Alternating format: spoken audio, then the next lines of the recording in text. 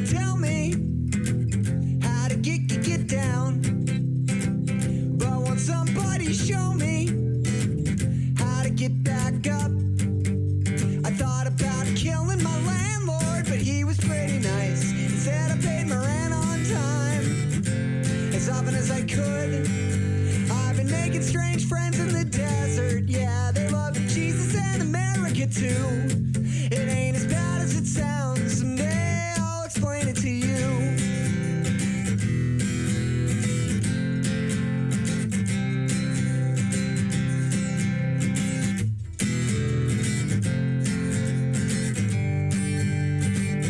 It's not that I mind sleeping alone in the grass. It's just that I've been dreaming since, well, maybe I ain't woke up yet. But nothing's been quite the same since you shot yourself. I don't know if you believe in ghosts. I'd hope you'd haunt me if you were one. I've been trying not to steal from everybody I know, but so far that's impossible. But here in the desert, somehow I hope that someday it won't be that way for me. No, it won't be that way for me anymore.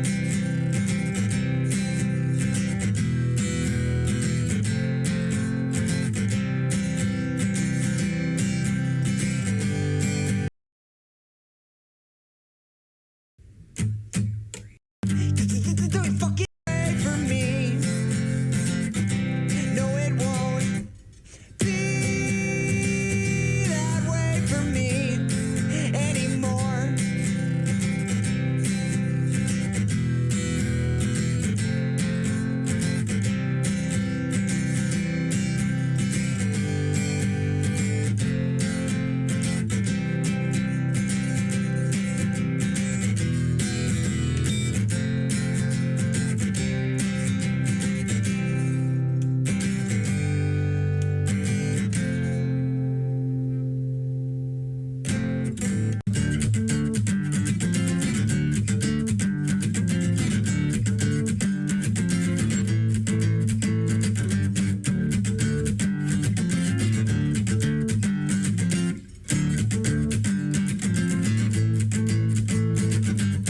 This car is a war machine that runs on nicotine and gasoline.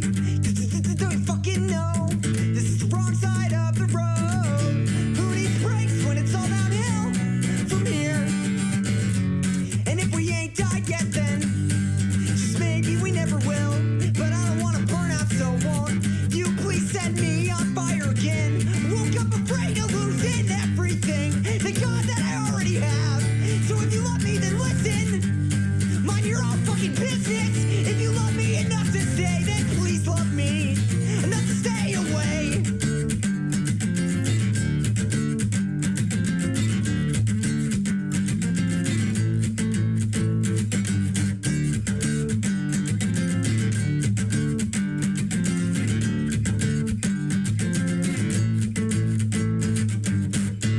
I swear on my last cigarette that I love you, my darling. I love you if I could. But since the day I was born, it's been too late for me to be anything but what I am tonight. What I am is drunk and what I am is mean in your passenger seat. Seatbelts are for people who have time to die.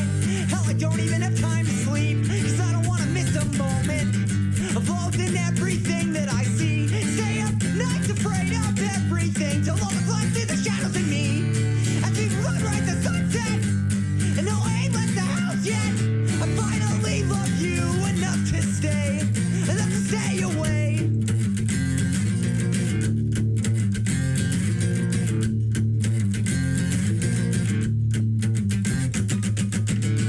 Aw shit, I wish I had a job to quit.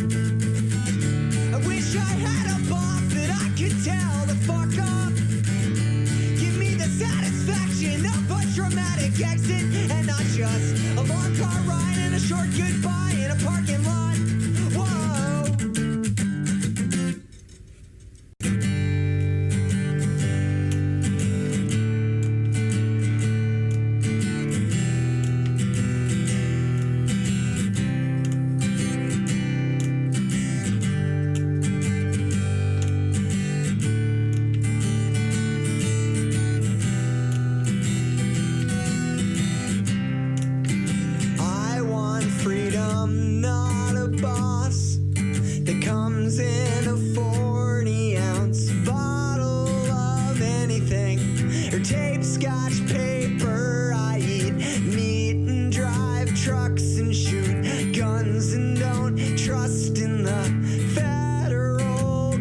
government to solve our problems. You might think I'm joking, but I'm not a Republican.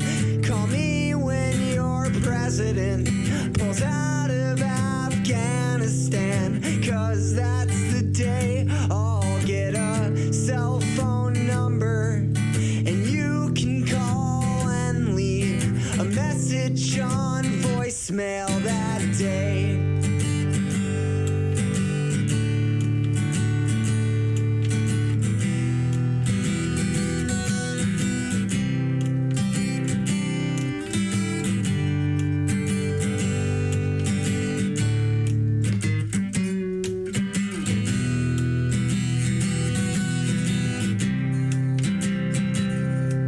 I fell asleep smoking so I'd wake up on fire, 'cause that might get me out of bed for a while and back into battle with the things that I breathe and the holes in my arms and the way that I think.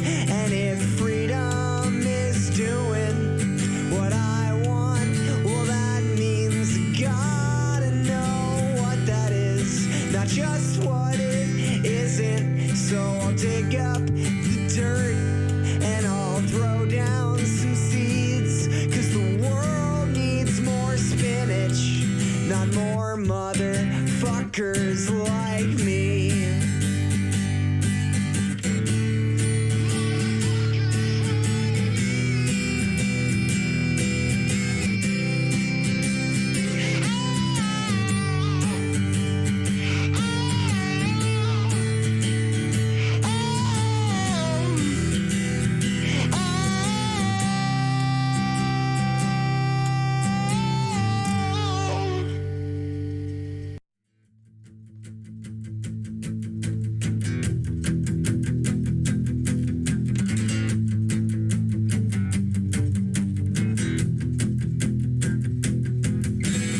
Well, I'm afraid that the circles I've been drinking myself in are big enough for the vowels that I try to fit inside of them.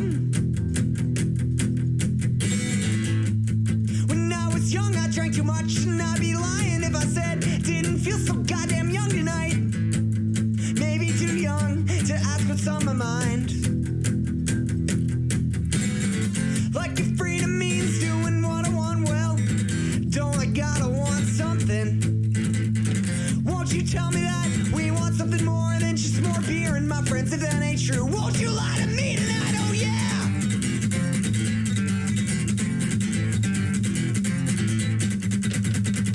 Well, I've been listening to minor throw records all day and shit. If I do not know every word, I sing along as I tie off. And Ian screams he's out of step as I throw the cotton into the spoon, drop into the syringe. I'll know just what he means until I hit a vein. And after that I won't have to bother with knowing who I am for a while at least. In a moment the whole world is gonna melt around me, and I'll swear I don't miss it as I lie to you tonight. 'Cause I'm afraid to look the world in the eye. If nothing's gonna change, well then I'd rather die. And I'm too unemployed to organize a union. I'm too intoxicated to tear down a building.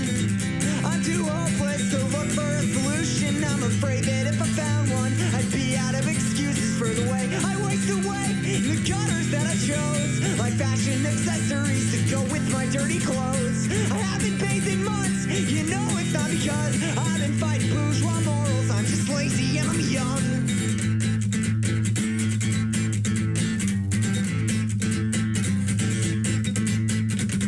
I've seen the best minds of my generation die in drug or high from the rooftops of the parking lots, stopped to death in West Philadelphian squats. They got me waiting on a day when we can say fuck the police with a little bit of integrity.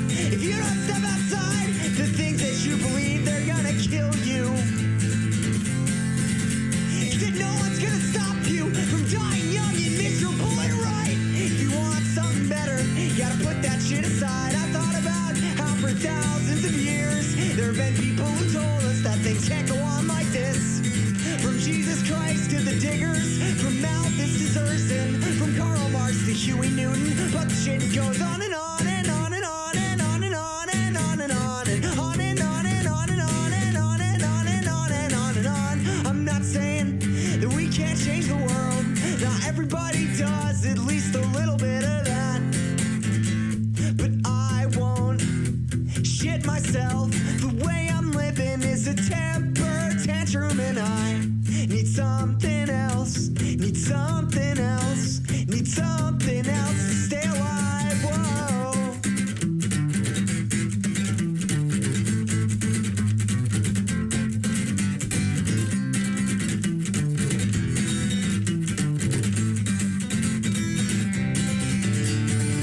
And on the night when I play my last show of hope, I'm screaming so loud that my heart explodes. And I'll be singing, we are free. Oh, but won't you promise me that we won't ever forget what that means? I know it's hard to give a shit sometimes, but promise me we'll always try. 'Cause I don't wanna hate you, and I don't wanna hate me, and I don't wanna have to hate everything anymore.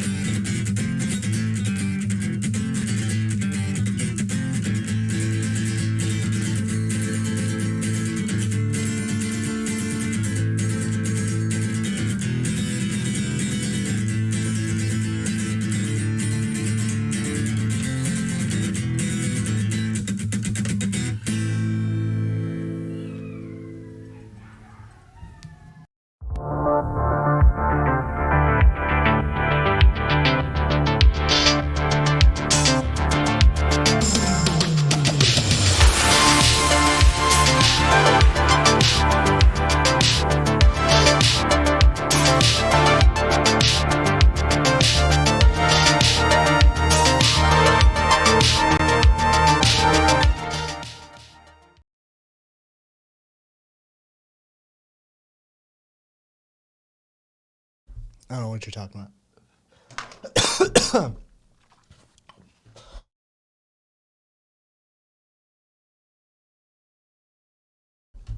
Dig. Dig. Dig. Dig, did you get any rain up on your side?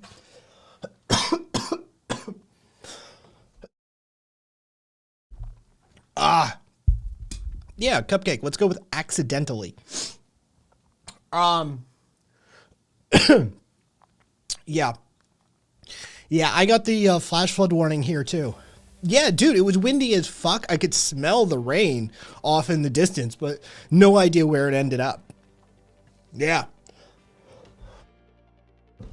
Figured since you were on the other side of the valley, you might have gotten some. Yeah, jack shit here as well. So, I don't know where it landed. Dude, I was midtown when it happened, and I didn't see it there either. So, thank you, Rumble. Let's pat the bunny.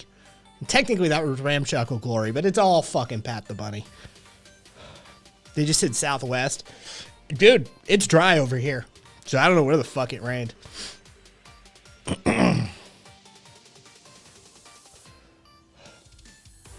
Oh, well.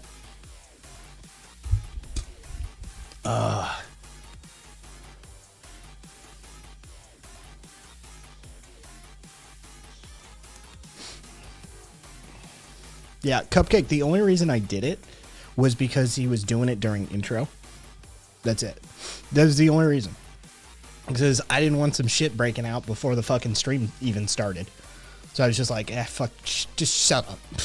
I unbanned him immediately. But I figured the fucking ban would move it on.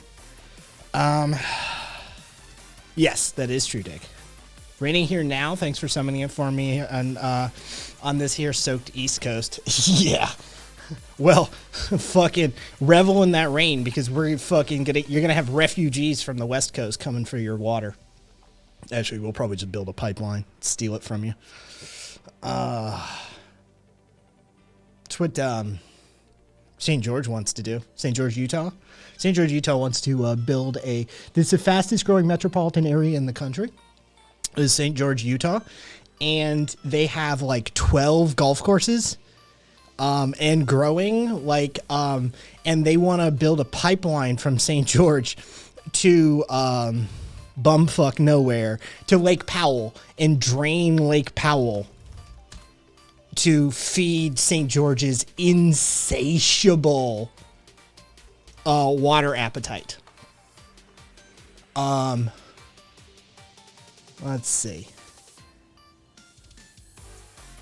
Yeah, okay. So let me show you what St. George looks like, and then let me show you what St. George, the town, looks like.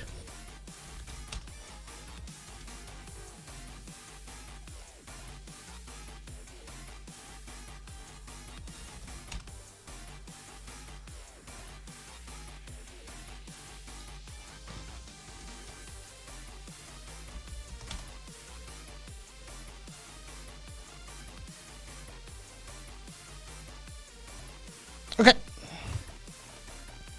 So here's St. George. Probably Zippy. No, Zippy, I know. Fucking Lake Powell's shot too. So here's St. George, Utah. This is what St. George looks like by default. Right, Exo, it's very pretty. It's very pretty. The desert has its own appeal. This is St. George by default.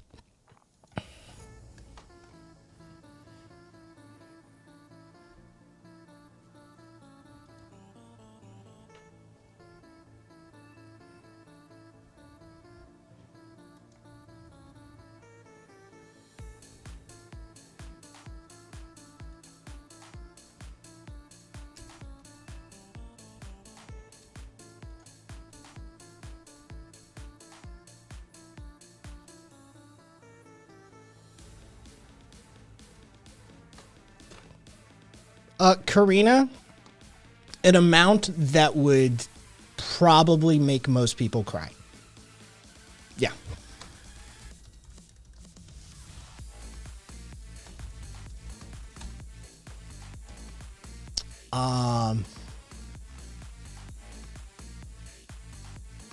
Yes, Dig, they would. They would.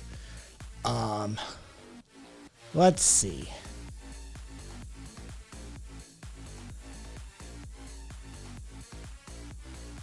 They use 300 gallons per person per day. That is the St. George, Utah daily water usage. 300 gallons per person per day.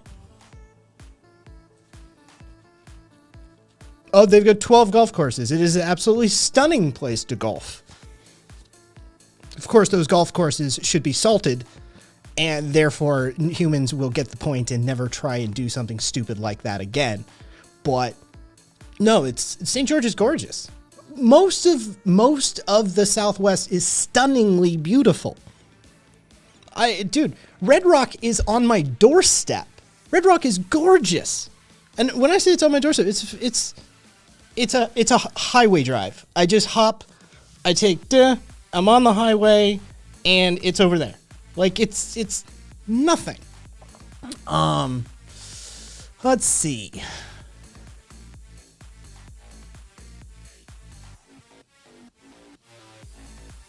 If you want comparison, the Aspen, so that's a pound of water per pound of person. May their grass rot and their desert take itself back. So if you want to know the like gold standard, 98 gallons per person per day. That's your gold standard for desert living. And if you want to know who that is, it's Vegas. We are the most water efficient city in the Southwest. We're really good at it. We're actually the ones who will survive the longest. I'm not kidding you. Vegas is already Vegas has been working at this for a lot of years. All we need to do is get rid of Lake Las Vegas, and we've done basically everything we can do. Once we get rid of that stuff, job done. So yeah, it actually is zippy. Vegas is way ahead of the curve on this. We lose very little water in our cycle.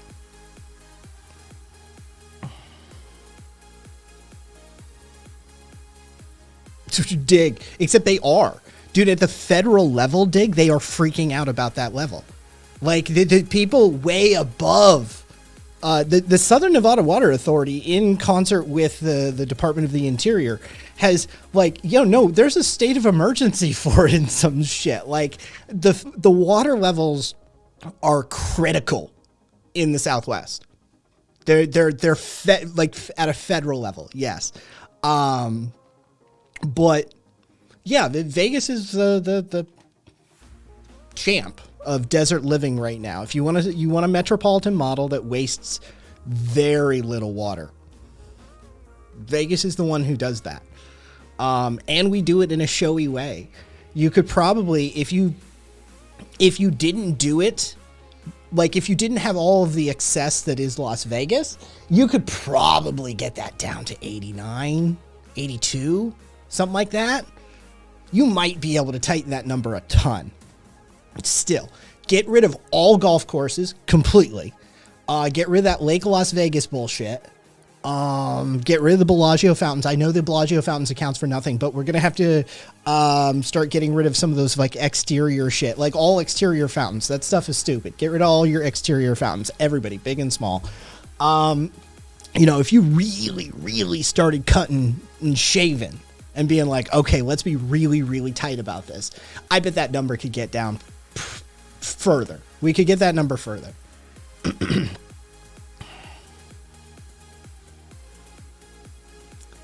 Yeah, but Dig, a lot of that is reclaimed water, and so it's counted in the recycle. It's not even a first take. Vegas measures its water in like cycles, right? Like that's how Vegas thinks about its water. There are literal towns and cities in this country that legitimately waste water. That legitimately it exits some of their general ecosystem and is transited elsewhere. Like some places legitimately waste water, and Vegas measures it in cycles. That desert life is fucking integrated out here. Yeah. And why we have strict ass no waste water laws. Yeah, you don't fuck around and waste water here. It is, dude, it's a precious commodity. It's water. No one goes anywhere without water in this part of the world. You know how when we tell stories about Bedouins and Mongolian tribes people, living on the land and in the gur and the yurts, and that sort of thing, and how in the Sahara, there's the nomadic peoples would always one, you treat visitors well, and two, you make sure they're fed and hydrated. That actually exists here too. It's weird. Yeah, it's a big thing. Everybody offers everybody water. It's just one of those things. Everybody's like, you need a drink? It's just one of those things. Drivers, UPS, delivery people, everybody offers everybody water. Yeah, it's just one of those desert people things. And I like it. The city will catch you if you wash your car wrong. Yes, they will. I have a water thing that sprays water everywhere. I can't drink out of it at this point, but splash. Also, I'm genetically wired to wash my hands in your water fountain. So, sorry, if you deny water in the desert, you deserve to be kicked in the face, says Dig, the native Las Vegan. If I go to the city, I guess I can go to a hot dog cart and ask for a cup of water. They cook the fucking hot dogs in. I'm the only free, easy water. Dude, Exel, you just ask anybody here. Anybody hook you up here. I'm really fucking thirsty. Can I get some water? Of course. Everybody will ask shot. Everybody. It's a weird thing. You have to sort of act like you're being an inconvenience, and we'll all act shocked and appalled that you would even act like it's an inconvenience. I'm pretty sure that this is the handshake for the locals. Like, this is a weird cultural thing they do here. When people ask, they seem to ask in a way that is like, I'm imposing upon you. And everybody who supplies the water, and everybody does, always acts like, you know, appalled that you would even think it's an inconvenience. It seems to be this just weird cultural tick. You have a Canadian, that's called the Irish method, or a Canadian request, says Karina. Dig, laughing my ass off. Actually, you're not wrong. Yes, I noticed that somewhere along the way. I'm like, this is the formula. Everybody's just, you know, you have to be like, I'm so sorry. Can I get a glass of water? Oh, of course. And we're going to provide you whatever our best thing is. It's that nomadic desert people's sense of hospitality. Not only am I going to get you a thing, I'm going to provide you with whatever the best is in my house. I'm going to, you know, make it, yeah, it's a really interesting thing to see that at work up close. That's born of laugh my ass, or sorry, I just have tap. See, it's a fascinating set of cultural artifacts that exist in Las Vegas as a result of it being hardcore desert. That it's straight up, the indigenous people were here way back, and it was survivable, just barely, because there was a fucking spring here. They're like, this is an oasis. This is a survivable moment in a harshness, right? Settle here. Build here. Yeah, this is one survival. We're right. Death Valley, for fuck's sake. This is how the naming scheme of this general area is, right? It's Death Valley and shit like that. The Badlands. This place is a trip. Most people keep bottled water in their cars. Most people that I know says Zippy. Yeah, exactly. Guys like, need some water? Pours a bottle of Fiji. Oh, no. I have house distilled, remineralized. No, of course, no. Karina, the best water I have is mine. Then we stole it and fucked it up. Yeah, and the Fijian aquifer has been contaminated multiple times. Saudi Arabia ran an ad campaign asking people to stop inviting in census workers for tea and lunch because it was having a wide effect on hours worked. Yes, it's a thing you do. It's a fascinating thing. Desert people. Yeah, and it's like, you know, you're like, well, you know, you're fucking American or whatever. It's like, no, this place has a bit of a thing to it. When you come here, here's the trade-off, by the way. So here's the thing. If you spend enough time in Las Vegas, if you live here, if you become a local, if you're a native like Dig, you don't get the Las Vegas trip.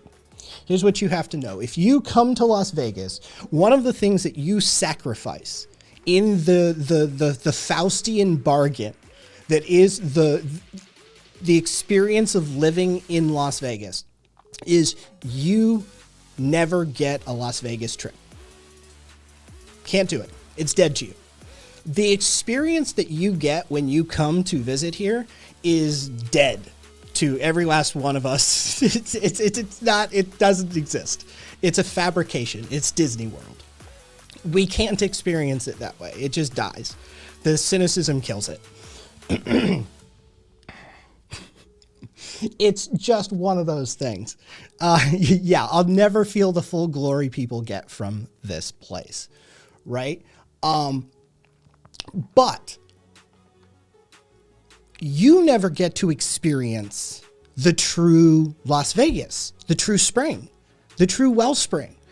This place is steeped in insanely deep history. I mean, when it's everybody. There's a long storied history of indigenous activity in this region as well, and the animal, the dinosaur record around these parts in Utah and Colorado. These places are some of the most fascinating places to experience. And Las Vegas has this hyper concentration of these weird elements that, quite frankly, you don't get to experience because it takes time, and you got to know people, and you got to spend some time, and occasionally the guy you need isn't available, and you can't really plan a vacation around that. But we have access to so many things, and it's really fascinating to see all this stuff up close and personal. We have the weird fucking, Area 51 stories, government interactions, mob interactions, land grabs, corporatists, fucking Howard Hughes, billionaire, world's richest man, seizing property in this region and integrated into the military industrial complex, and the multinational corporations that come in. We're like this weird fucking focus of a lot of historical forces at work, and it's really fascinating to see it up close and personal. And there's a lot of just really interesting history to Las Vegas. You're like, oh, that's where that does that. People love to get freaky here. The heat does some funny shit. It does. Oh, this is a really bizarre place to live. It truly is. It's been 30.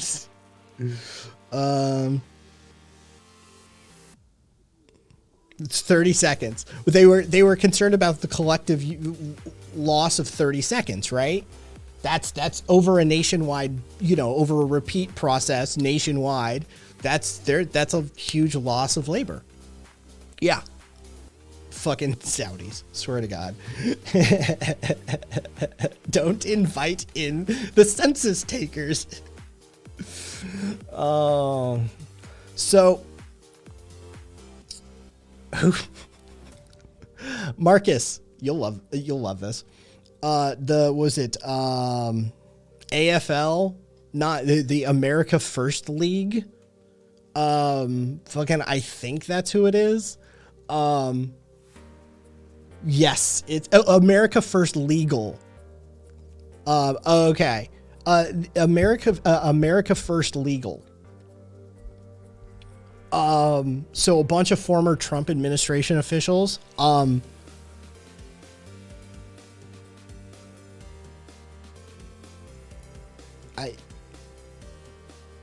okay.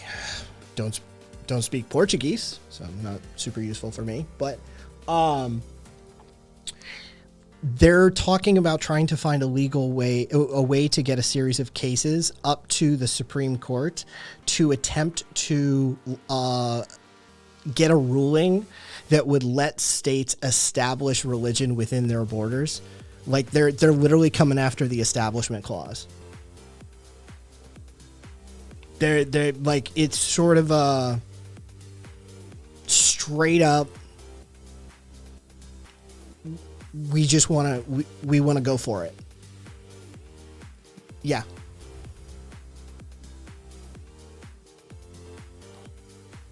Yeah, no, caboose. They sincerely, they want that they're coming for the Establishment Clause at this point. Yeah. They're going full theocracy. Yeah, it's the America First Legal. It's a bunch of ex-Trump administration officials, and some other right-wingers, right? Apparently, like, they're legitimately... See, here's the thing. I don't think we give a shit enough to have a civil war. See, the Civil War...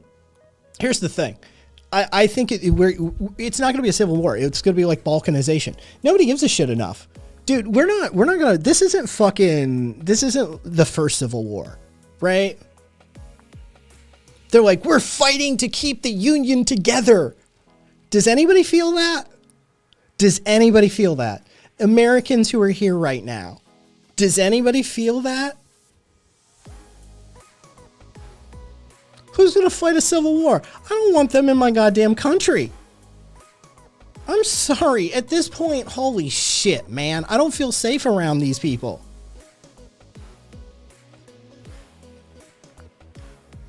So, like, if Texas wants to secede, go for it, homie. Please do it. Oh my God. No, we're not fighting a fucking civil war over this shit. We're begging them to go. Fuck me. You know, so no, there's not going to be a fucking second civil war. But after the balkanization happens, that's when shit gets interesting. That's when shit gets interesting. Dude. Because you know how this is going to work, right? It's not going to be, America ain't letting anybody take their shit with them, right? You know, if you secede, if we actually start doing this, this isn't going to be a divvy it up situation. Federal assets will be removed from the state.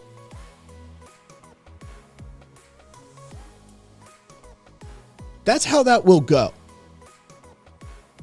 There won't be like, oh, and you get a jet and you get a fucking, an aircraft carrier group. We're like, kick rocks, bitch. America's shit is going with us and you can go. So, like, that's how that would play out. Probably more than likely.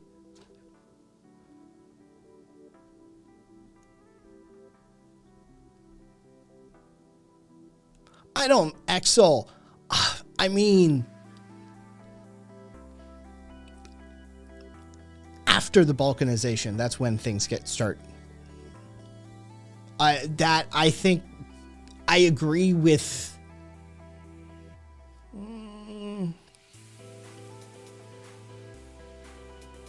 most of what you're saying.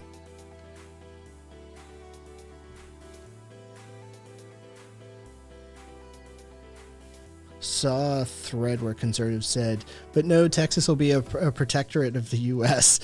Doc told me. It's not how it works. Yeah, oh yeah, Marcus, it's ridiculous. It's a ridiculous proposition. It's a horrendously ridiculous proposition for anyone to secede. The amount of assets that you will lose access to, soft and hard power. Are you kidding me? Like, I mean, the only one that really could talk about seceding and like maybe properly become their own country and like arm up properly is Cali. Yeah, it's fucking Cali.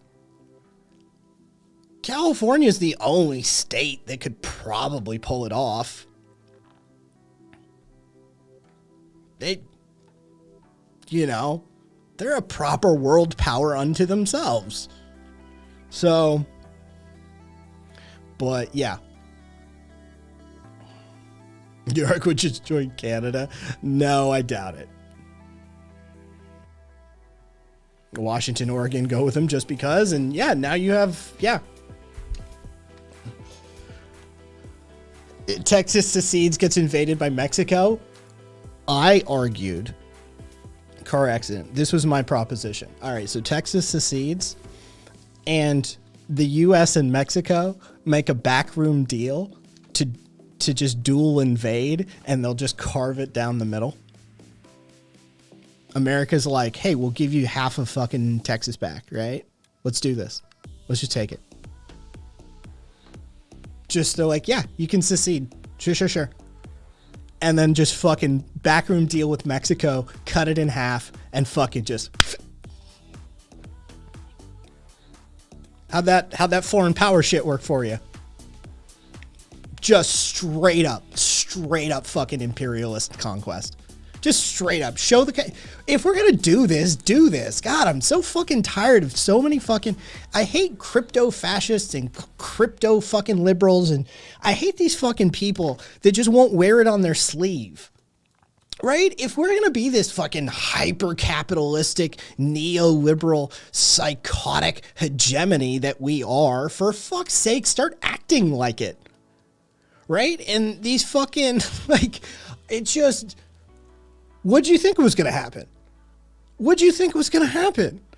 Did you think that was going to be a fucking pleasant arrangement? America is antagonistic to everybody. Everybody. You want to be a foreign country on between Mexico and the US's border. That's your idea of freedom. That's your idea of freedom. Holy shit, man. Whew. Okay. That's not balls. That's crazy. How many bases we got? Yeah, I know. Fucking A. Aaron Burr raises from the grave to lead a new Northeast Union. Like, have you lived here, right, Texas? Yeah. Like, holy fuck, are you guys stupid? Do you have any idea what that probably looks like? This country is crazy. Where does the wall go?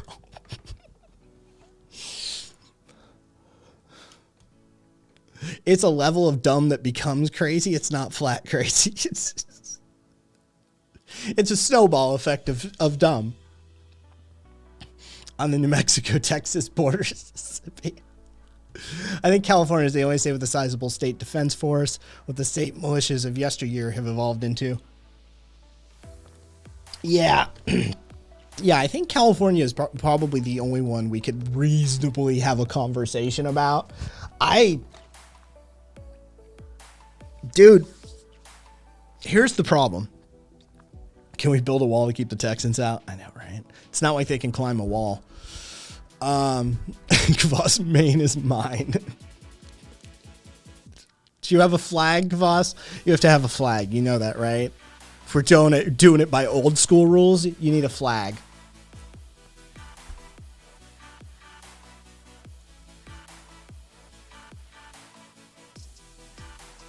Yeah, it's on your Twitter profile. Then you're good. Just plant that flag. Black flag with a raccoon face on it. Done deal.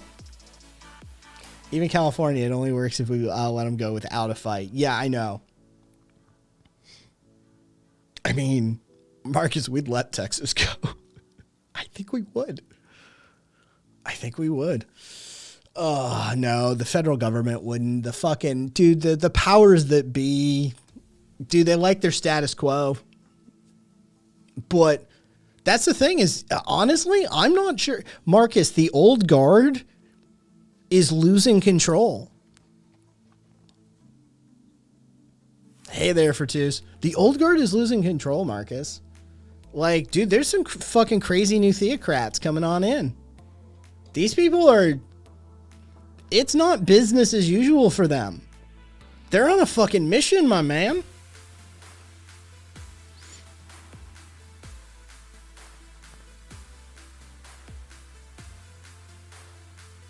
Have you heard the latest cray QS conspiracy? They are changing the abortion rules so only Satanists can abort due to religion. I shit you not. So wait, this is actually Rumble. So that this is actually good. This is Satanistic in nature and good for the Satanists. Like this is the ideal. Jesus Christ, they really do. They're amazing. We've cooed countries with less oil than Texas. I mean, dude, I'm telling you. Trapped between Mexico and the U.S. is a foreign nation. That's some dumbass shit.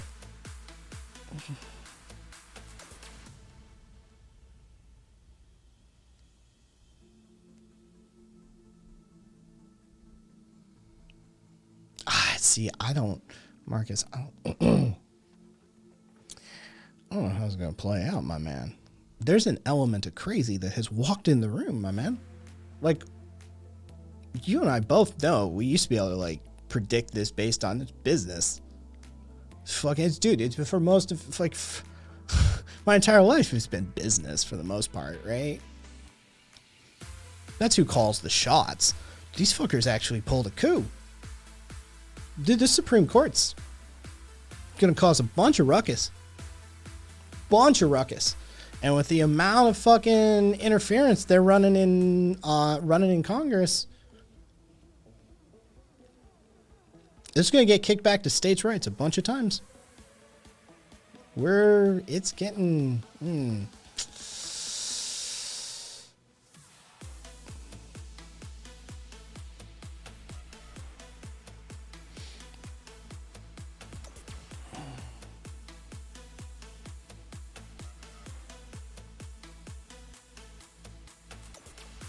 I think we could get 30 states to vote to expel Texas. I don't think you could get 30. I don't. You got 26 states that had some form of an abortion trigger law in the books. I think that's your litmus test right there. I think that's your test right there. You can't get half, let alone 30. No. There's going to be sympathies.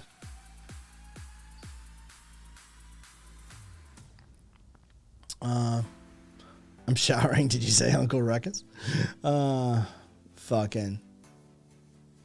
I think optimistic outlook is that the court may piss people off enough that the Dems may eventually act and expand the court. Yeah.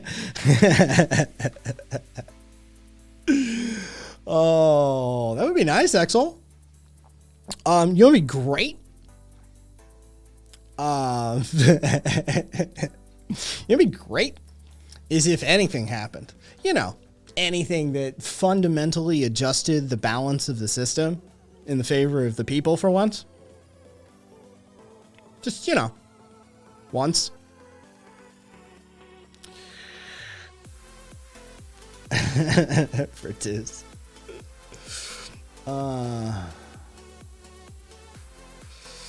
Texit. Texit. Oh, God. Can we have Texit?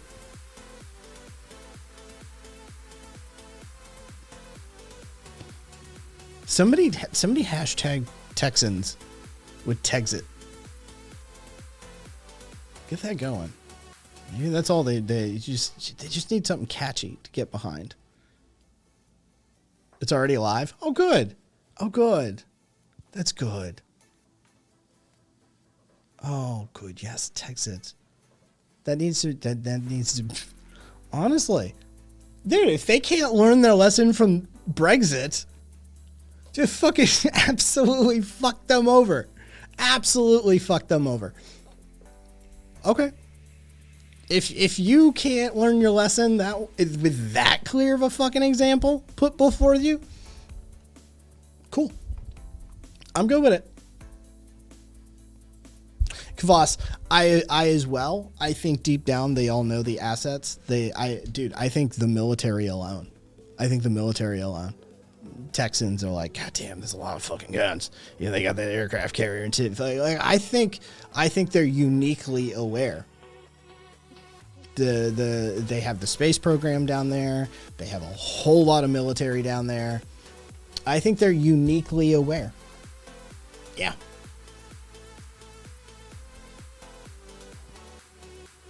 Oh, good. Good on them. I hope they get it this time. Why do I suddenly have so much taxes? Yeah. Why are my arts disrepair? What do you mean I need a passport to go to New Mexico? Yes.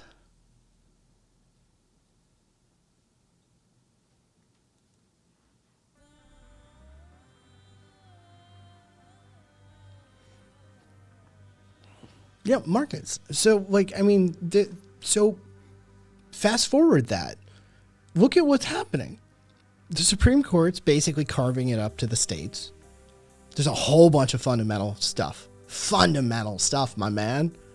There's states taking... There are legislators in state legislatures that are champing at the bit as we speak to take a crack at loving.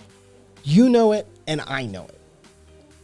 Dude, there's states that legitimately want to overturn interracial marriage. How are we going to rectify this, my man?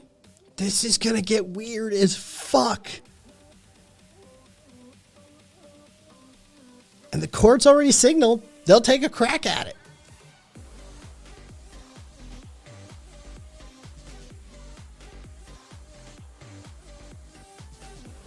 Of course the Texas AG's already being squirrely about Lawrence.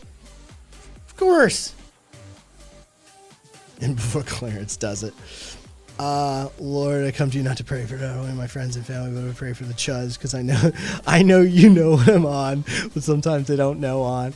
They just don't know on, but just have them know what I'm on. Amen.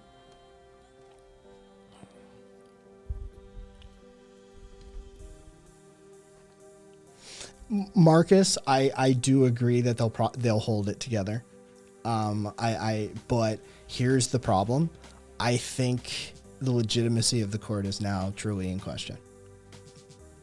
People are legitimately talking about, like, what does it mean for me to, like, find the Supreme Court illegitimate?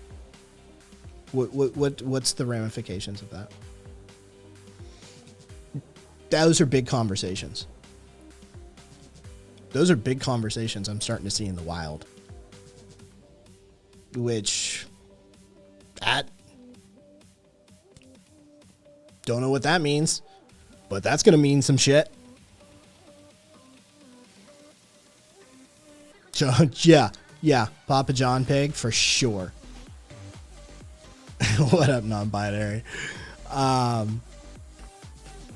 So, anyone got any of those checks and balances?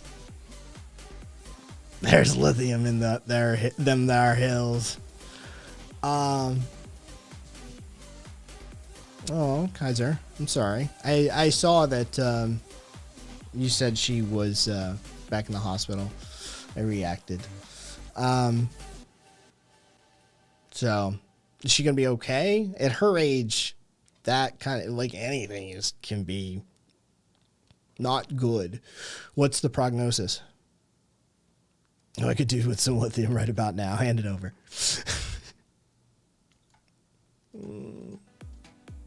There we go.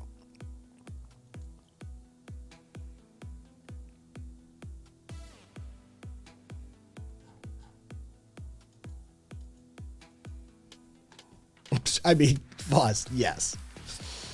But my particular is, you know, this is Thomas's court.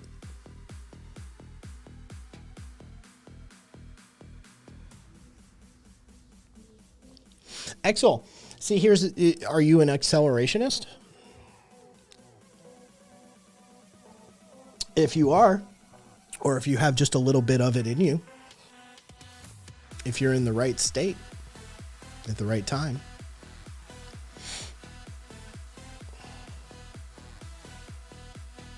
well then, maybe there's an opportunity. Because when nation states enter flux, this is when there's a moment. There's a moment. And you could theoretically do something.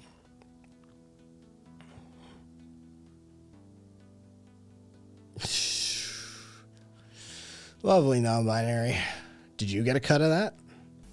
She's falling apart fast, but she'll be fine for now, but I'm just preparing for the worst. Yeah. Kaiser, it's for the best. Sorry, man. Is there a North American Christian burqa design yet? Dude, Rumble, I for sure, I was wondering about that the other day, actually. I was like, what's their modest dress going to end up devolving into? This flag pattern.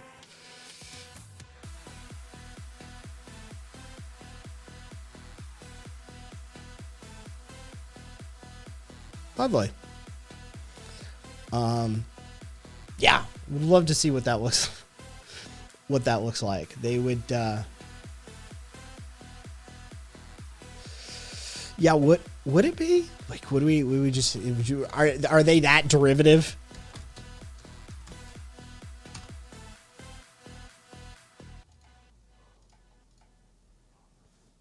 I gotta tell you, yeah, no, I know. No, I'm binary. I know. Right? Like, I would laugh at them all the time. All the time. Mennonites look like. It's been a while. Jesus Christ.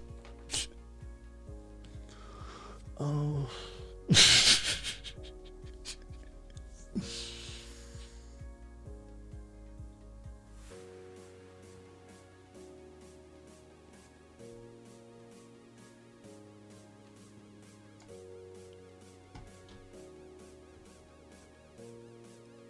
I created all humans, and I believe we should leave it up to him and not take any rights away of the human to live. So what would you do if you got pregnant in an unwanted situation? Like, Even if I would feel like this is not a good situation, I would like to make the situation as good as possible for the child. Right. So it can be good in the end. so at what point after conception do you believe that a sperm cell becomes sentient? Immediately, right away, I believe the human is started at conception. I believe Just like once that, it's conceived, the baby has started. For sure. But I mean, just imagine like something horrible happened to you, you got pregnant, and like you knew you were pregnant as a result of a bad situation. Like, how would you feel about bringing a kid into the world knowing that you didn't want it to be there? I mean, Well, obviously, I'm a Christian. I believe in God, and I believe that We know. God designed it for the woman to have a baby. And in this circumstance, we're talking about a woman that wasn't ready for it or didn't want it. But I still firmly believe that we should not kill the baby. even if it was you. Yes, sir. Interesting.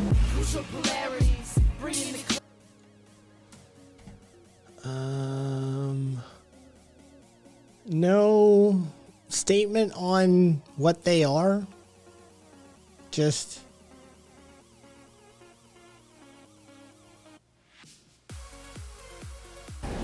So how do you guys?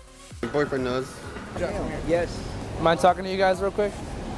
So how do you guys feel about the whole Roe v. Wade thing being overturned? God created all humans, and I believe we should leave it up to him. eyes, sweetheart.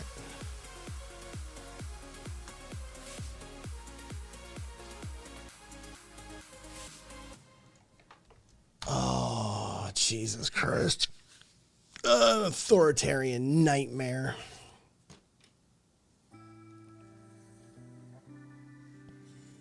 Oh, no, they feel Anabaptist to me, Ducky. Are the Pentecostals Anabaptist?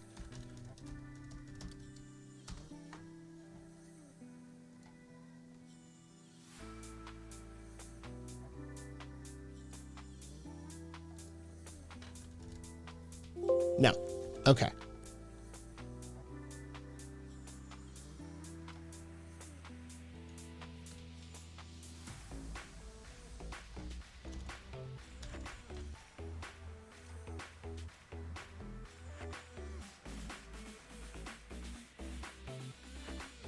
Yeah, they share the same source, but no. Yeah, they share the same source, but they're not they're not derivative of one another. The schisms, man, the schisms. The schisms. There's so many fucking schisms. Everybody fucking breaks off from everybody else. It's fucking the theological family trees, they're ridiculous.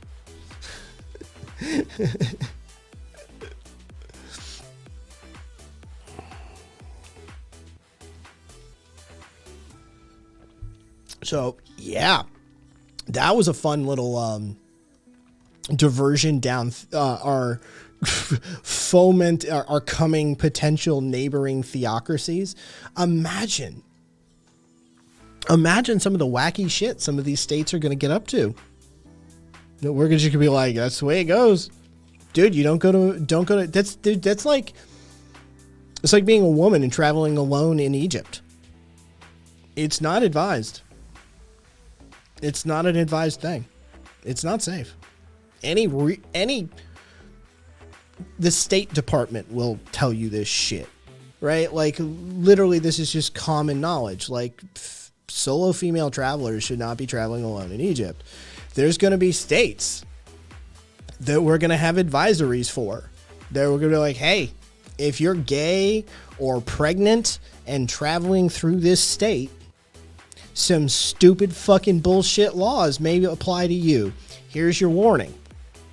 When traveling through Mississippi, you may wish to consider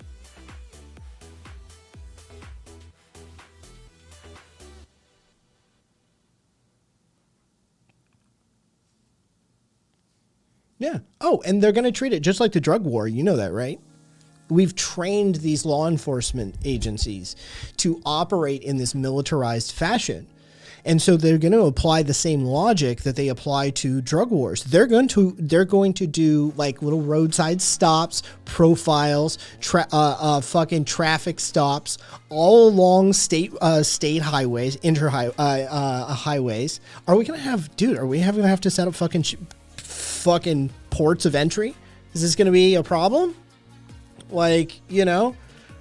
Jesus fucking Christ. But no, they'll sit along their fucking highway, their stretch of the highway as we come in, and they'll fucking whoop whoop, and they'll search your car, and they'll look for signs of queerness, or they'll look for signs of pregnancy.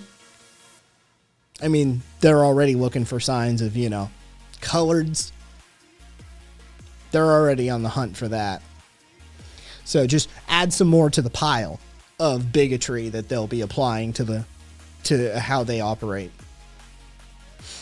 So yeah, we're just going to have travel advisories for states, and they'll get smarmy, and they'll apply travel advisories internally, and they'll have travel advisories for like the liberal gay agenda when traveling to California or something like that.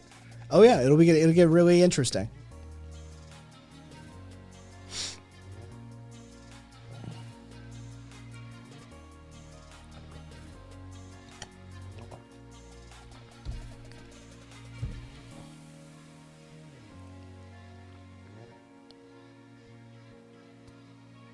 Bolo, black male, approximately 18 to 60, 120 to 300 pounds. Caboose, the fundamental travel advice would be to seek another route. Oh, God. Can they do a blockade corridor? They can do a blockade corridor. Can they?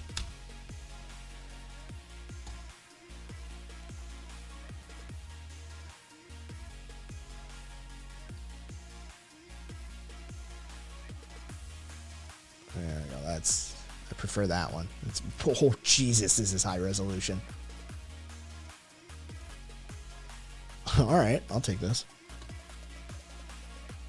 This is absurdly deep resolution. All right.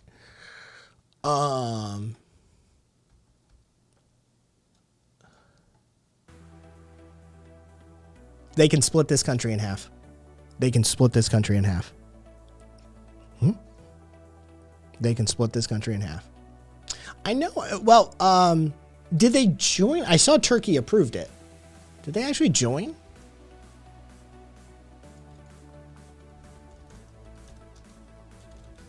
Yeah, I saw that Turkey finally stopped being bitches. Yeah. Okay. Yeah, I saw that Turkey just agreed.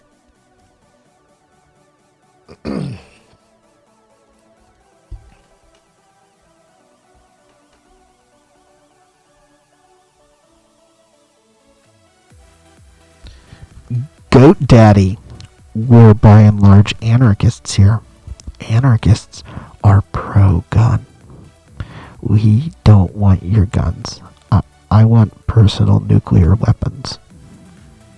I want an equal playing field. Fuck gun control. Pew pew.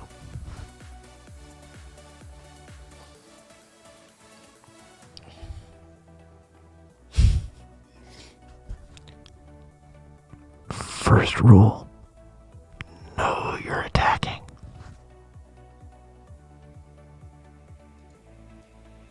Which probably means Turkey will be considered a potential EU member again. Oh, God. That's problematic for you guys. Yeah, they could. Texas, Oklahoma, Kansas, Nebraska, South Dakota, North Dakota corridor, straight up. They could just carve the country in half. Air travel. I'm good with it.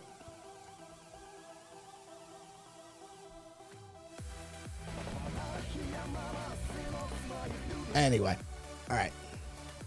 So, okay, that was a long fucking diversion from that we started on the America First League, the AFL, for America First League, a bunch of fucking former Trump administration officials and a right-wing group who want to try and get some cases before the Supreme Court that could potentially test the Establishment Clause, and allow states to decide whether they allow or establish religions within their own borders. That's where that was a solid 45-minute wander from that point. But yeah, Jesus Christ, we really are up against it.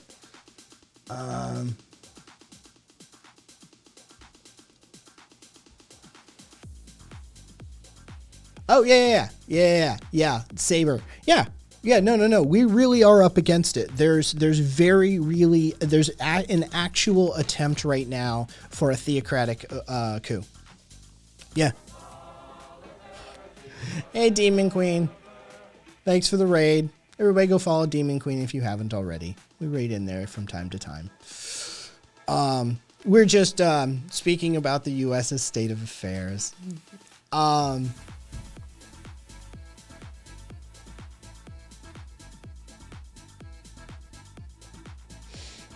Oh, yeah, no, we're actually up against it. Will Catholics be allowed? Rumble.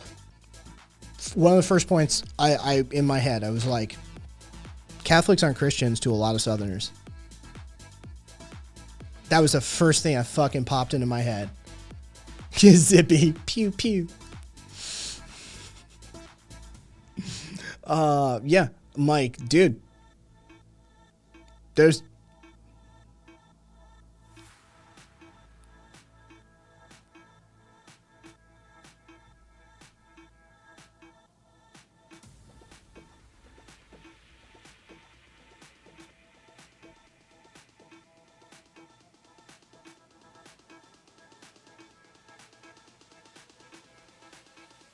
KKK, anti-black, anti-commie, anti-Catholic.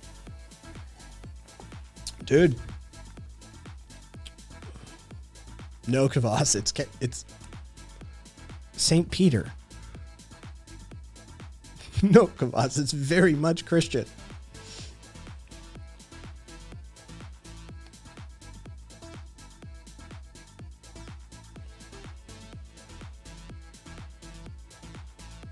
Marcus, I know, right? How'd your stream go, Demon Queen? Very, very Christian. Like, yeah. That was the first thing that popped in my head. I was like, dude, they don't consider Catholics Christians. There's a lot of people need a wake-up call on that one. The type of Christianity that's making a play in the U.S. right now. Sleep, crash well, enjoy your sleep. The sect of Christianity that is making this play is not the Catholic sects. There's some involved, but generally speaking, this is more a dominionistic push. With allies brought in along the way.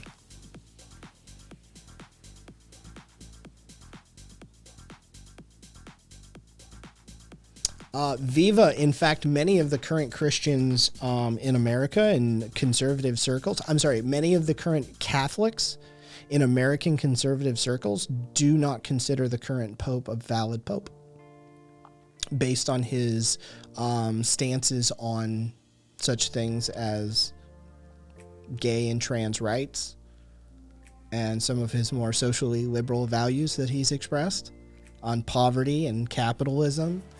And so, yes, in conservative circles for the Catholics in America right now, it is commonplace to hear people say, he's not my pope. He's not my pope. Or he's not a pope. He's not the pope. Yeah. Yeah. So, Jesus, dear sweet Jesus. Okay, so oddly, all the Supreme Court people behind this are actually Catholic, but really I never trust a church that made Mother Teresa a saint, especially when she claimed in 63 abortion was the most dangerous thing in the world. See, Saber, the people who got them to that position, they're all dominionists. The people who made the play, who actually got the fucking people, like, who got the numbers to swing the votes, they're all dominionists. They're all, like, followers of R.J. Rushdoony. That sort of fucking... Oh, God. Forgive me, because I'm fucking stoned, because it's a night show. I don't have my tablet on me, either.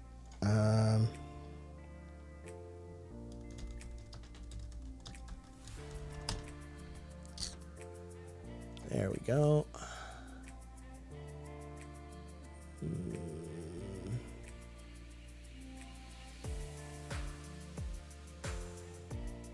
Why is his name escaping? Pat Robertson. Pat Robertson. The school of, like, Pat Robertson forward. They're all informed by R.J. Rushdoony's dominionism, which is a calling back. And so, like, where you thought you were seeing, like, tempered, you know, Christianity, like, in certain versions, right? What underpinned it was this dominionistic philosophy.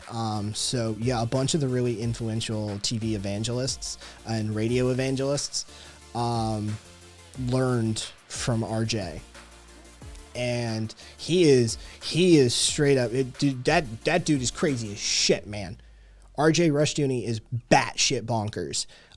Full on witch trials, like, seriously, women, witch trials, stone them, homosexuality is a death, witchcraft death, Dungeons and Dragons death, fucking adultery death, full biblical theocratic governance is what R.J. Rushdoony called for, with a Old Testament interpretation. And fucking Pat Robertson, like, literally, like, schooled with fucking Rushdoony. So, like, these hugely influential sort of movements where you were seeing the evangelical shift in America become sort of aligned with conservatism, which began during the Reagan administration, and we've talked about that before in depth. This is where this movement is coming from. It's literally it's a surging from this dominionistic coup within the sort of Southern Baptist ranks.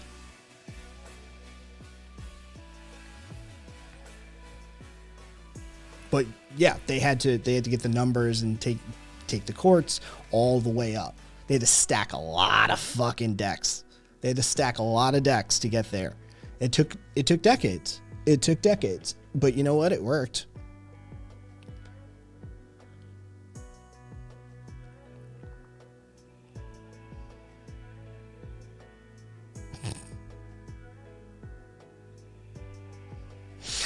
This is Luther's fault. These fucking Germans, what have they cost us?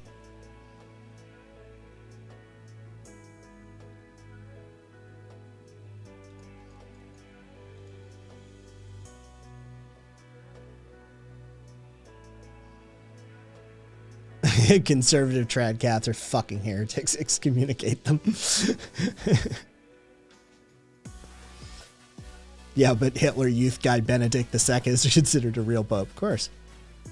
Kaiser tortilla presses are great. Enjoy yours. Nice cast iron one, I imagine.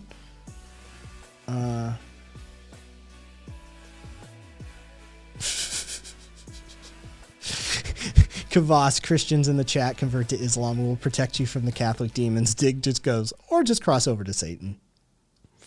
Yeah, I know, right, Rumble?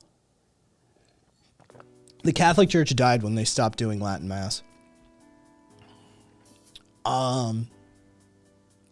It's a shame Catholics are so anti-gay. It's objectively the gayest branch of Christianity. Have you seen their robes? The drama. I know, right? And fabulous. Just so fabulous. Just everything is just done to the nines. It's amazing.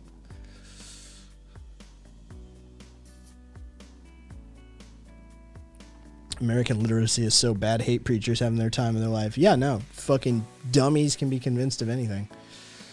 It's Throatzilla Reagan.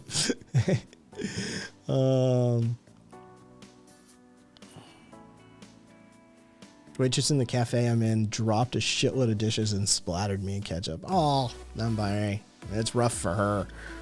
I'm sorry you got some ketchup on you, and I hope it doesn't stain. I hope you can get it out. Viva. Nancy Reagan was famous for being she could suck a mean dick. She apparently, like, in the circles in Hollywood, because remember, Ronald Reagan was an actor. Dude, Nancy fucking came up in Hollywood too, yo. Fuck, yeah, Nancy sucked a mean dick. And she sucked a lot of them. Yeah. That's just pretty much knowledge. Yeah, Nancy Reagan sucked a mean cock.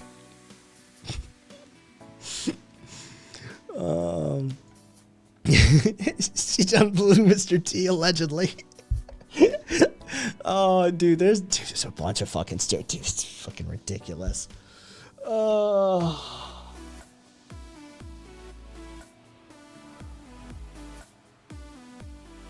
Jesus, yeah, right, Jay.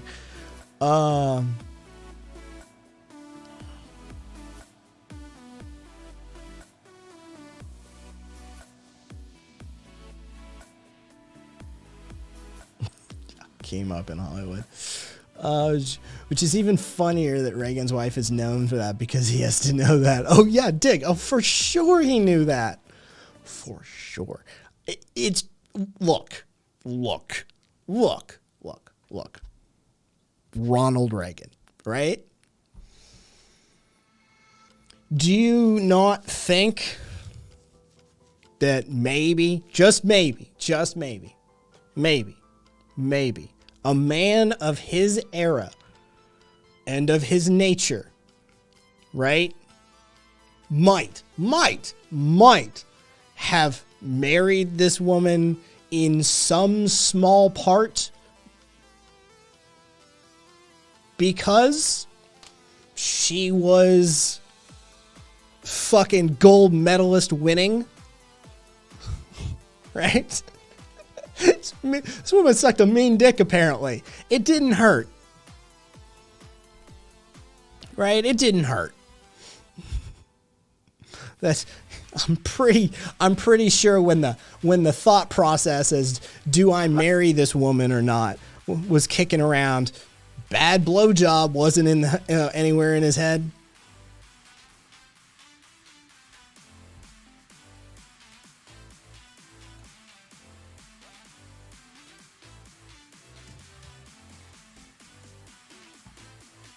It's 42 minutes.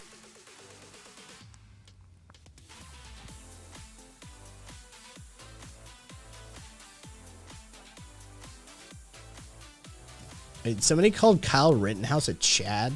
Jesus Christ. I don't even notice these idiots in chat when it goes by.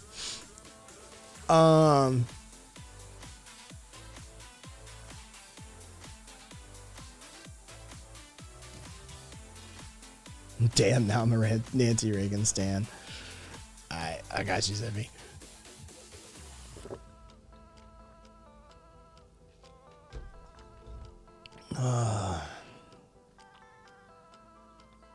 You don't become a good dick sucker without sucking a lot of dick.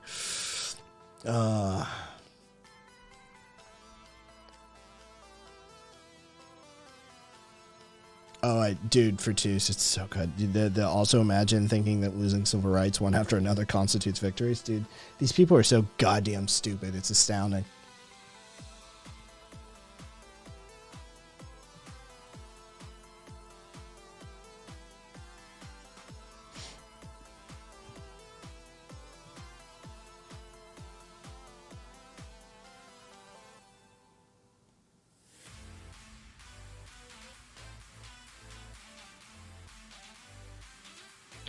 And Zealot, what kind of...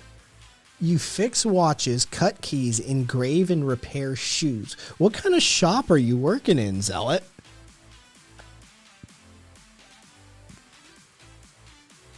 Yeah, somebody had mentioned earlier, non-binary, that the independence vote has come up again.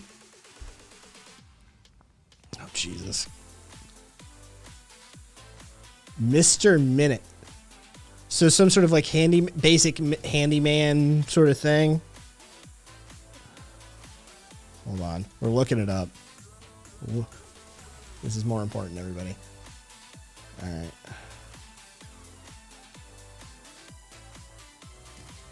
This? Can I find a store? And like... Yes! Okay. Okay. So it is this. Shoe repair and care. Keys and remotes.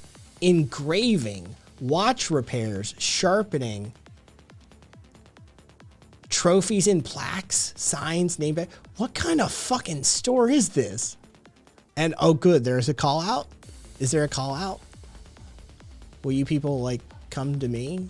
I mean, not in the US, of course. All right. So, like, do you do all of this, Zealot?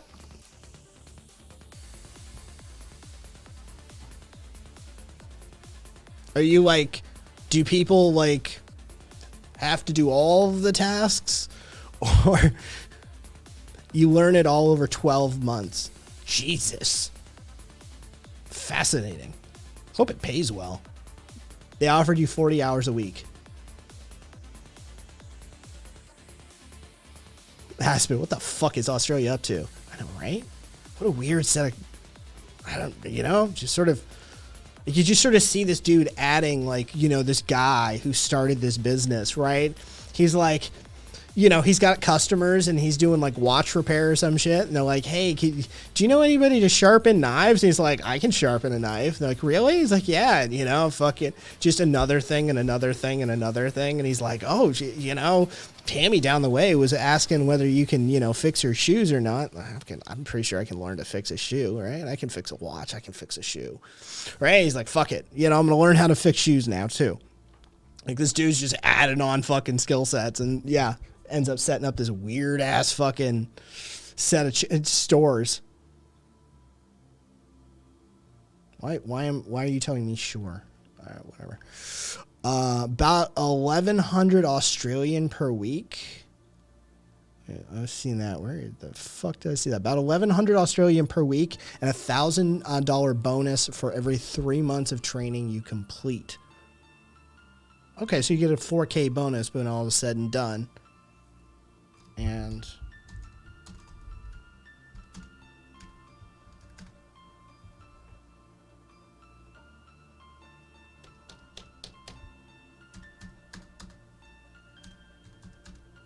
okay.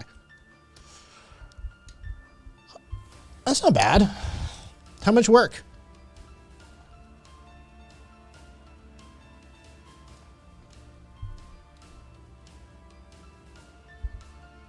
Yeah, how much work? Like, you get to sit. How much time is fucking, like, you get the full 40 hours a week if I want it. No. I hear what you're being paid for. That's fine. How much work?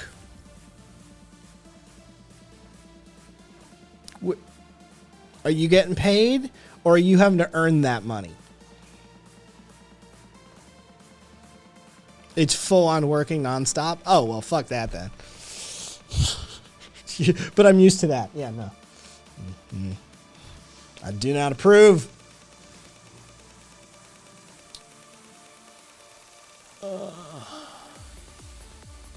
Oh, yeah, no, that's for sure going to happen. We already, fucking Saber. Yeah, for sure. We already know that's happening. Yeah, that's how that's going to go.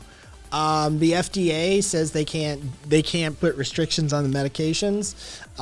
States are going to say they can. It's going to get challenged in court, and it's probably going to get kicked up somewhere, and eventually it's going to be ruled exactly how we know it's going to be ruled. So, yeah. Don't get caught fucking stepping. these states are going to be dangerous for a segment of the population.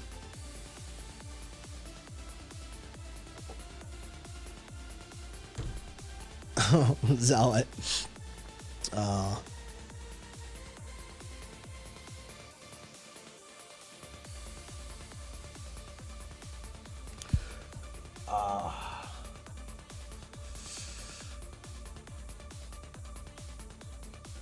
Yeah, exactly, Che. Like, you got, like, are you profiting from this situation?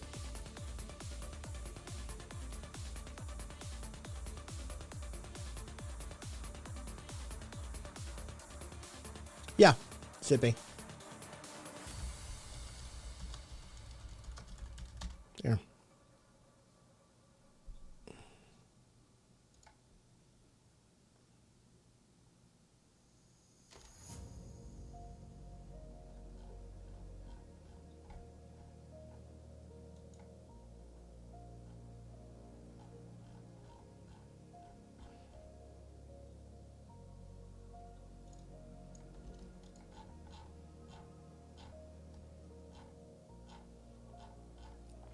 Actually, that's really good. It's really good. That's funny.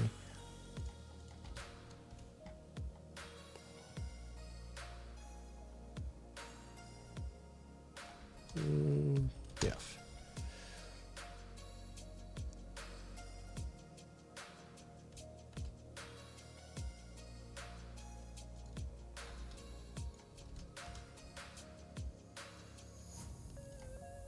Okay, so can I get a PDF copy of this, please and thank you? Jesus goddamn Christ. There we go. Here we go.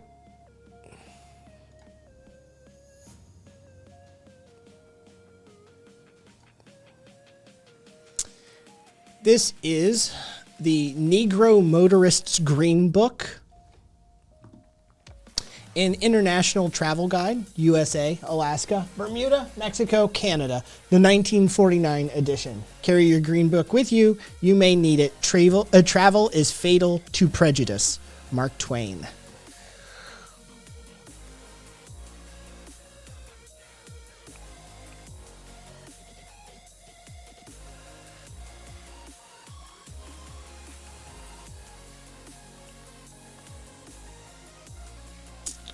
With the introduction of this travel guide in 1936, it has been our idea to give the Negro traveler information that will keep him from running into difficulties and embarrassments and make his trips more enjoyable. The Jewish press has long published information about places that are restricted, and there are numerous publications that give the Gentile whites all kinds of information. But during these long years of discrimination, before 1936, other guides have been published for the Negro. Some are still published, but the majority have gone out of business for various reasons. In 1936, the Green Book was only a local publication for metropolitan New York. The response for copies was so great, it was turned into a national issue in 1937 to cover the United States. So, let's see. Mississippi. Mississippi, you're on page 38, right?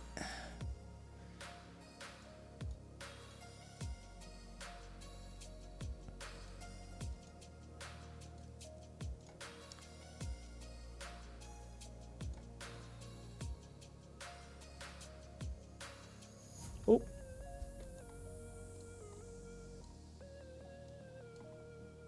My bad. There we go. Yes. All right.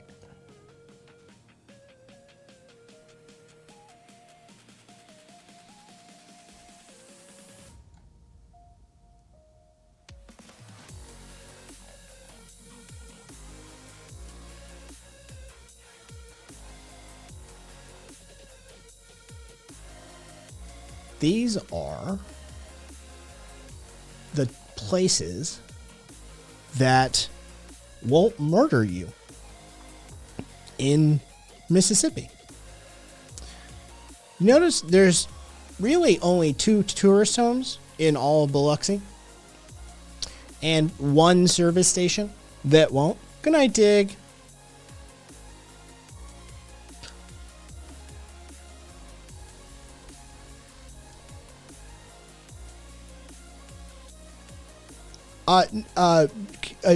Cupcake. The Jewish Press is a Brooklyn-based weekly. They were actually referencing a proper weekly. Yeah, no, that's an actual newspaper, and it's like it's a tabloid. But yeah, they used to publish information for Jewish people. Yeah, this is the Green Book.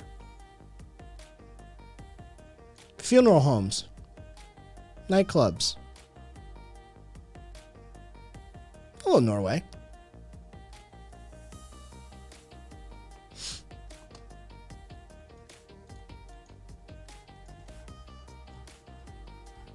The Huffington Post actually did a really interesting interactive Green Book.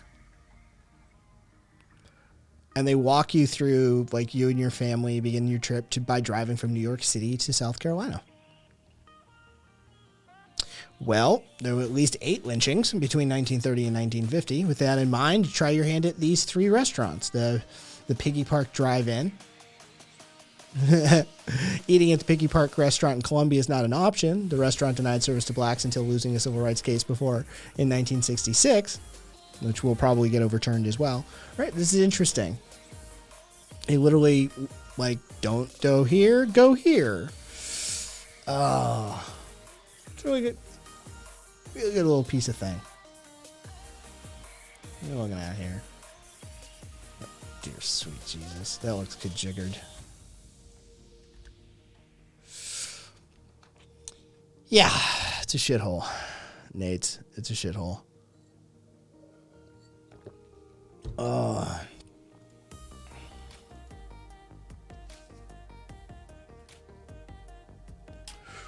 I suppose I said we were gonna do it.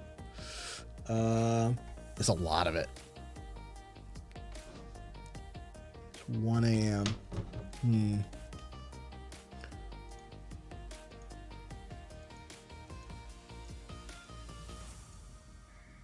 All right, come on. There we go. Load all that.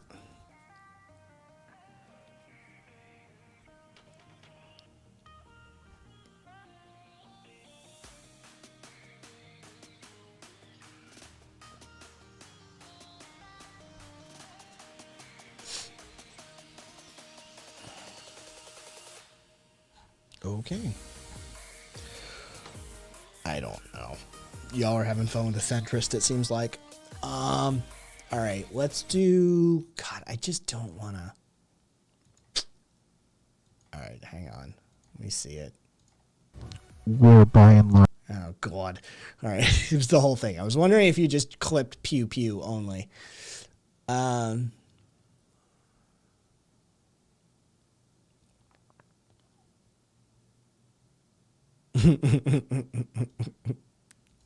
I just saw that meme you posted, Zippy.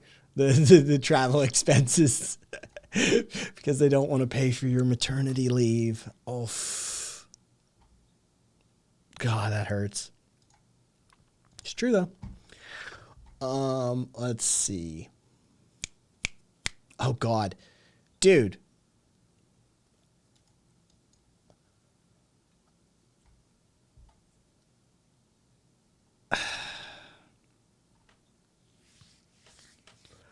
I saw is it 50? It's 50, right? Do we have a final number on that truck? Borders kill just to attack another single, just a group of 50 up on the wall. How many fucking people have Borders killed now? How many untold? What's up, Crix? How many untold millions and billions at this point is it? Jesus fucking Christ. I don't think we've hit billions, but damn, we for sure have many, many, many millions up. Yeah, there was some there was a human trafficking attempt on the San Antonio. Yeah, it would be San Antonio, so Texas-Mexico border. And yeah, fucking 50 over, last I saw was over 50. Jesus Christ. Yeah. Whole lot of people died of heat stroke. Yeah, God knows how long they were in that truck. They cooked. They cooked. They cooked. It's absolutely, yeah. Better not thinking about the Mediterranean Sea, dude. Viva, for years we had our own version with Cuba here, crossing ocean. Yeah, people do a lot of really risky things to attempt to cross these borders, and we do a lot of really savage things to prevent them. Just walked into another coffee shop and asked the worker how their shift was going, and they said it just started, so I wished them luck. They said, quick, you better touch some wood. I looked and said, I don't have any wood around, so no. I said, don't worry, I got you on the side.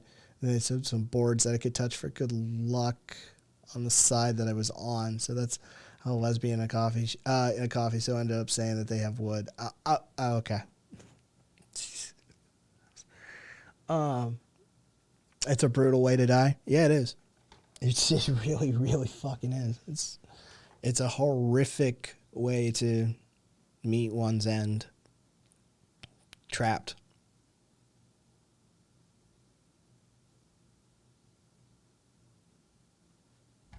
What?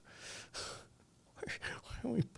It's always like a weird. It catches when one person does the test. Other people just start doing the test.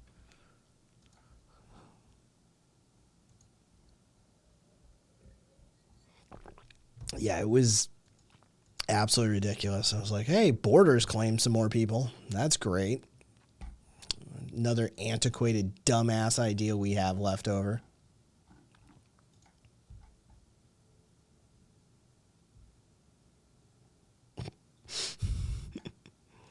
I'm just contemplating whether I really want to do... Dude, okay, so let me check. The concept of borders. The concept of nation states.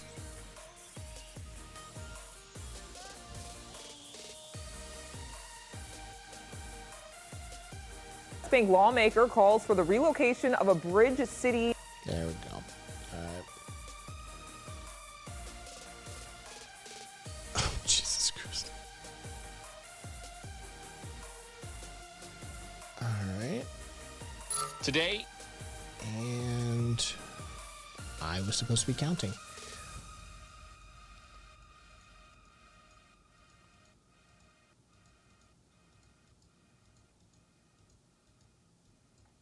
$23.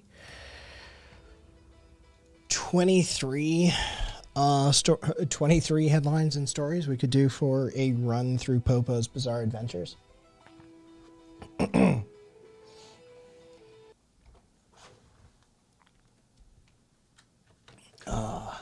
Give Florida back to Spain. I say we could probably decompress the fucking Middle East a bit.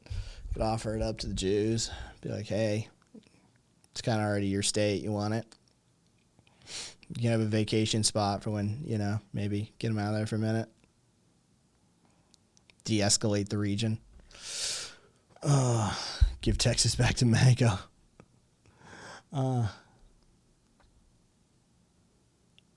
Florida gonna flood over. Don't worry. I know, right? Or escalate the region. I mean, it doesn't take much, Exol. It doesn't take much. I mean, really, at the end of the day, right? That is what it is. Have the Jews move back. I'm sure the U.S. ethno-nationalists will love it. This beach is going to be so much closer. No, it'll erode that beach. That beach is gone. The water going to be closer, though. Fucking. Oh. All right. Let's do a late night intoxicated Popo's Bizarre Adventures. Oh, so. Oh, let's just,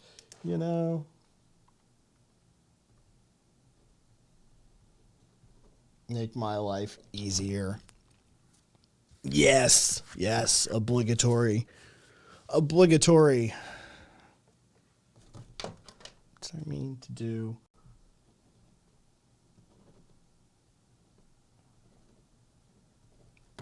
There we go.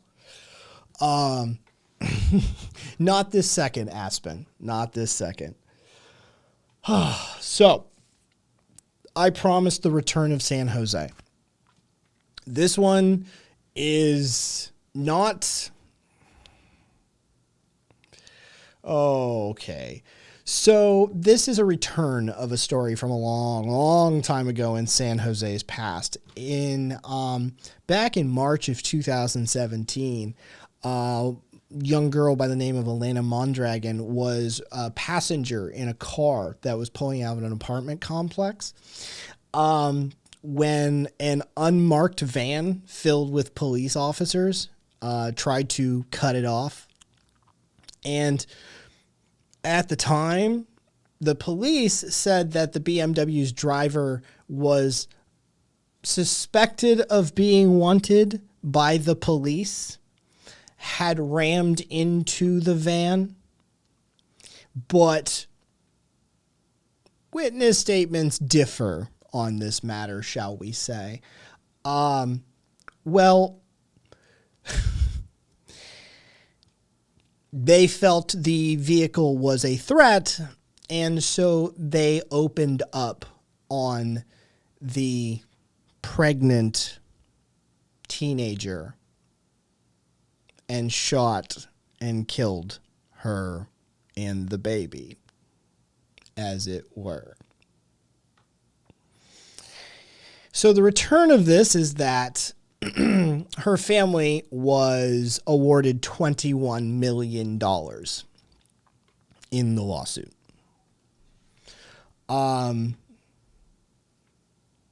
Yes. Civil rights and wrongful death suit. The jury's decision was a tremendous verdict for the family, says the plaintiff's attorney. But 5 years on, the family lost a grandchild, a child, and was given $21 million of the taxpayers' money to supposedly make them whole. Because San Jose's police department botched an arrest, pretty much, and they ended up shooting a pregnant teenager and killing them, as of course.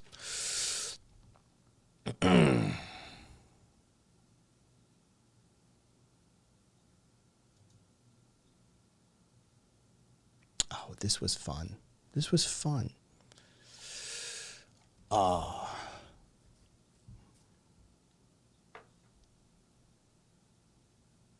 Oh, God.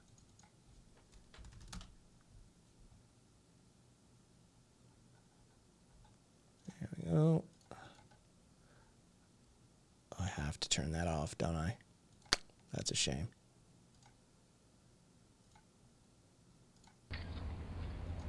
Hit the volume. No, what for? There we go.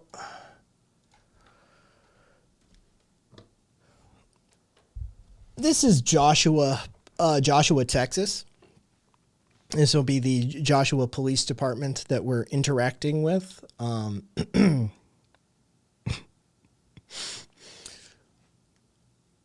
All you need to know is that the person that they're choosing to interact with is a young black man who has for the purposes of this story, one interesting factoid about him.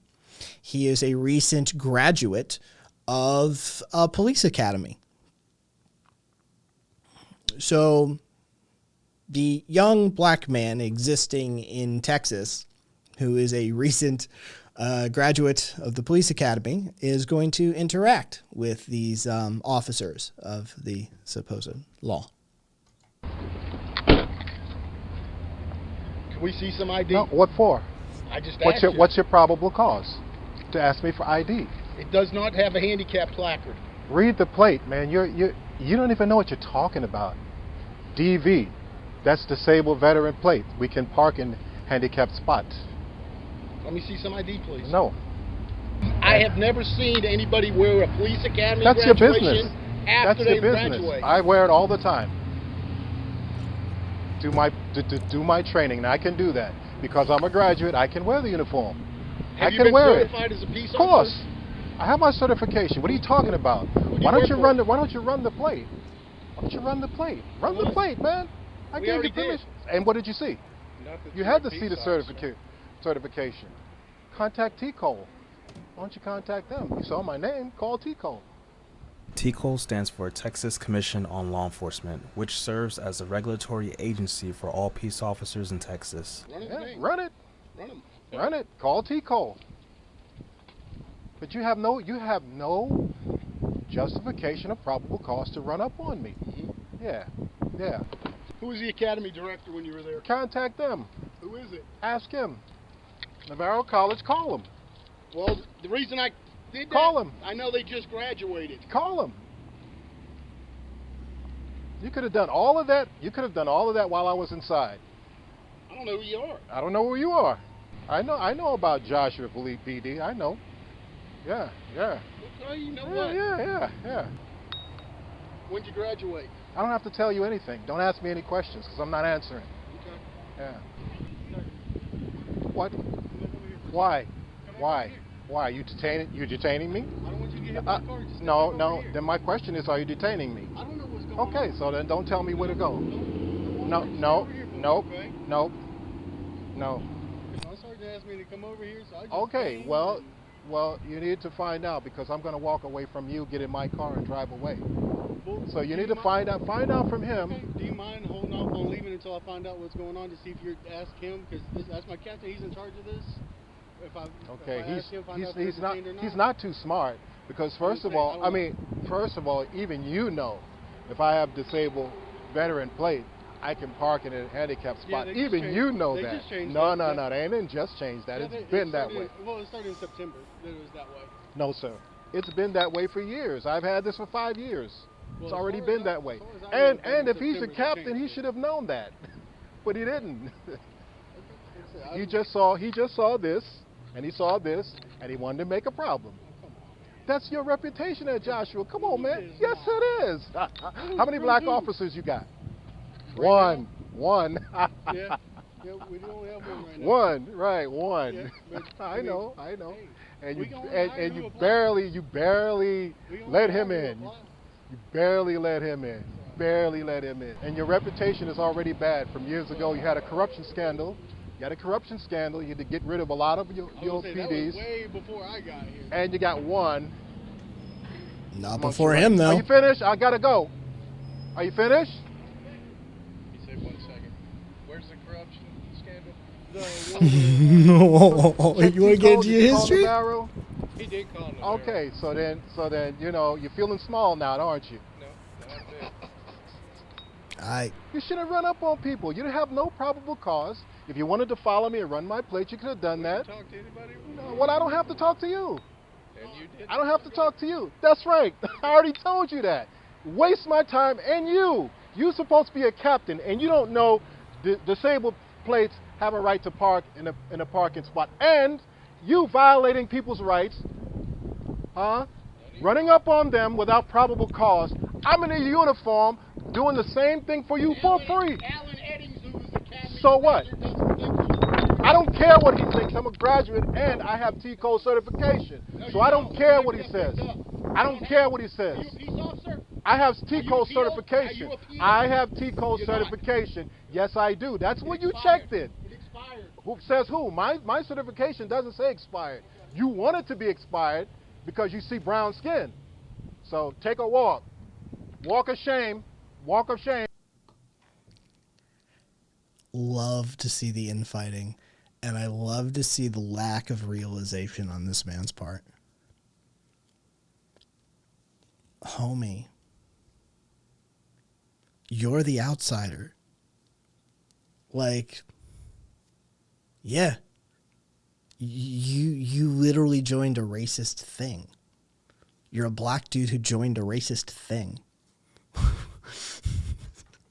I don't know how much room to call it out he has. Like, homie, you legitimized it by participating.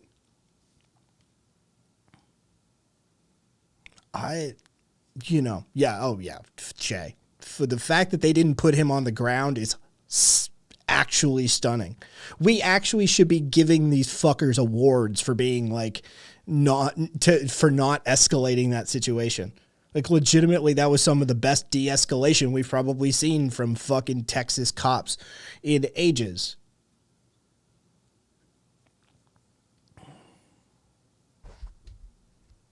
They showed remarkable restraint. I know, right? Like, that's how low the bar is at this point. It really is. Oh, yes. This woman. This woman has been going after this case. What is her name? Vicky Baker. Also Texas, by the way. Jesus Christ. I mean, it's just Texas. Like, it just gets that way at a certain point. So she's the woman who had SWAT team literally like destroy her fucking house. And then the city refused to pay for damages that they caused. And they've always just been kicking this case around. This case has been around for a couple years now, at least. Yeah. Jury ruled that she, in her favor, and she's entitled to the repair costs, to some total of $60,000. The legal fees on this case alone for the city far outstrip $60,000. Guaranteed at this point. They fought this woman tooth and nail to a district court judge, to U.S. district court judge, just so they didn't want to have to pay $59,656.59 for the repairs to this woman's house. That's it. They fought tooth and nail, and they lost in the end. Fucking Jesus fuck. 60 is a pittance compared to most settlements. Yeah.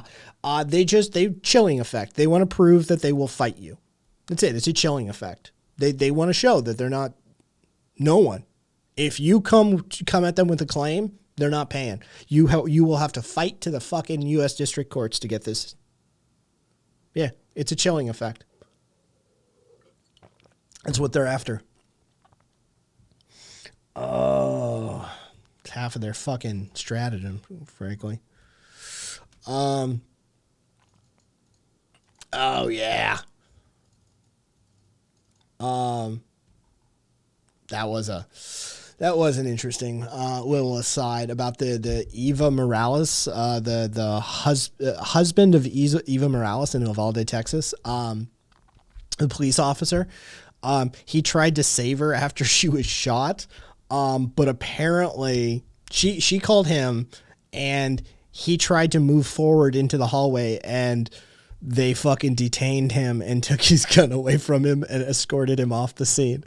So one of the cops finally decides to break ranks and do something while they're sitting there fucking playing with their dicks.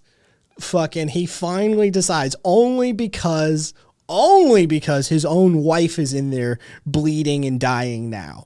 He's like, fuck it, I'm going in. So what do? They detain him. They disarm him and detain him. He literally, quote, he was detained. Yeah. Fuck it. The one cop who breaks ranks and is like, I'm going in, I'm doing something only because it's my own wife finally. Fuck them kids, apparently. I'm going in and I'm doing this, and his fucking fellow cops pin him to the fucking ground, take his gun from him, and fucking throw him to the back of the line, basically. I swear to God, that Uvalde group is just, they're so amazing. Those are just some of the best cops we have, huh? Fucking, oh wait, they're symbolic, they're representative of all of the police? Oh, really? Oh, it's pretty much business as usual? Fascinating. Crabs and fucking buckets, I know, right? I mean, can you sue them for accessory to murder or something? I don't know, like on top of the regular murder.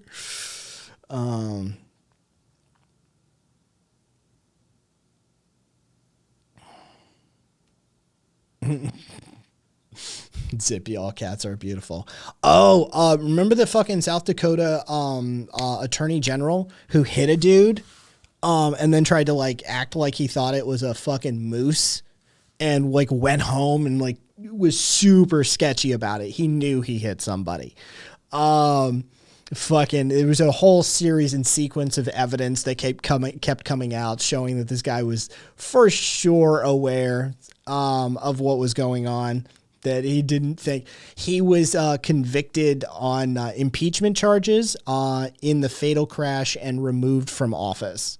So while the justice system said, he's a fucking attorney. He was the state attorney. He was the attorney general, right? Like, what were they, dude? That's good old boy network 101 there. Of course he pulled some deals, but at least they got him out of office. Yeah. But yeah, oh yeah, for sure he hit that dude, knew he hit that dude, and fled the scene. And then went home and, made up a story and called it in and that whole thing.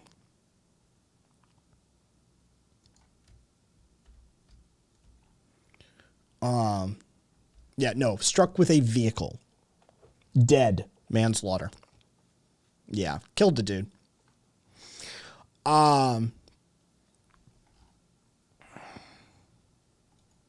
Let's see. Oop. There we go.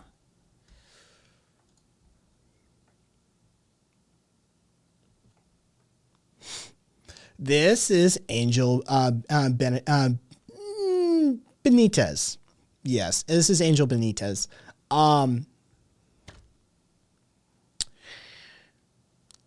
Mesa, Arizona, just paid out $250,000 involving a civil rights lawsuit because of the shooting of this unarmed man.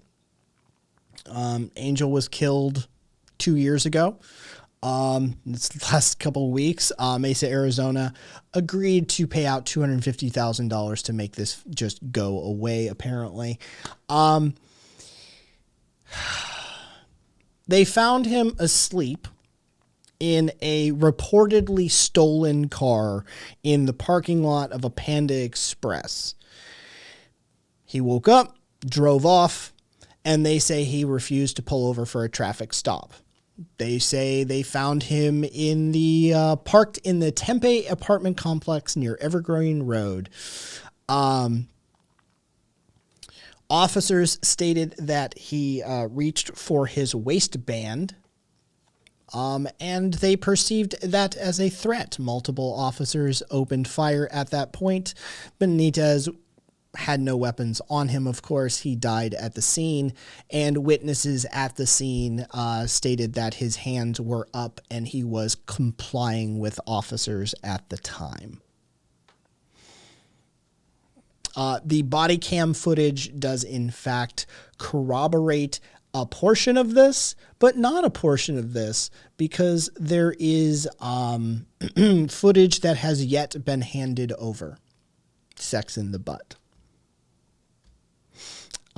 So yes, there are still calls from the family and the community for, and I quote here, transparency involving the incident. So good luck. God bless. No, that sort of thing is not public. It has to be released by the police department through a whole host of bureaucratic actions and reactions. And if you get the right court decisions in place, you don't even have to release it. Or it can be lost. Did you know? We lose footage all the time, too. That happens. Yes, it's not automatically public property in most locales. Though some towns and cities do have different regulations on this, most do not. Yes. Isn't that fun? Yes. Lost. It's a shame how that happens. Orange County got caught losing some documents in a fucking portable paper shredder one night. Oh yeah. Okay. Yeah. Austin, Texas lost a shit ton of data. Bunch. Yes. Cupcake. Yes, that's somebody's username.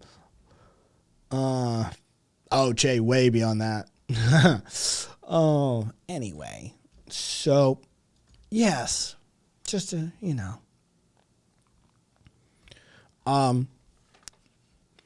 So, what was he running for? Don't know.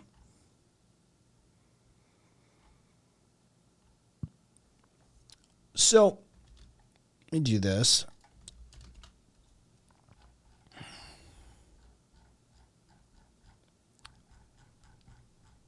There it is. All right.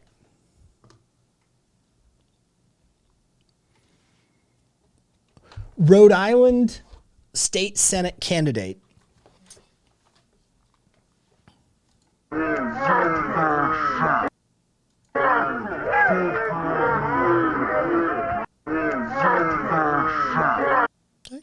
This is the police officer Republican opponent. This is the progressive black woman who is the Democrat at a pro-choice rally. And this is him striking her multiple times.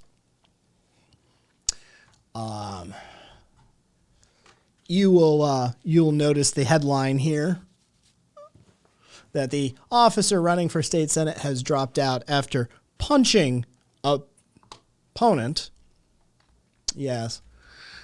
So that's the sort of level. No. Is he on paid vacation? In fact, I don't believe he is. He was off duty. No. I'm sorry. Aka. Yes, he is on paid vacation. What's up, Sunshine? Yes, he is at present on paid vacation.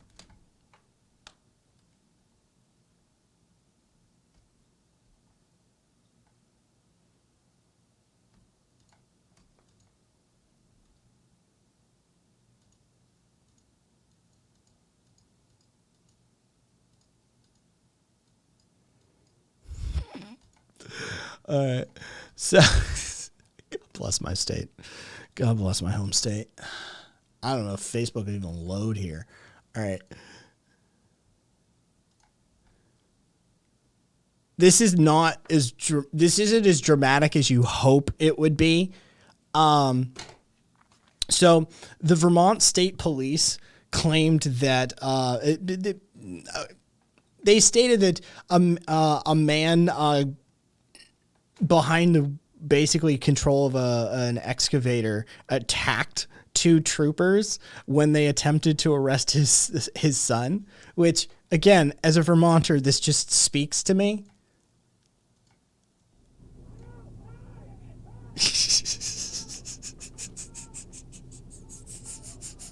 For all available units, I've got 343 and 254 and a 1010 at 178. It's just so redneck. That is so rural. That is so rural. It's so rural.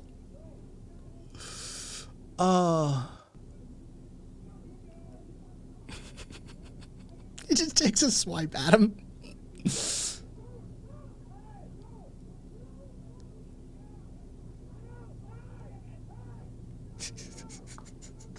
Just takes a little swipe at him. Little swipe at him. He didn't mean to hurt him. He didn't mean to hurt him. Yeah, just trying to unarrest a pal. That's all that was happening there. Boys being boys. Exactly.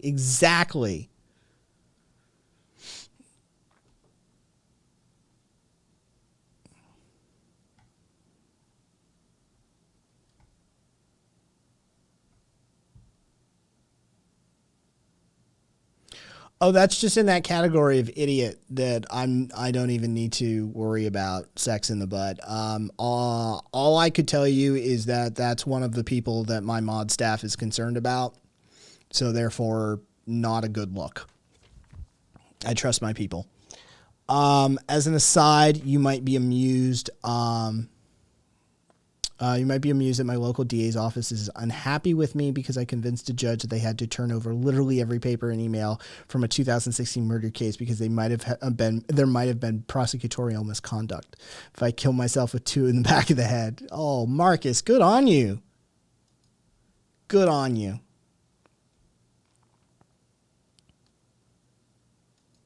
Yeah, Goat Daddy, I would recommend not arguing with the very well-schooled attorney on legal matters. Unless maybe you have a law degree of your own.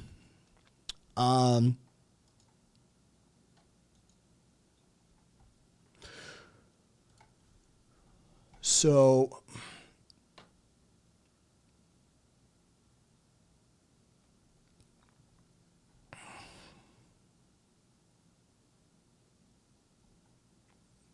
Oh, yes.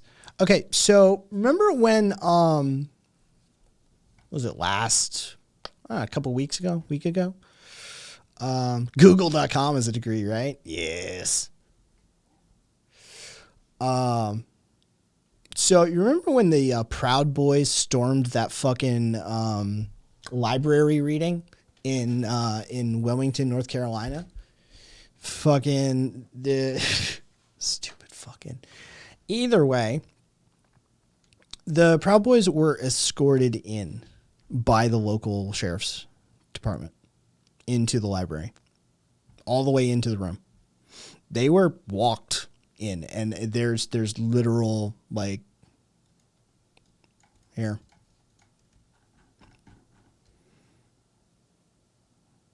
Consulting beforehand. Right here, right off screen, but still just captured within. Here he is walking in. Here's escorting him all the way back. Here's him guarding at the door. Fucking, like, literally the sheriff's department walked those Proud Boys into that library room to start shit.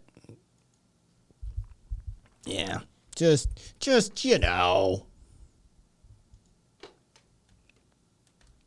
So, you know, these fuckers are, you know, essentially the police walked domestic terrorists into a room that had children in it.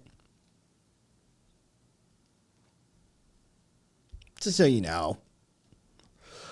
Oh, no. Very much they really were. Yeah, they wanted to start some shit with the drag queen reading. Des, very much so. They're not domestic terrorists, though. They're not looking to maintain. They actually aren't. The police aren't domestic terrorists by definition. They're terrorists are looking to use political violence to engage in political means to engage in change. The police's job is to maintain the status quo. They do share the police have a monopolization of violence. Of force from the state, but terrorist is reclaims or expropriates the violence from the state for the purposes of their use. So similar means, though. So yes, Des, yes, I would wholeheartedly. I would agree. Yes, they're most assuredly an occupying force. That definition they meet to a T. So.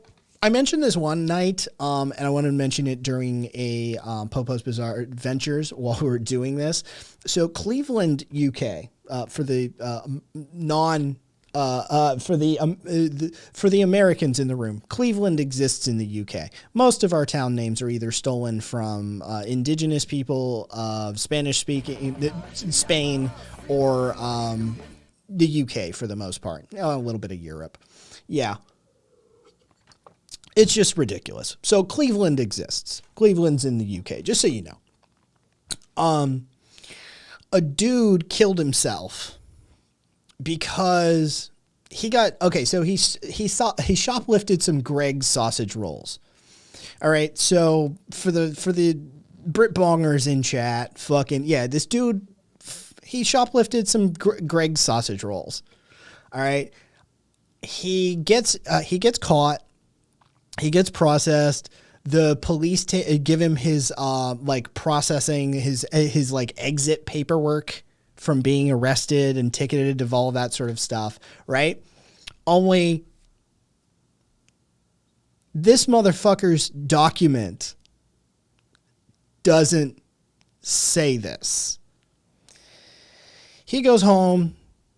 He's hanging out with his girlfriend. She asks to see the paperwork. He shows her the paperwork. And on the paperwork, what does it say that he was arrested for? Is it for shoplifting sausage rolls from Greg's? No, it's pedophilia.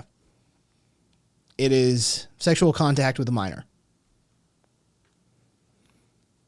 The girlfriend does not believe a word that falls out of this man's mouth after this point. She tells other people.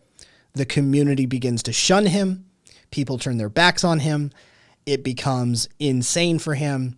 He ends up taking his own life because the police fucked up his paperwork to the point that the society then did what they do with somebody who has been credibly accused of pedophilia, which is what has just happened.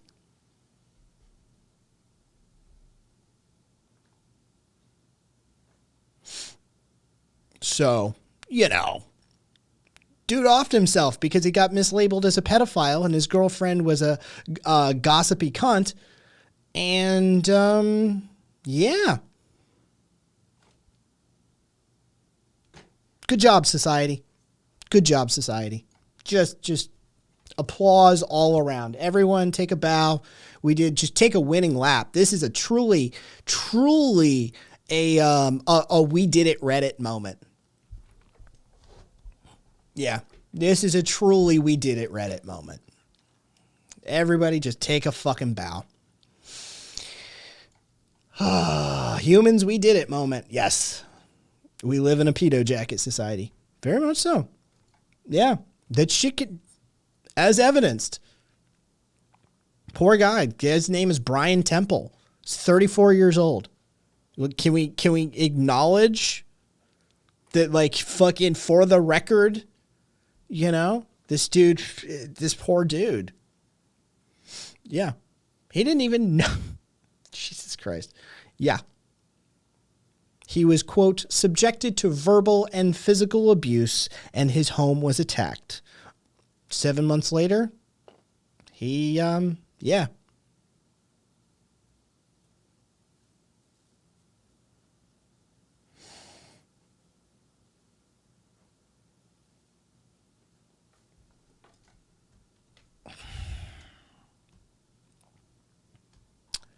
Oh, yes. Bridge Center. Bridge City Center.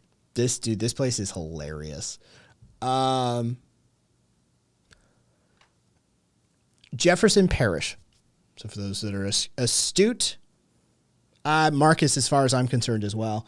For those who are astute, you know we're in Louisiana. The Bridge City Center for Youth. Cheers, Pizzagate. What's up, bruv?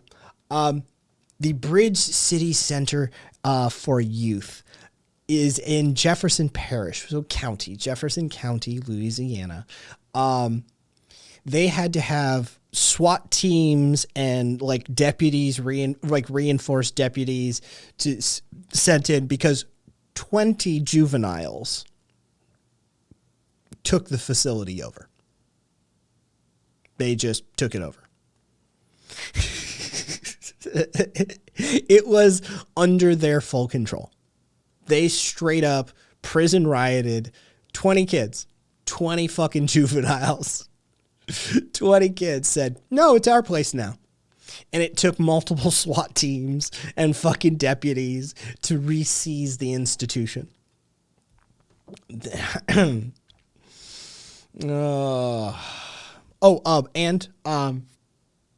some of them escaped.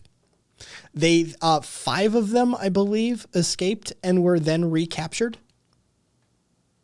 Some of them got away too. They just didn't know what to do, right? Most people don't you don't have a plan for that, right? Especially at like 17, you know, you don't really have a prison break living on the lam plan formulated yet. That's some hardened criminal shit right there. So, you know, of course they were quickly recaptured, it seems like, but yeah, 20 kids took a juvenile fucking detention. It's a prison, by the way. Here, I can get you a fucking picture of it. It's a goddamn jail. Like, there's no, like, it's not a prison, but it is a jail. It's a fucking jail, right? Like, it's a jail. Right? 20 of them took it over, and then 5 of them said, fuck it, we're out. Yes, we'll get to her.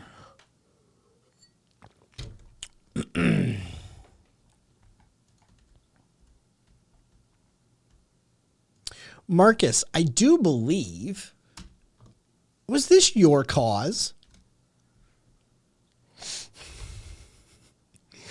Michigan prisons ban Spanish and Swahili dictionaries to prevent inmate disruptions. They're maintaining it's a security issue.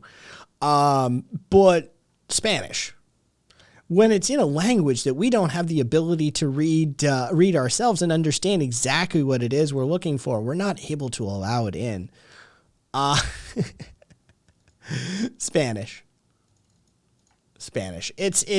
It's inherently classist. It's inherently fucking nationalistic. It's chauvinistic. It's racist. It's designed to restrict and hold back and further retard the progress of individuals and society as a whole. Yeah. It's designed to make sure that they can't get access to native language resources to better themselves and maybe get out of that situation. It's a whole host of facets woven into the reason that they're doing that one. God forbid we hire people who actually speak those languages for use. Nobody, you know why. Dictionaries? Nope. I don't do react content to other people. Sex. I occasionally, if somebody has a clip of something that I need to watch from somebody in a debate or something like that, I'll give it a watch. But no, I don't do like stream reacts to other people's content. They can use the dictionary to learn what the inmates are saying. Yeah, no, that they wouldn't. Mr. Temple was subjected to, quote, verbally abused in the street, attacked in his own home, and hit around the head by a golf club. The police have acknowledged it was, quote, yeah, I've seen this line before, Che. Police have acknowledged it was a genuine human error, but have refused to apologize for it and will not pay damages to his family. Yep. And this sketchy ass shit right here. Okay. Fuck me. There we go.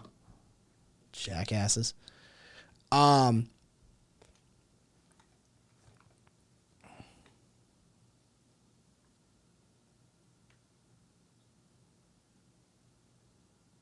know, right, Viva?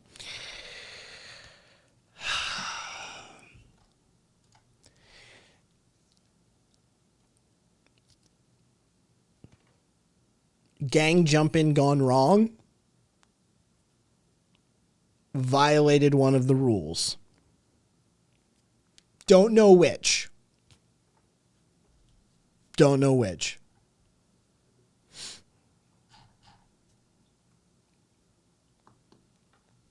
We don't talk enough about blue on blue violence. Do they kill each other all the time? Completely unsubstantiated, apocryphal. Know this.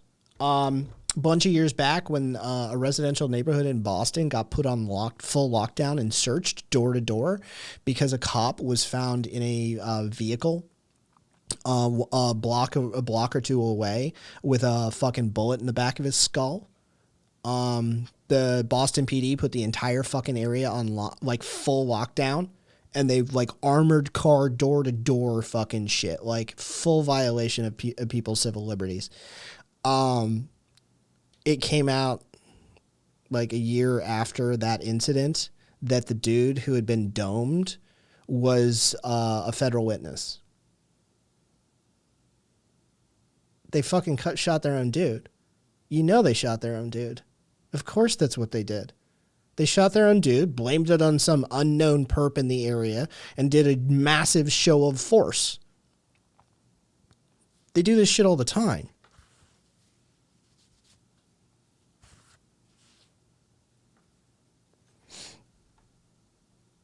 Oh, what's up, Will Alexander? Who is your favorite across? I really like Zac Efron, but Van Seidel is also good. Demand with absolutely no hair from defurious speeding movies, but I think Zac Efron is the best across overall. Loved him in Beeswax and Hisco movie Call. Call. Also love Damn Eel Rat Clint. Damn Eel Rat Clint. D across from De Happy Poser movies. Who's your favorite? Is it Tim Chris? Demand with Demission? That just isn't feasible. Oh, Jesus. Will Alexander. Demand with the mission that just isn't feasible.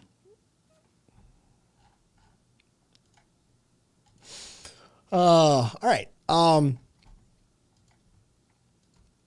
Yes. I don't know what went down with that LAPD thing, but we know there's some shenanigans they got up to. They got up to it. Daniel Ratcliffe. Love it. Yep. So here's a fun one. The Metropolitan Toronto Police Department. Apparently they issued an internal memo warning officers to, quote, brace for challenging reactions to new race-based data on forced strip searches. Oh, also use of force. Yes.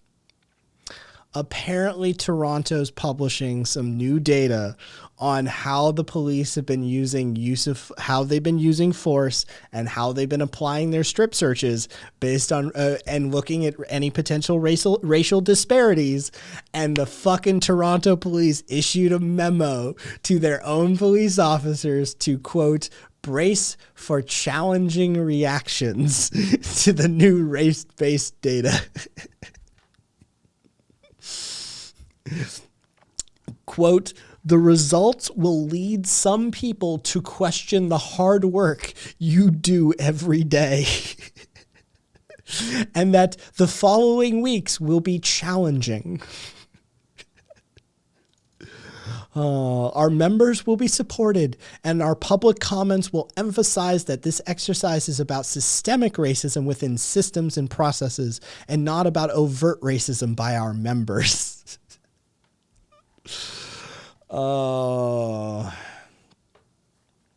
Translated, people are going to be mad we're beating and stripping indigenous and black people. Yep. But wow, really? Can't imagine why. Forced strip searches is a human right. Challenging reactions, not justified outrage. No, Zippy. Challenging reactions. Not justified outrage. Challenging reactions. These people are reactionaries, Zippy. They're just reacting to this information. And it's going to be a challenging time for you to process and deal with this negative energy that's coming your way. Yeah, isn't it great? Isn't it great? Just the completely dismantling of generations of raping and pillaging. And just that? Don't mind that. That's nothing. Better make a challenge coin. Oh, God, Aspen. You're right. Better make a challenge coin. Aspen's right. They need a challenge coin. Yeah. I wonder if the memo's got a name. Or, like, the data's got a name.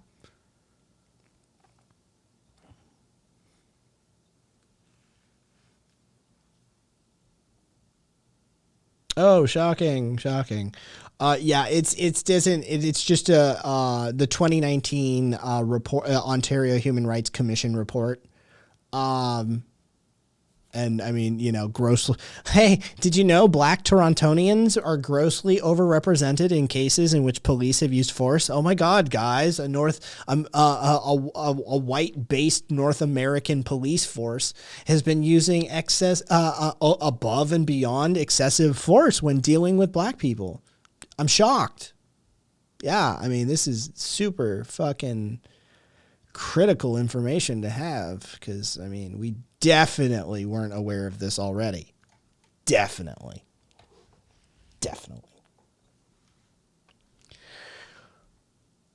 Oh, Zippy. That drives me insane. So we're going to do, this is the old story. Okay. Can I pop this? Yes.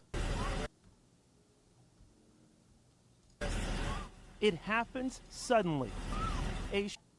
Oh, for fuck's sake, rewind. There we go. So this is a Chicago police officer and a black woman walking her dog. It happens suddenly. A Chicago police officer grabs a woman walking her dog, but her attorney says she does not know why it happened. She has no idea why. Attorney, shortly after midnight on Saturday, Salter says his client video Nikita Brown. Shortly after midnight on Saturday, Salter says his client, who is a black woman, was approached by a white Chicago police officer as she walked her dog at North Avenue Beach. The officer engaged her in a discussion about leaving the park, which she was fine to do. Now understand this. Please respect my space. It's COVID. Brown recorded her own video, but her camera was knocked down when for some reason the officer grabbed her. Salter says his client was the victim of racial profiling because there were other people out that night who just happened to be white. He makes a very concerted effort to target her in a scenario where she's by herself, a woman walking after midnight. I'm still waiting for more than a preliminary briefing. I'd like to get more facts. So after all of the facts, here's what happened.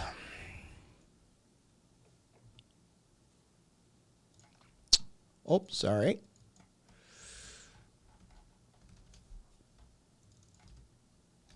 Really? Hold on. There we go. There we go.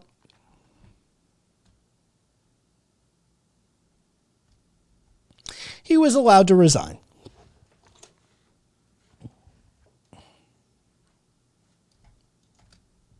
That's what happened after the fact. After the fact, he was allowed to resign. With full pension, yes, of course.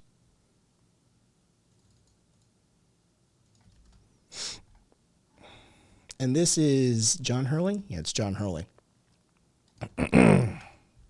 John Hurley is an interesting case.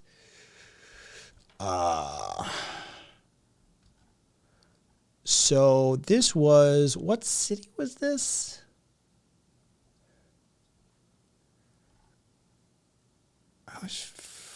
Where was Hurley? It was Colorado. I know that. Oh, please tell me it was.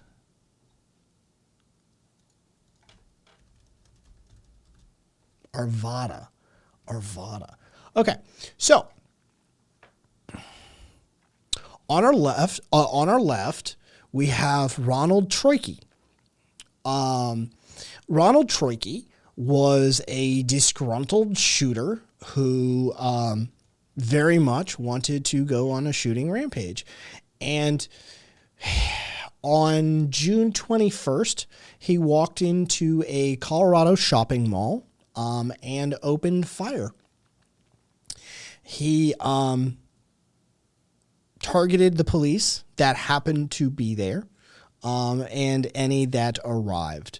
Now, the gentleman on the right is a man by the name of Johnny Hurley. Johnny Hurley was the good guy with a gun. This is the proverbial scenario at work. Ronald Troike on the left is your bad guy with a gun. Your good guy with a gun is Johnny on the right. what Johnny did is he jumped into gear with police officers on scene and actively being shot dead. There was already a cop there and the fucking dude put him down, right? Like, with the actual scenario unfolding, Johnny snuck up on him, drew his pistol, and put him down. He then ran over, he cleared the weapon, and then he died. Because in his act of clearing the weapon, a police officer came around the corner and lit him the fuck up. Keep in mind, he doesn't meet any description. They had an active shooter description for on-site. He doesn't meet a physical description. He doesn't meet clothing description. He does not actually meet the same description as the active shooter. I believe his mother is the one who's suing on his behalf. So yes, this is what happens to the good guy with a gun. He gets shot by the police department. So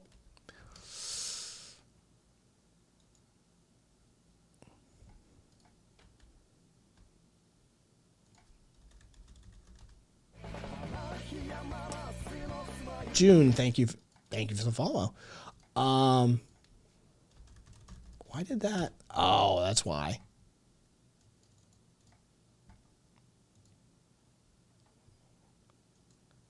Culture and law enforcement are just two gangs fighting?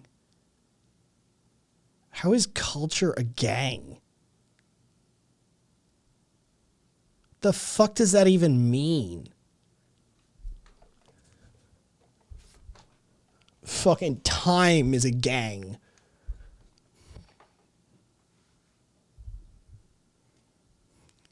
All right.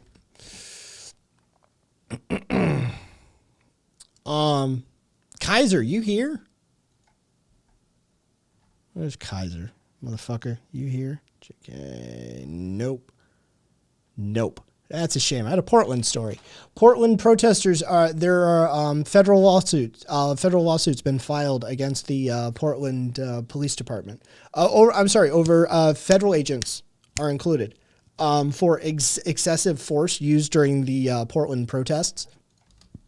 And here I have. Oh, seriously? You want me to sign in just for this shit? What the fuck is wrong with you? All right.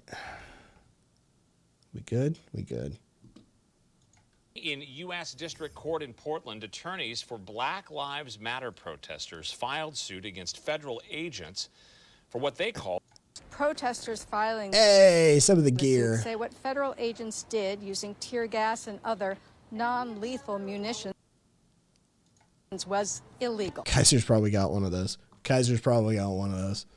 So, good news on that front at least. We'll see where that goes, though.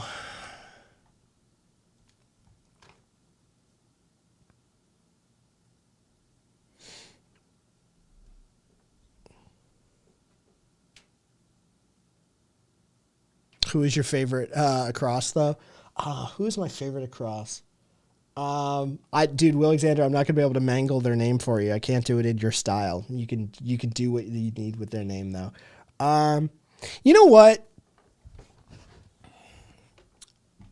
I am never disappointed when Matthew Lillard is in something. He always gives it his all. He always tries. He's not the world's greatest actor. He's not the fucking classically trained. He's not. I honestly, though, I am never not happy when Matthew Lillard is in something. So Matthew Lillard, Will Alexander. Matthew Lillard. Oh, these assholes. Okay. So, a Michigan-based Cub Scout, was it a Cub Scout? Yeah, Cub Scout was hanging out with the Farmington Hills Police Department, and they noticed, the Cub Scouts noticed Okay, so how young are Cub Scouts? 8 to 10 and a half. Cub Scouts are 8 to 10 and a half. Okay, they took them to the range. The Farmington Hills Police Department took the fucking Cub Scouts to the range.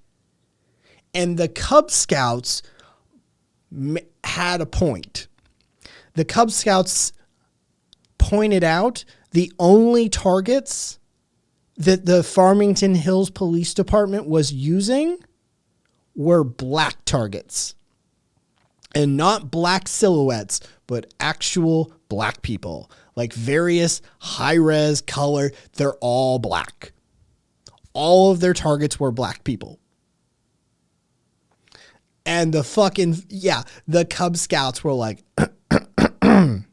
8 to 10 years old. They're like, there's some racist shit happening here. Fat spew Phil heard.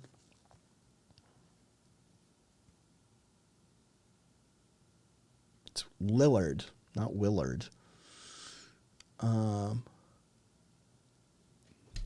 Yes. Yeah, the kids are all right. It's a yikes, man. Yeah, the fucking 8 to 10 year olds were like, what's this about? So they brought it up to their parents. They're like, why is the police department using using only black people as targets? You know? Yeah.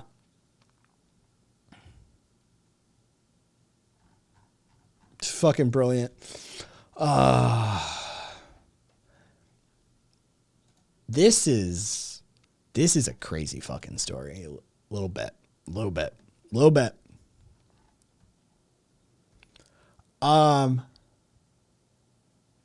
This is Brittany. Brittany Batty? Battye. I don't know. Batty? I don't fucking know. Either way, Brittany here.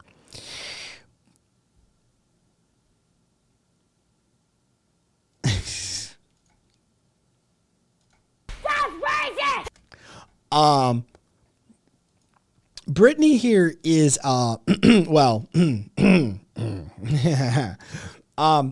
Brittany was a police officer for Manchester, New Hampshire.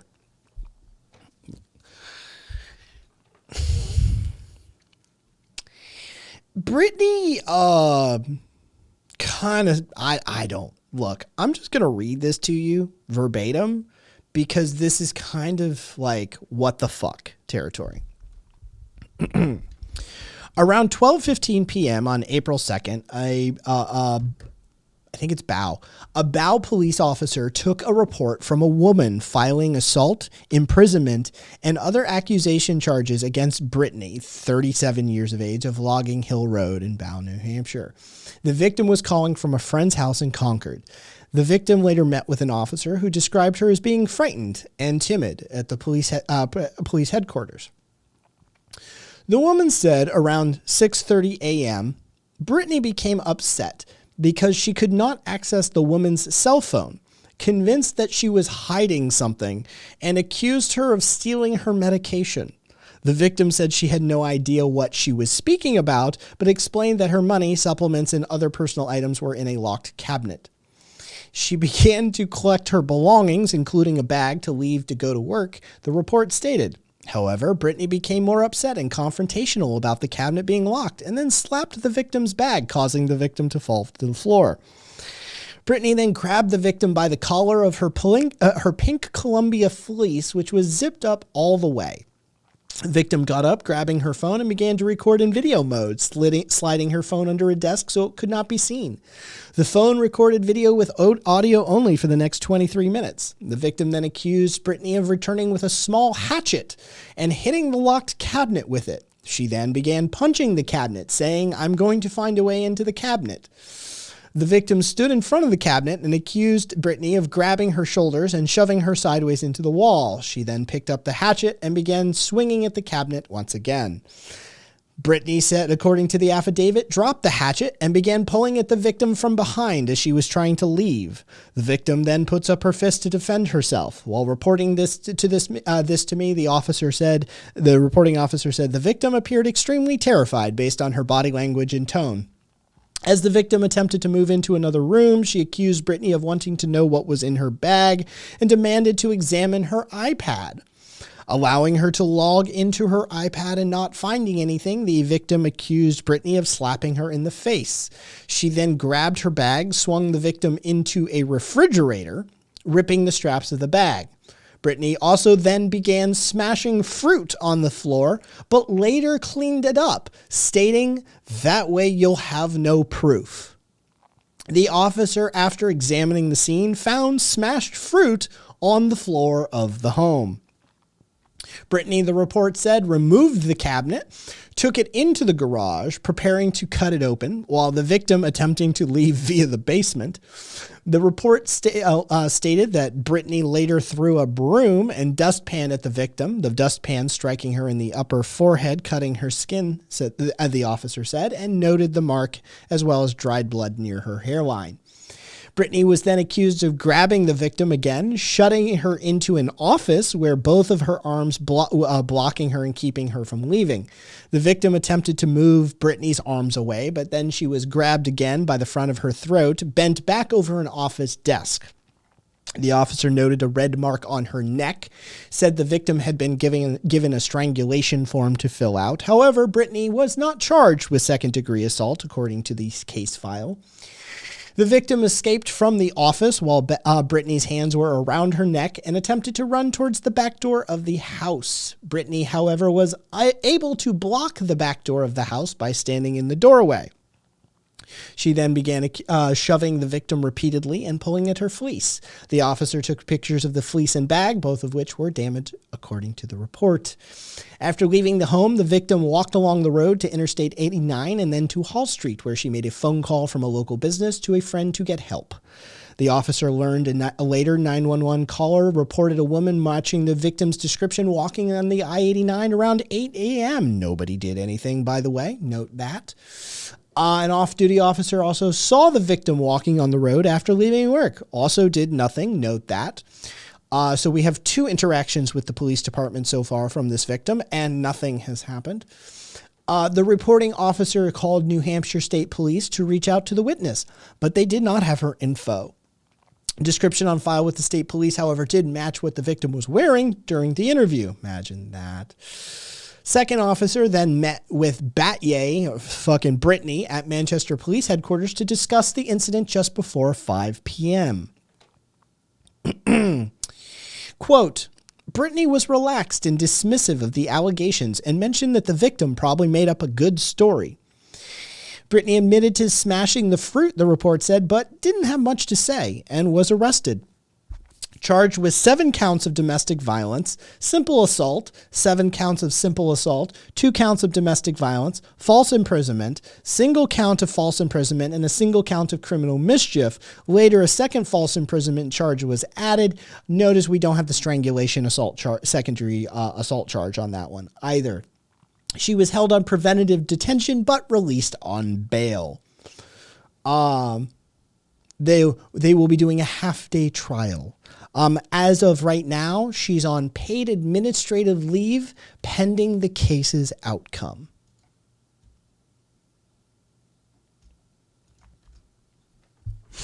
Yeah, 40%.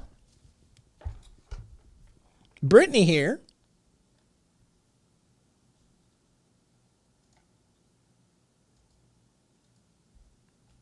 We'll deal with that in a second if he can survive. Brittany here is the quintessential lesbian police officer, domestic violence, domestic abuser. She's what it looks like. Crazy as fuck, too. Crazy as fuck. Do I have the video? Oh, I can't show the video. That's right. I can't show. It doesn't matter. It doesn't matter.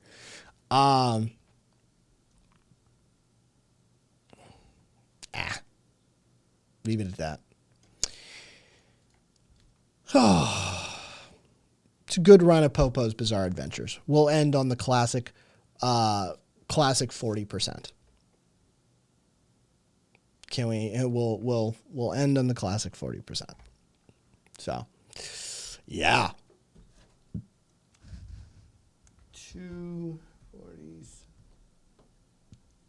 30 done. And then that was today 6:29. Cool. All right, give me a sec. All right, we need to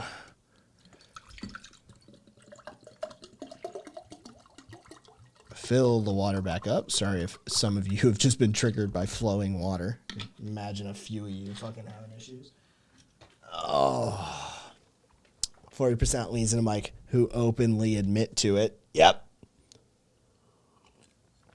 that 40% was voluntary. Never forget. That 40% was voluntary. All right, so what am I dealing with here? Homie. Somebody want to catch me up with whatever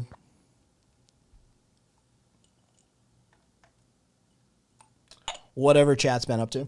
And then I'm going to get completely blitzed and probably just whatever it, but let's do this.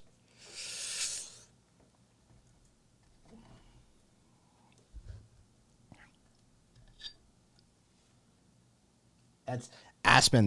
That's the one danger from using your fingers. Occasionally you end up pinching a stem and you end up like splintering yourself or some shit. Happens from time to time.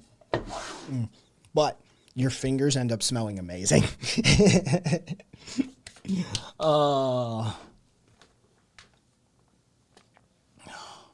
right, let's get some music back too in the background. And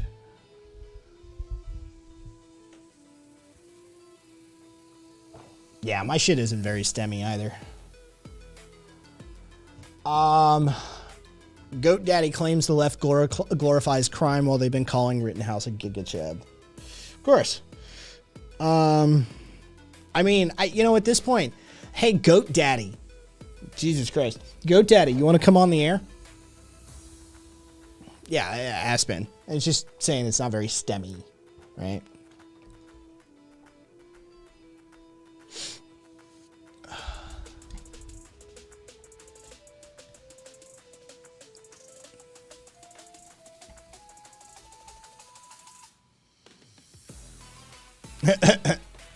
Yeah, that is true.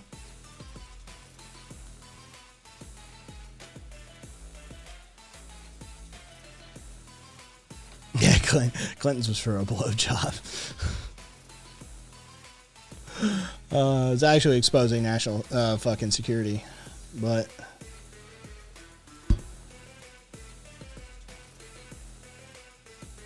yeah, it's Caboose, isn't it?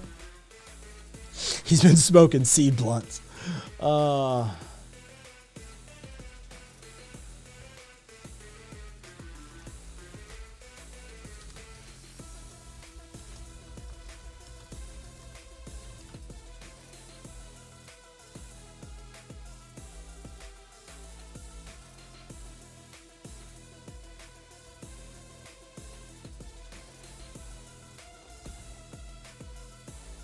No, they don't.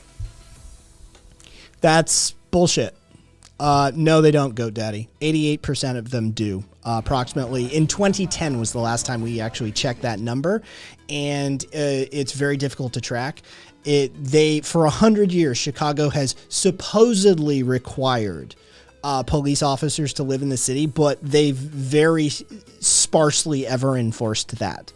And so it doesn't actually, the Chicago police force of today isn't statistically proportional to the demographics of the city as a whole. So, like, that's just not a thing. So.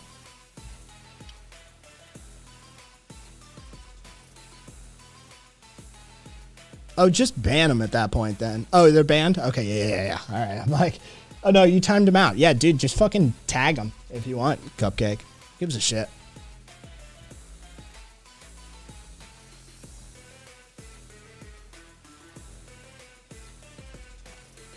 So. Yeah. Anyway, all right. What else did I have outside of Popos that I wanted to talk about? Oh God, Jesus Christ! Yeah, the law enforcement officer, the fucking GOP candidate who doubts rape victims can get pregnant. What is this crazy bitch's name? Yesli Vega. Yesli Vega, a female Republican congressional candidate on the campaign trail in Virginia. Rape victims are less likely to become pregnant because it's not something that's happening organically. The left will say, well, what about in cases of rape or incest? I'm a law enforcement officer. I became a police officer in 2011. I've worked one case where, as a result of rape, the young woman became pregnant. She was then asked if it was harder for a woman to get pregnant if she's raped. And she said, well, maybe because there's so much going on in the body. I don't know. I haven't, seen any studies. But if I'm processing what you're saying, it wouldn't surprise me because it's not something that's happening organically. You're forcing it. The individual, the male, is doing it as quickly. It's not like, and so I can see why there is truth to that. It's unfortunate. When Axios asked Vega to comment on the remarks, she wrote in a statement, I'm a mother of two. I'm fully aware of how women get pregnant. End quote. And then there was the fucking, what's his name? The Republican one that said no one ever has, oh God, what was it? I posted that moron's fucking tweet. And he deleted it 2 hours later. No one forces anyone to have sex. He tweeted, Representative Greg Murphy, Republican from North Carolina, straight up says, no one forces anyone to have sex. He tweeted that at POTUS, by the way, and at all 435 reps. Jesus goddamn Christ. These fuckers are literally, these are the GOES results.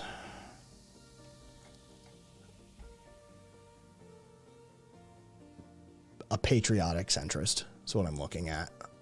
Jesus. Amorous. Is she, though? Is she aware of how it actually works? Oh, jeez. Oh, this right here. This one. Oh. All right. Oh, yeah. Yeah, it's a hilarious story we've all been telling. As Americans, non-binary, yeah. Trump fucking wanted to go to the fucking January 6th event. Secret Service wouldn't let him. He fucking earlier we were cracking jokes about how the little hands couldn't get around the fucking neck. He lunged at his fucking driver apparently, and he tried to take the wheel or some shit. He's a fucking idiot. And so he tried to overpower a Secret Service agent and get there somehow. When they delivered him back to the White House, as inevitably as it was going to be, they had a hamburger waiting for him, like you would they had a Happy Meal waiting for him, like you would a kid, right? Your fucking kid's throwing a hissy fit and they're hungry, and they had a hamburger waiting for him at the fucking White House, and he in his hissy fit he grabbed the hamburger and threw it at the wall, literally no. And fucking smear of ketchup down like the Roosevelt Room wall or some shit in the White House because Trump had a hissy fit on January 6th. Fucking, it's the dumbest goddamn timeline. Yeah, exactly, Aspen. Such a fucking child. Jesus fucking Christ. President of the United States fucking throwing hamburgers like a goddamn 3-year-old. I see him in fucking the sort of I see him in a high chair, right? Fucking, I see him in a high chair with the Maggie Simpson fucking fake steering wheel. I'm a big boy. Jesus fuck. Secret Service, Mr. President, if you don't behave, I swear to God, I will turn this car around. What's worse than Trump as a president? The fact that there's lots of people out here that still thinks he'd be a good president. Jesus Christ. I know, right? History took a shit on us, says Bob John. Yeah. But he's making the left cry. Surely it's a good thing to have had a toddler in office for 4 years. I know, right? Anything to own the libs, Fertus. Anything to own the libs. So Idiocracy was best case? Yeah, Viva. It was Harambe. Zippy. Dicks out for Harambe.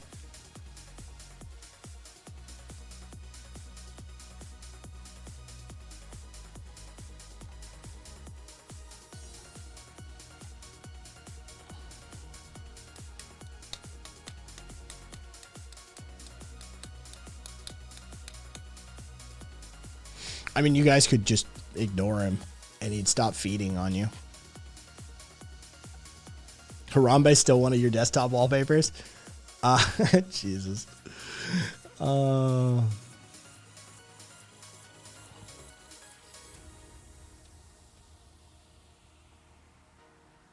no, it just replies. The logic behind it is it's not parsing what you tell it. It's just parsing that you asked it for it. Yeah.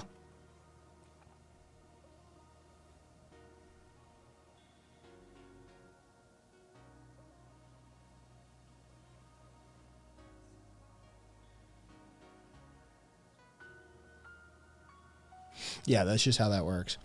God, this poor guy. Fucking high-risk obstetrician in Ohio. Stu is tweeting, fucking abortion for lethal fetal anomalies is now illegal in Ohio. This dude's David Hackney. He's a high-risk obstetrician who practices in Ohio. He said, so at some point, I now will have to look someone in the eyes and say to them, against their will, they will carry to term, undergo delivery, and then have their child die. He's like, that's what I do. Like, he is a high-risk obstetrician. Like, his client base is firmly in the camp of, yeah, sometimes you have to, like, what do you want to do? They're going to die anyway. And some of those birth defects you don't know about within the first 23 weeks.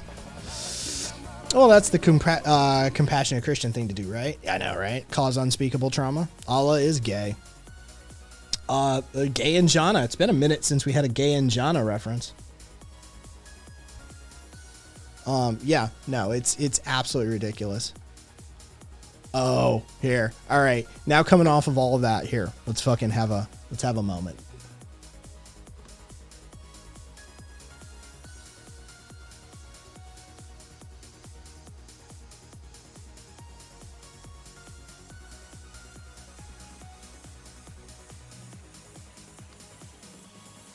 Some of you should instantly know what's going on. Some of you don't. It's amazing to watch the room sort itself. It's always amazing to watch people just auto sort on this sort of thing. So some of you are gonna instantly be like, "Oh, Jesus Christ!"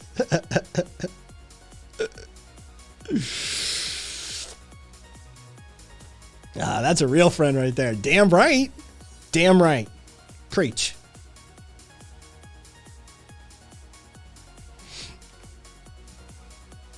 It burns. Oh, it's great. For those of you who may or may not know, okay, so what's happening there is somebody, they all attend Brigham Young University, a university for Mormons, or it is a Mormon-run university. There are codes that you sign up for. When your bestie is called in to soak in a BYU dorm and you have to jump hump for her is the title. Okay, so the bestie is being told to come over in this instance. When your bestie is called to soak, okay, so the bestie is being called by the dude. And then the Mormons, they can't have sex. Sex is movement. But if you do not initiate the movement, then it's fine. So soaking is a process by which the Mormon male inserts his erect penis into generally the vaginal cavity, but the Mormons are a big fan of the poop hole loophole. They love the anal loophole. So it can be that sometimes too. But he will insert it and just not do anything. Freeze. You are now a goddamn mannequin. And now the best friend has been called in and she is providing external movement. She's hopping on the bed, making these two move together. And in the more modern Mormon teenage, like fucking 20-something mindset, this is not sex before marriage. This doesn't count. This is not sex somehow. Even though he's got his dick in her and is fucking bouncing up and down, it's not sex because of these series of loopholes that they have applied. It's crazy as shit.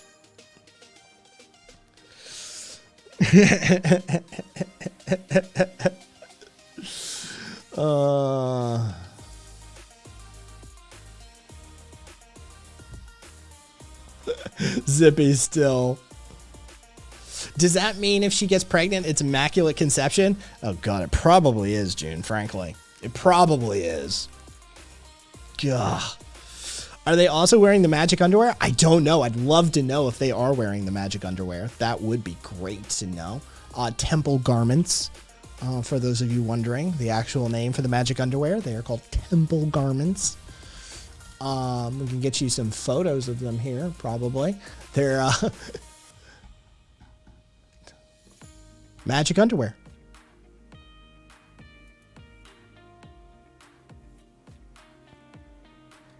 The Catholics raped millions of kids. You know that, right? In 70 years, they managed to put up 330,000 French kids.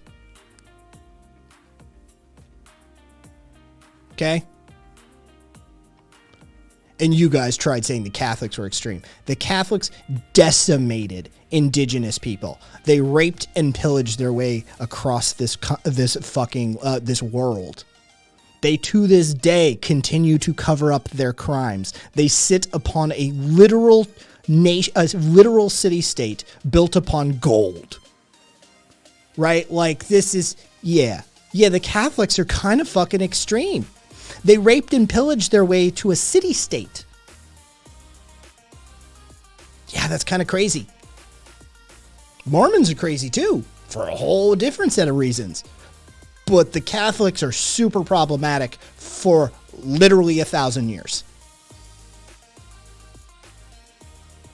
Catholics are some of the most problematic people. Just purely because they won. They fucking figured that shit out. All of the Abrahamic religions are fraught with tons of problems. But organizing groups of ideologically chaste people into positions of power over ideologically vulnerable people is probably a recipe for assault of all sorts. And history has sort of proven this time and again. So whether we're talking about the abuse that happens within the Buddhist monasteries, or whether we're talking the Catholic tradition, or the Jehovah's Witnesses, or Scientology, or Orthodox Judaism, or Christianity vis-a-vis Catholics or Southern Baptists, or whether we're talking about Hindu nationalism in the subcontinent and the liberties, shall we say, they take, right? It doesn't matter. At the end of the day, the criticism is the same. Abusive, coercive, oppressive behavior is called out, criticized for what it is. Yeah, non-binary, yes. You came in earlier and I said yes to that. Yes. Scotland's getting, yes. Yes, Zippy. In fact, it has been noted. Yes, sexual abuse within Buddhist monasteries has occurred as well. Not quite as widespread due to the non-centralizing nature, right? Like they're not like the Catholic Church where they have like a central body that can like shuffle and cover up and as need be. But yes, that it has as well.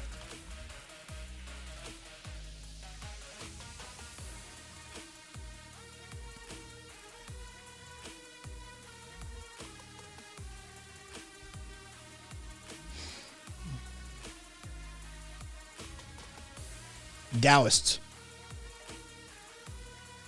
Goat Daddy. Taoists. Shinto's not too terrible either. They get up to some crazy shit, though, under Japanese imperialism. The Taoists, though, are generally the most sane, middle-of-the-road ones.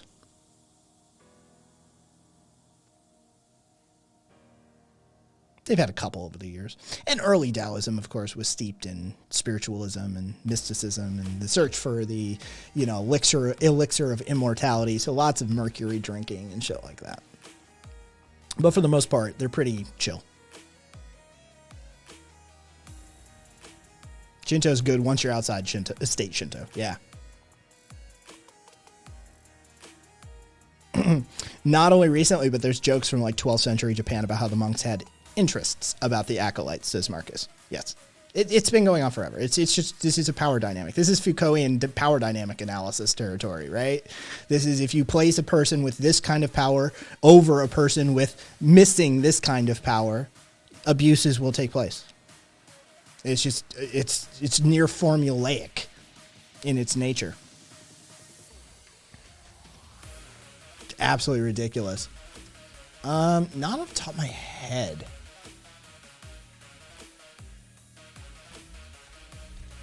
But I always like a good cult.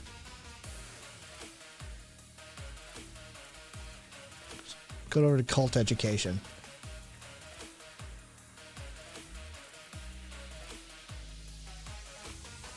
Oh god, Aquarian concepts, cosmic dentist, inter-universal architect.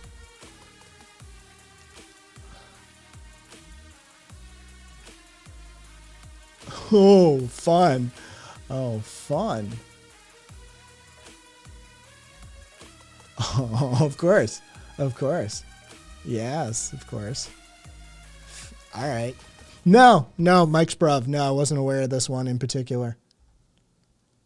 Well, not bad. $1 million in assets.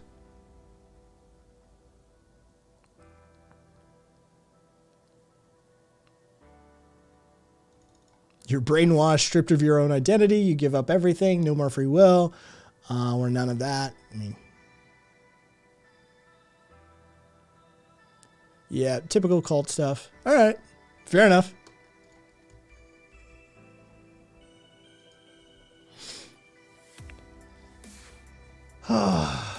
Yeah, exactly, Caboose.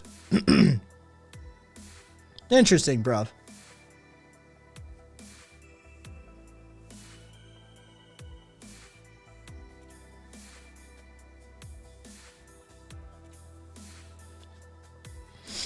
Jared Leto got like a cult pamphlet. Well, I'm sure he did, actually. What was the retreat called? Okay, so we looked at that article. What was it?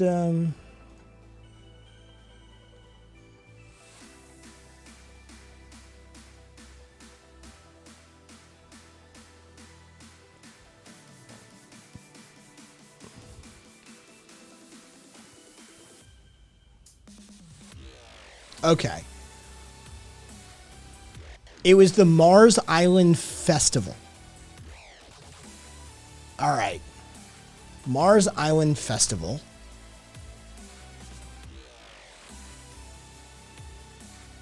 Brochure.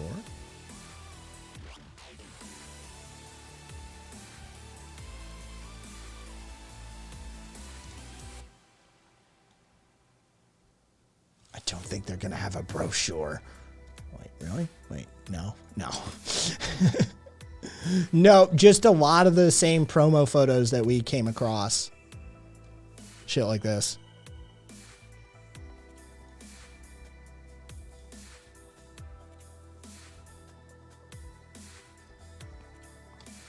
Not a cult.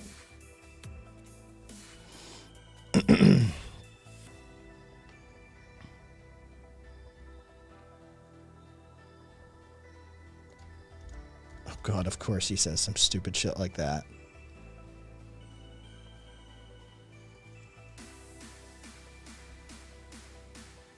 See, this is, you guys are just giving him this attention. I'd have stopped fucking talking to him ages ago, but y'all having fun with him, so it's on you. I absolutely kind of adore this tattoo, by the way. I found this. This came across on Reddit. I love this tattoo. Yeah, I'm fucking weird like that too.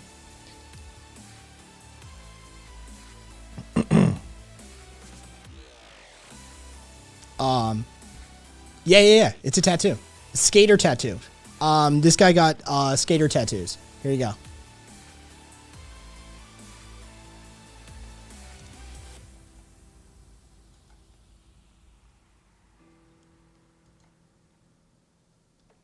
I mean, if you know, you know, right? Like, if you know, you know. There's just some shit. Inline, skate, fucking, dude, there's a bunch of shit. That you just, dude, see, that's the thing. If he's that familiar with them, that he's earned them, that he's like, yeah, fuck it, I'll wear these all the time, sort of thing, Caboose. You know, yeah, it could be. It could be stolen valor, or it could be some real valor.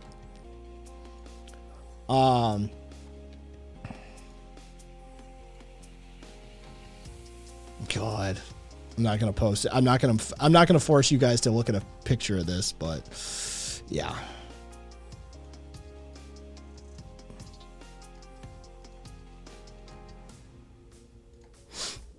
Oh yeah, I mean, should have worn elbow pads. I know, right?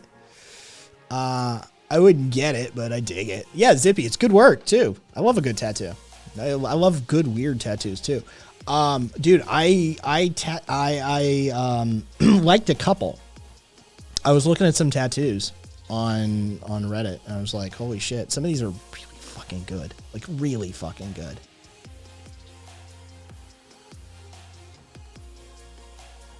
Here.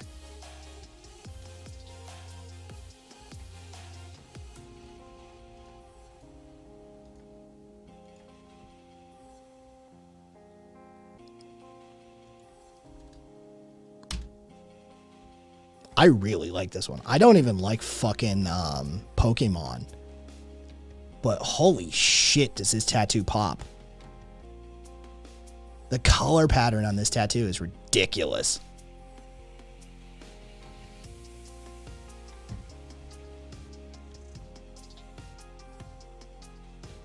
Yeah, I was looking at some tattoos. I was like, God damn, some of this tattoo work these days. I mean, this shit, look at the little creases and lines on this shit.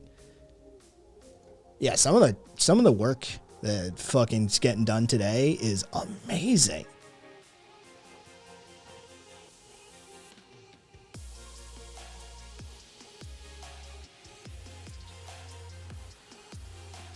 Oh. Oh yeah, for sure. For sure, Zip.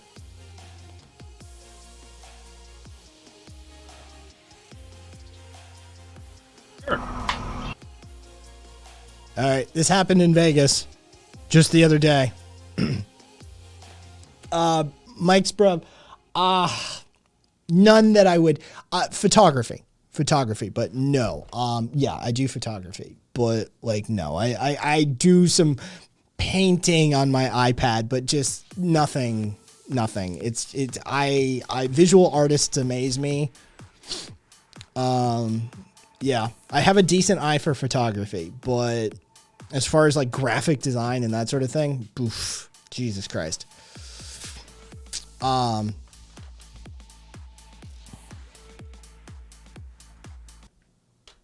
Here was Vegas just the other day. You speak English, but you don't. I'm from here. No, you're not. Yes, I am. Oh, it's 2020. What? Yeah. And you what? You are? Oh. I'm an American, motherfucker. It's an Lyft driver. Hi, Richard. Yes, sir. What's my name, Richard? Sure. Yeah. What's my name? Edgar. Yes, sir. Thank you for coming out. No problem. By any chance, do you have a mask? No, I don't. Do you mind to put your shirt on top right here? So that'll be really appreciated. I'm sorry? You believe in that shit? Yes, I do, because I have a family that is sick of that. Mm-hmm. I don't believe our government. So. Well, it's not the government. It's the people that is getting sick. It was the all caps. I'm sorry, I don't It's the all caps caboose. Yeah. I've never heard of someone ask me to wear a mask. Well, it's because we're really close right here in the car, You and should then. have went left there. Huh? You want to get me home, you should have went left there. I don't know where you're going. Oh, it's taking me to the freeway. You want to take that way, or you gonna? Well, if you want to drive around with me all night long without a mask, that's fine. If you want to get me home quick, you go that way. That's fine. Up to you. I don't like you. You don't like me? You want to get out? No, I want you to take my ass home and give you a shitty review. You know what? You can get out right now. I'm not getting out right now. Yes. Nope, I've got a contract with you and I've got a ride with you. I've got a contract with you and I have a ride with you. Nope. The contract ends right now. No, it doesn't. Sovereign citizen. It doesn't. Yes, he does. You can't do that. Yeah, you can. You try. Go ahead. Nope. The contract does not end. Yes. I told you I didn't like your standards. I'm entitled to free speech. Yes, you cannot sir. contract. You cannot cancel the contract for that. Yes, I do. No. It's my car, and you can get out right now. Nope. It's not your car. It's Lyft. Nope. It's You my represent. car. You represent Lyft. Well, then suit Lyft. Then. Your little candy ass faggy white glasses. Mm-hmm. I just fucking crush your fucking skull right now. You're on video. I'm not gonna do that though, because I'm an idiot. I'm an idiot. Yeah, you're on video right now. I'm not an idiot. Just take me home. No. I won't give you a review. Just take me home. Nope. Nope. Okay, Nope. cancel this ride. Then I want to see you cancel the ride, so you gotta pay $5. You cancel it. There. Go again, so it's a little slower, sir. There. I don't see that. It's canceled. Let me There. see it show up on my phone. And then I don't know. I'll get out, okay? I don't know. You don't know much, do you? I finished the trip already. Get out of my car. Daggy. Out of your car? Fair. Yeah, how about a please? Boy. Trip already. Get out of my car. Please. Out of your car? Yes. Yeah, how about a please? Boy. There it is. There it is. It doesn't show it canceled here. There it is. No, I didn't cancel. I finished the trip. Boy. I live 4 miles that way. You didn't finish the trip. I did. It's Okay, different. so I'll just have to call Lyft and complain about it. Go ahead. Okay, that's what I'll do then. Go ahead. I have video. Yeah, you got video. Yeah. You got video? Yeah. Hey, you got video? Yeah. Hey, you ever take English class? You got video? You got video? You speak English, but you don't. I'm from here. No, you're not. Yes, I am. You're a fucking wetback. And you are? I'm an American, motherfucker. I fought for I'm the country for 3 times. I'm an American too. 3 times in the goddamn war. I'm an American too. No, I don't. But you don't speak English. Yes, I do speak English. Okay, I well, speak how Spanish. can you? How can? Okay, I'll just get out and call Lyft. You're not Yeah, worth go my ahead. time.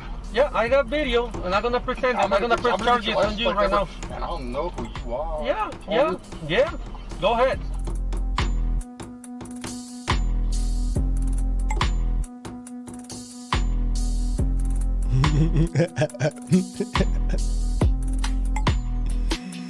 Oh.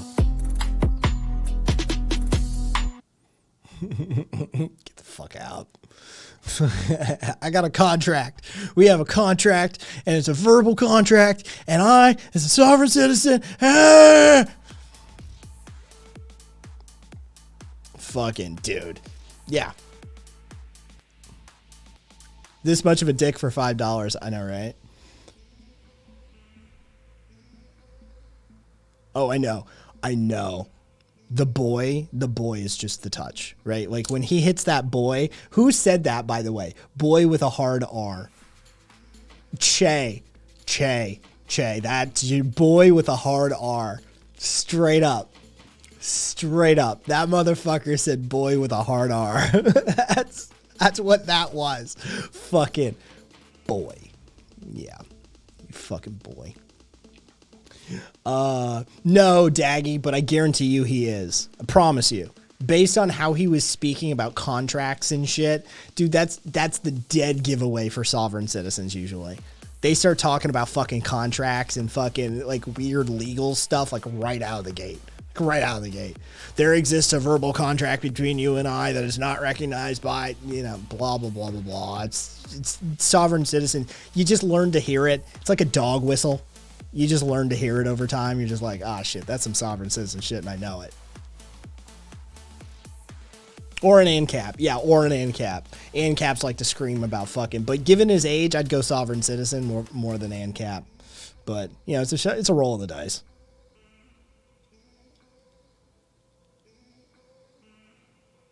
Oh, dear sweet Jesus. He really is. Aka, yeah, y'all.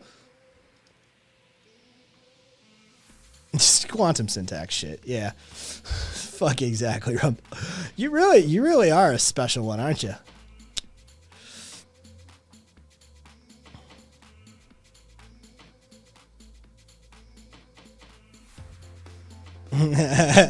Caboose. I wonder if he thinks that he mentioned that he did 3 tours. Oh, for sure. Yeah, of course he was fucking. He fought in the war 3 times. It was his statement. He fought in the war 3 times. Press X to doubt. I mean, my controller doesn't fucking. It's not very satisfying if I press X to doubt on this. It's not the nice, pretty blue button. Where's my old controller? I need to get that back just for fucking prop play's sake. Oh, 3? The war against Christmas, maybe. Yeah, the war.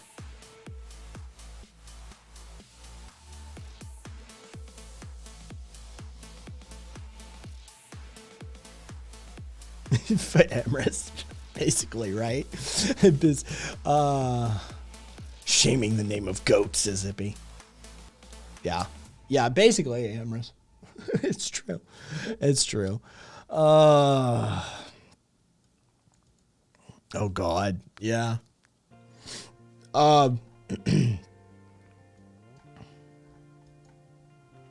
Did y'all see that there's a Lake Superior Twitter account and it's been fucking racking up body counts?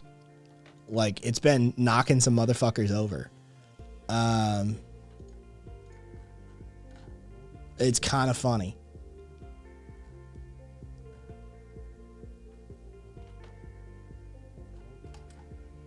Where was the...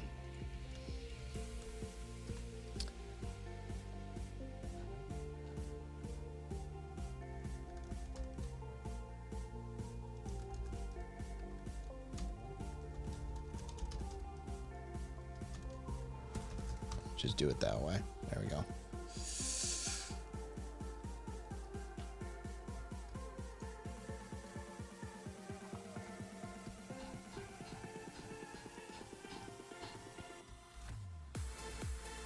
I know, not Twitter.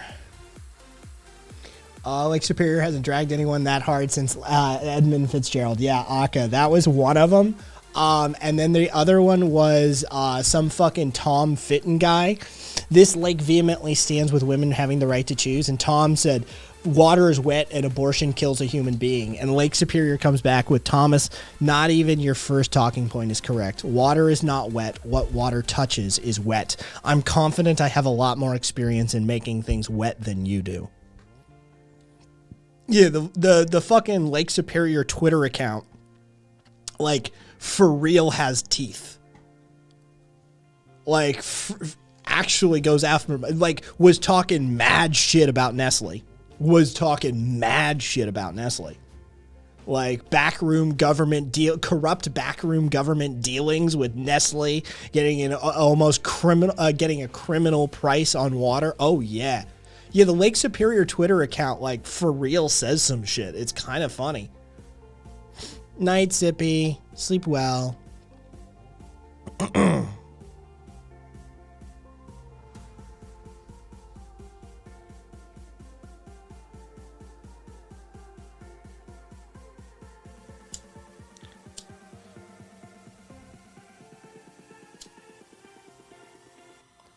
GoDaddy. This is basic capitalism. This is basic free market capitalism. This is basic. Does a bar have the right to deny someone service for not wearing shoes?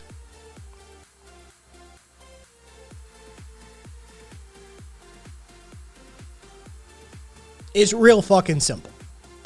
The guy has every right to deny him service. Just that simple. This is a private transaction. There's no government involvement. No constitutional amendments come into play. He did not meet the standards by which the driver had set forth. Therefore, he was asked to remove himself from the premises. It's that simple. It's like screaming cunt at the top of your fucking lungs in a Michael's craft store. They can ask you to leave. It's just the end of it. Same way that you don't have to bake a fucking cake for a gay wedding if you don't want. You don't have to. You don't have to give a ride to a fucking racist piece of shit. Simple as that. That's the beginning, middle, and end of that story. The racist piece of shit got shamed publicly, as he should, and the driver didn't have to give him a ride. Did they pick him up from a Cracker Barrel? Probably.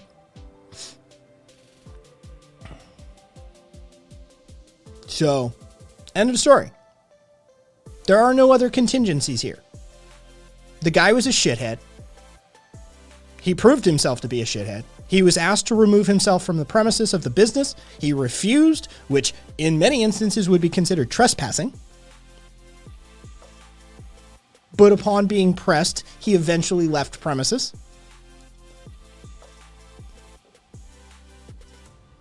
Like, you can do racist taxi and see how long it works. I know, right?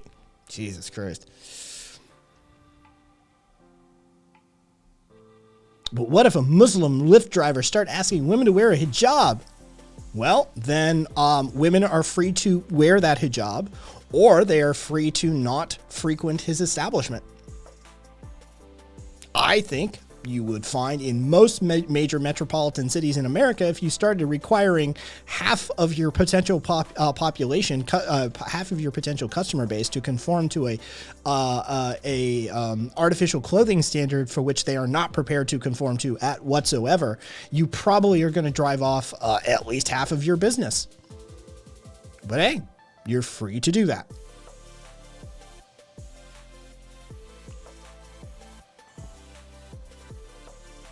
As long as I didn't do it because of your race or religion or other characteristics, I could kick you out of my bar because I didn't like your face. Exactly, Viva. Exactly.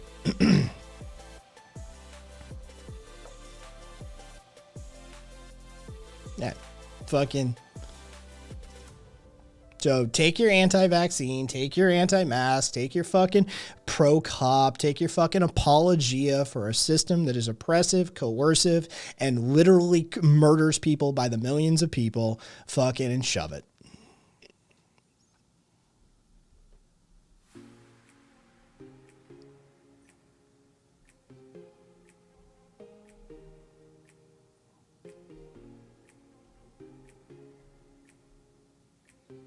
Except he didn't do that, did he, Goat Daddy?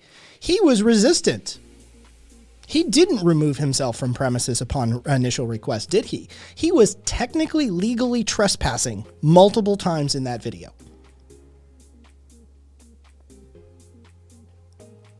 Yeah. Hi. Oh, by the way, Goat Daddy 77. Hi, my name's Kai. My stepfather was a judge. Yes. Oh, and we have a lawyer in chat as well, as you've already discovered. So, yes, he was quite resistant to that, actually.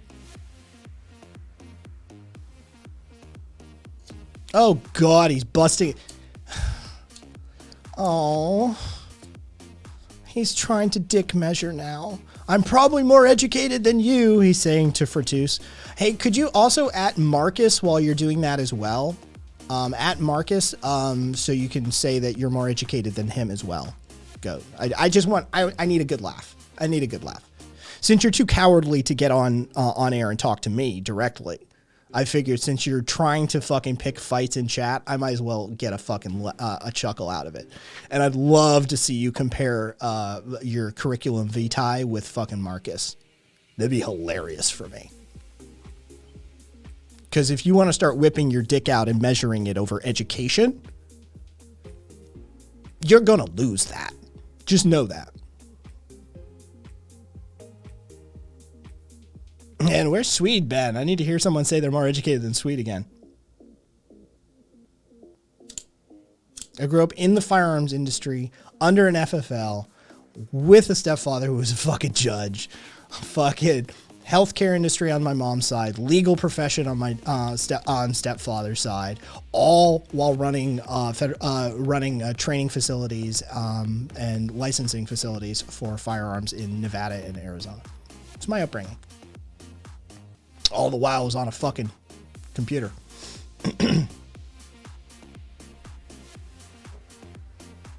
Oh yeah, Daggy. But you notice they value, they're making an appeal here. Goat is attempting to provide value and worth. They're attempting to provide a rhetorical methodology to make an appeal here. I hope to one day have an education dong.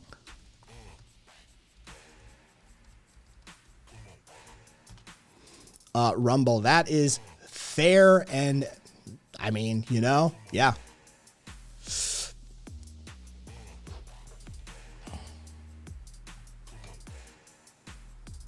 So, yeah, Goat is attempting to make a rhetorical appeal here. This would be an ethos appeal, just if you're keeping track. Ethos, pathos, logos. He's not actually appealing to logic or facts. He's appealing to the. He's attempting to make it a characteristic credibility. He's attempting to make a claim to credibility based on his character. And his character, as he's claiming, is a master's degree and several certifications. He's attempting to sway your opinion about what he says, utilizing that methodology. But it's just a simple ethos appeal. Any counter appeal with equal or greater credentials will undermine his claim to authority. So if you're going to use an ethos appeal based on your credentials from an educational institution, we're also going to need to know what educational institution rendered those credentials. Because the fact of the matter is a master's degree in anything doesn't really mean shit if it's from an online diploma mill or whether it's from Oxford University. We don't really know the veracity, we can't verify the veracity of these credentials without them being provided. So attempting to make an ethos appeal to a community based on your so-called collegiate credentials without actually providing them is a very poor attempt at rhetoric. But maybe for your degree, whatever it was in, they didn't teach rhetoric at any level. Maybe there's not much of a classics education going on there. I'm a PhD in D's nuts.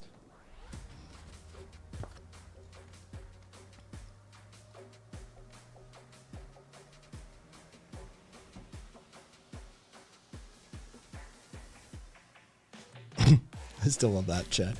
I too hope to have one day an education dong. Tech support is the hobo hacker in chat. I want some damn popcorn. Caboose, man. Where's it? Yeah, okay. So where does this have to go so far with discussing all aspects of legal constitution bullshit? It's clear as day situation. You have an asshole as a customer. He's threatening you and not respecting common sense rule during a pandemic. What's the big deal? Ask him about the card. Yeah, Nez, it's just fucking people, man. Fucking people. I know, right? Amorous, the anti-mask thing? Jesus, fuck me. Marcus. Yes, you dump out and come back to fucking basic rhetoric 101. When your university is ranked 124th out of 125 UK unis. I tell people with a master's degree almost on a daily basis what they're trying to do. Education doesn't mean much. Oh, I know.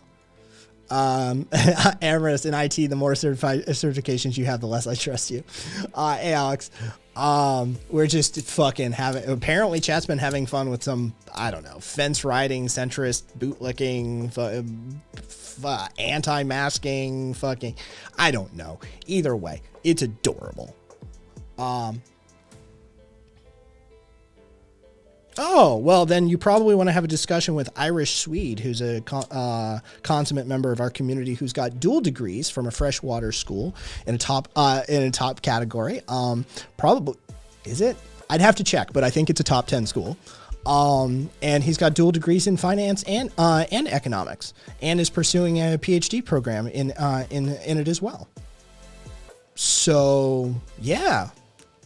You see how there's always a bigger fish? We've got multiple PhD candidates. We've got a professor of anthropology with a specialization in indigenous studies. if you're going to come through and try and like lay down some big dick educationally speaking, it's probably the wrong community to do it with, because I mean, we got a lot of education and we've got a lot of skills and experience outside of formal education. Like our skills exchange alone is, for a small community, our skills exchange is impressive. So like you just sort of like your target acquisition or your target analysis and acquisition lacks. Let's just put it that way. Yeah.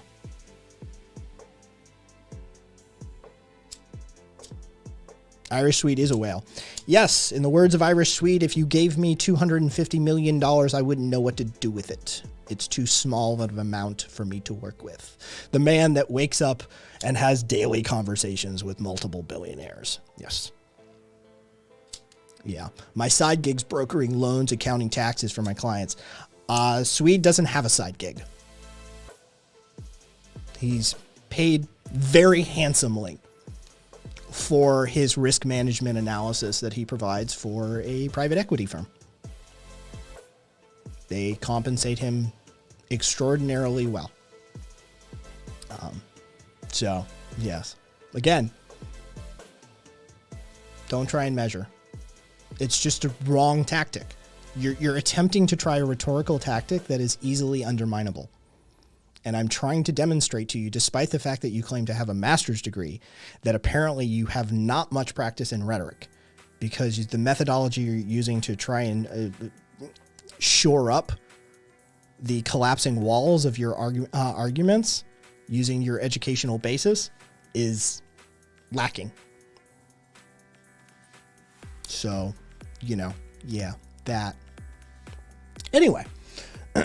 Also Sweet has kids and a mechanical heart valve. Mechanical heart, yeah. It's a mechanical heart valve. It's a St. Jude's valve. I teach, and I know that some people pass, but they still don't really understand. Daggy, it's true.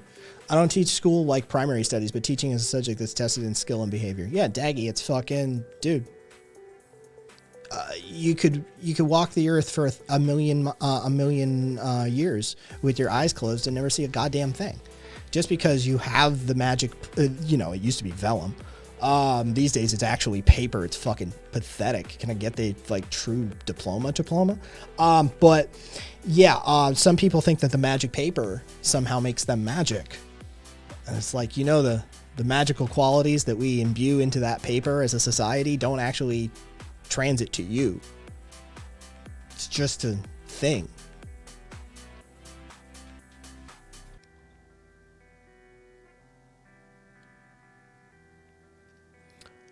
My favorite is to go, quote, my boss wrote the Iraqi constitution. No constitutional law isn't even his specialty, says Marcus. Yeah. Yeah. It's, you know, it's adorable. Did they hemlock the last ethos wise guy? I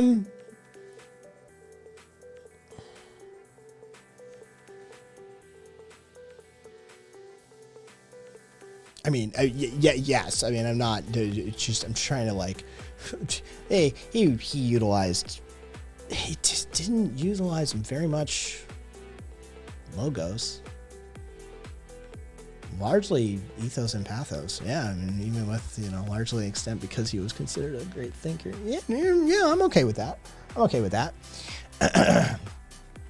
Like, you'd still have a school teaching, not being an a-hole. Most graduates as a-holes. They just have a diploma that they are not.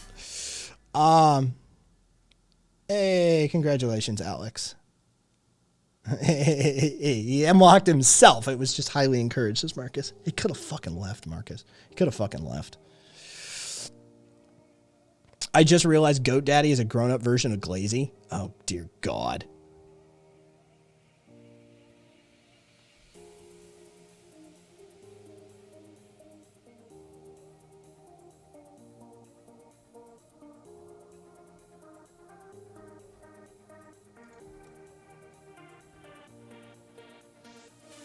He was corrupting the yuff with the philosophy.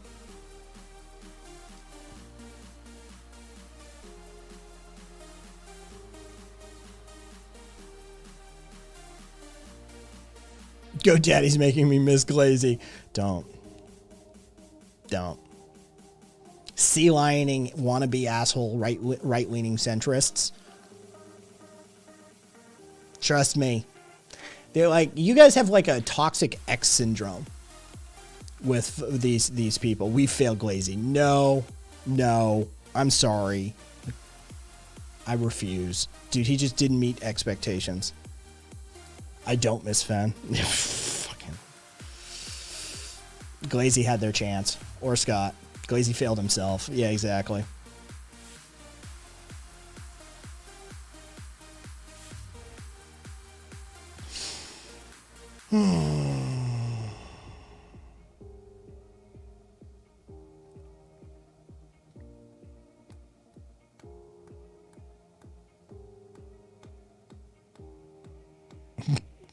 Nice, Marcus.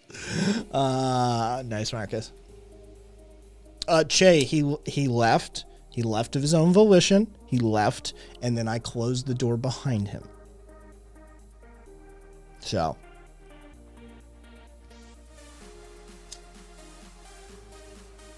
Yes. So I instructed people very clearly, if you miss Glazy, feel free to DM him. But I don't want to have to put up with that fucking sea lioning centrist nonsense anymore. For reliably from somebody.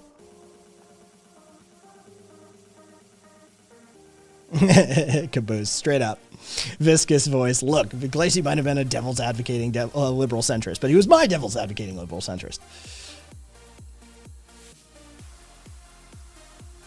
Yeah, Viva, I don't miss him at all. Honestly, I don't. 100%. That's just... Jesus.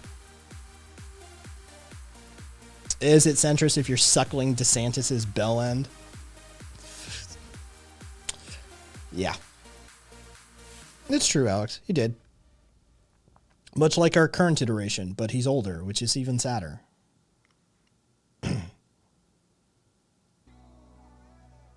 Oh, Daggy, yeah. If you're coming from Europe, then it's a whole other ballgame. It's a whole other ballgame.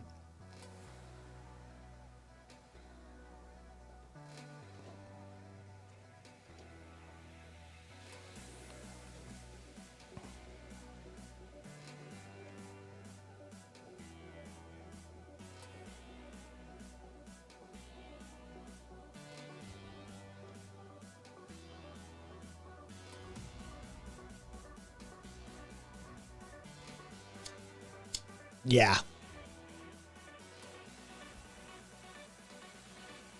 Yeah, Caboose, I didn't even fucking look at. Like, I didn't even bother. He's just an idiot troll you guys have been playing with for a while. How I know? He's a coward. He won't get on the air. None of the ideologues that come through here that are so adamant, they all jump on the air. They all hop on the air. The ones who really believe what they fucking say, they all hop on the air. They're all fucking immediate. Like, yeah, I'll fucking tell you what's what.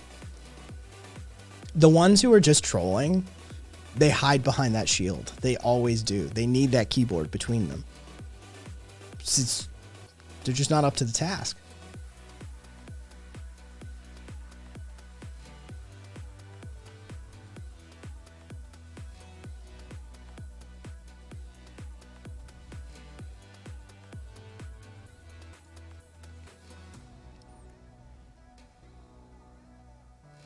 None.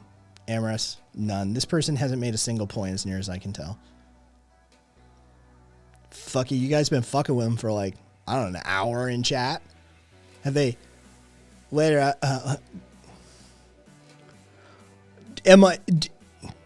just gonna let you go, Alex.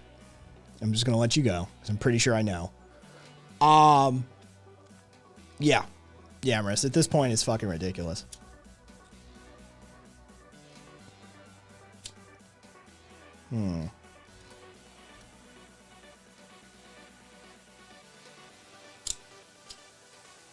Not 5 a.m. for me. Hey. We've heard that one before. We've heard them all. We've heard every excuse. Everyone.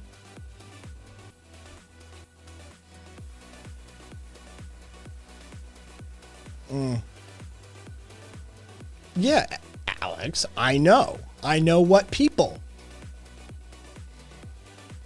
But I was going to just let it go. Because I'm not supposed to. Later.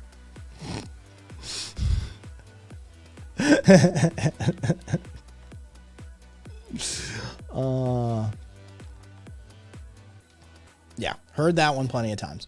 So, anyway.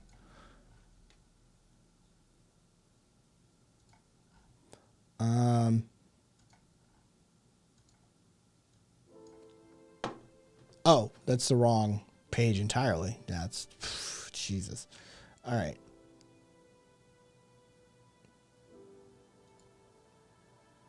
Oh, yeah, I can't show that.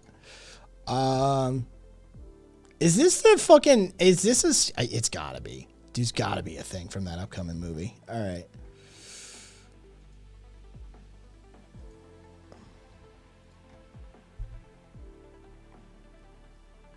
$8 p.m. But you won't be, if you walk in here at 8 p.m. your time and expect me to fucking get right to you, that's not going to happen. 8 p.m. is, I'm sorry, 8:30 for you. Sorry, not even 8 p.m. 8:30 is when the stream will go live. We won't even be on the air until probably for you 8:42. That sort of thing. Warm up, talk about headlines, stories, get shit done. 9:30.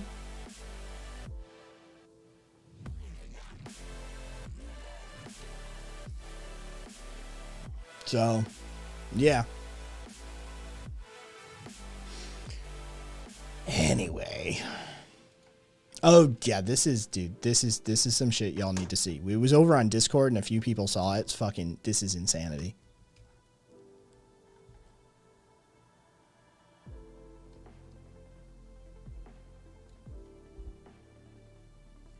Daggy, if you have an audio sync issue, refresh the page or close and open the app. Unless everybody's having it, but I'm not seeing it over here on my mixing or my board. So, like, not seeing it here or here, so check yours.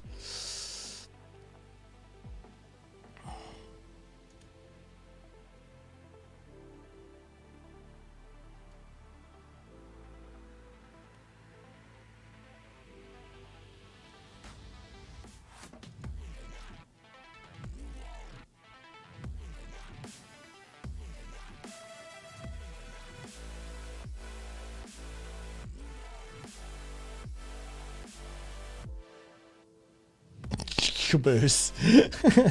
Caboose. Oh, caboose. Why is comparing the uterus to a satanic goat image so fucking hot for me? What the fuck? Caboose.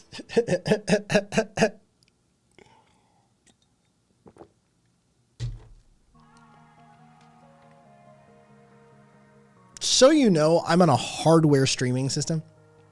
There's no, use the pause control for a few seconds. Oh yeah, on your side, yeah. That's fucking like Jesus Christ. Yeah, my hardware is fucking yeah. This is that's hilarious though, Caboose. I want some magic mana. Yes. Apparently, so this person now thinks that specifically the only people allowed to get abortions are going to be like Satanists. And that's exactly what they were maneuvering. They want, like everybody else, not to be able to get abortions and to use abortions as like the satanic ritual tool or some shit like that. It's fucking insane. Oh, conspiracy theorists, man. They're absolutely great.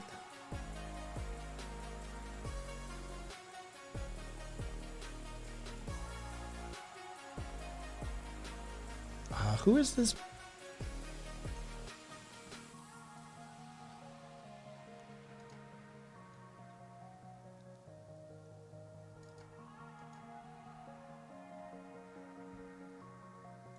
Ah, yes.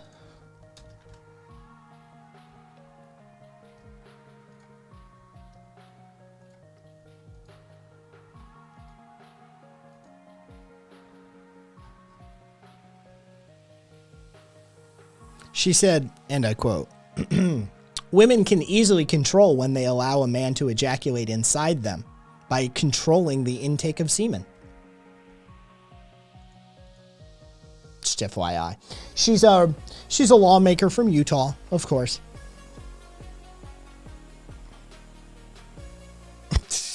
Boost.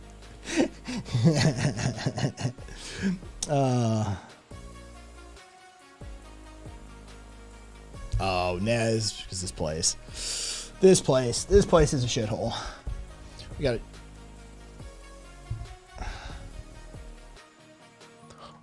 Apparently, yeah. Okay, so she's talking about fucking not fucking in the first place. It literally.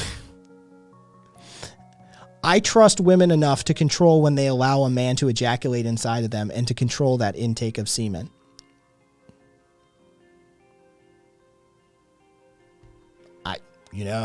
Yeah.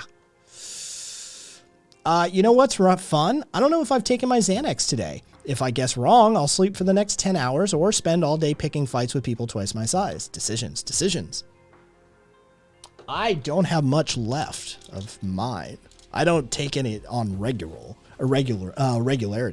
but I do have some. Very little left, though. Like, sort of territory.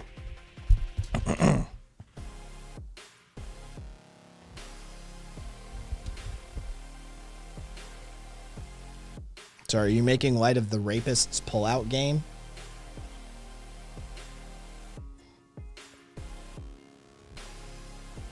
The Alex Jones aligned conspiracy theorist adjacent Luke Rudkowski videographer who travels the globe and goes to blah, blah, blah, blah, blah, records, that Luke Rudkowski? These are fucking right-wing activists. Why, what's my take on a fucking right-wing conspiracy theorist videographer? I can't imagine.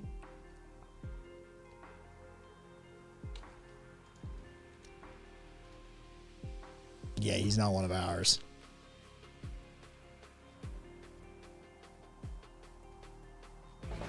He's a fucking Ron Paul supporter. Yeah, no. Yeah, he's not one of ours.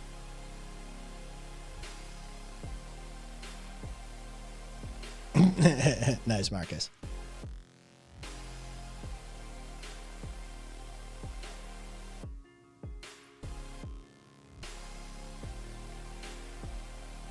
It's even more stupid. She was responding to someone saying men should control where they deposit their semen, so she wanted the ladies to feel included.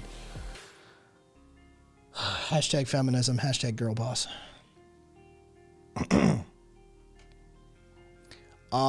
Speaking of a cocktail of sedatives, I'm entirely too sober. Aspen, fucking called it out like it was. I should have smoked in the middle of Popo's Bizarre Adventures. I'm entirely too sober for this sort of shit. I'm listening to fucking this enlightened centrist nonsense bullshit up here. We don't? Could he go away like forever? He's a fucking ANCAP. Fuck that guy. Not an anarchist.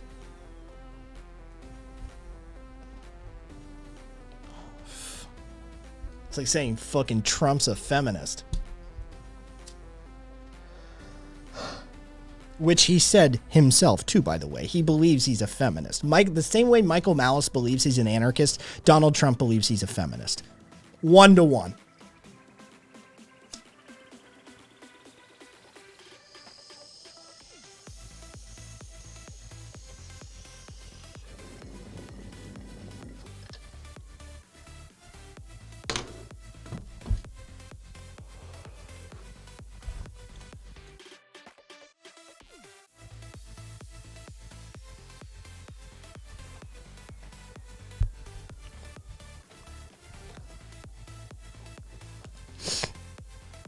Saxon, but anarchism is about the collapsing down of hierarchical power structures.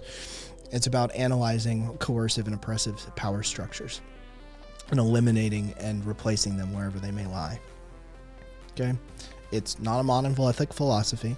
It's a network of ideas. In the words of Emma Goldman, we much prefer it that way. But it's a lens of analysis. It's a toolkit. It's a methodology, right? So I am first and foremost an anarchist. I am about a way of life, a philosophy, an ideology that teaches me, that allows me to have this toolkit of analytical tools that I can bust out and use.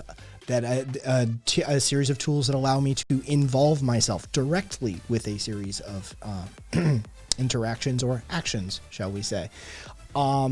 It is a way of doing things. It is a way of approach. It is a methodology unto itself.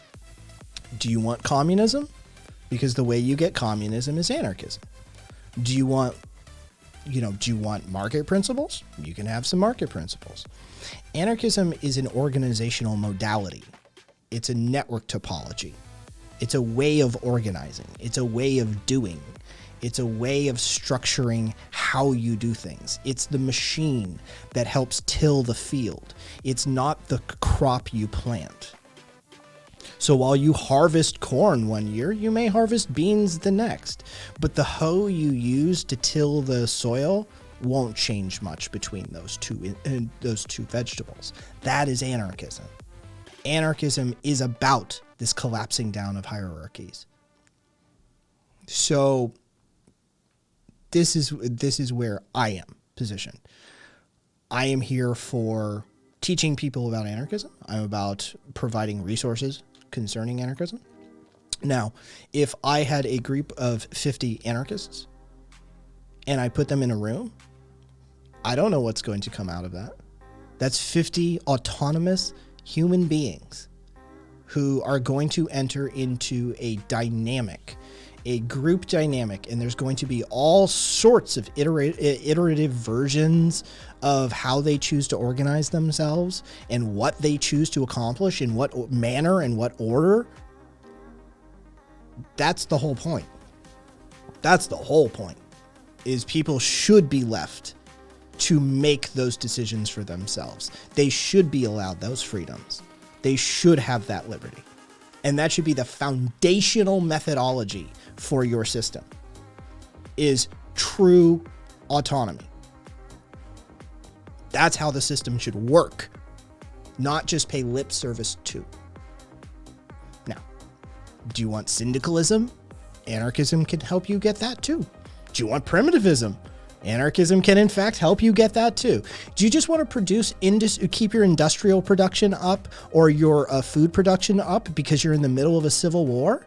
Congratulations, anarchism can deliver that to you deliver that to you as well. And the Spanish Civil War is proof of that.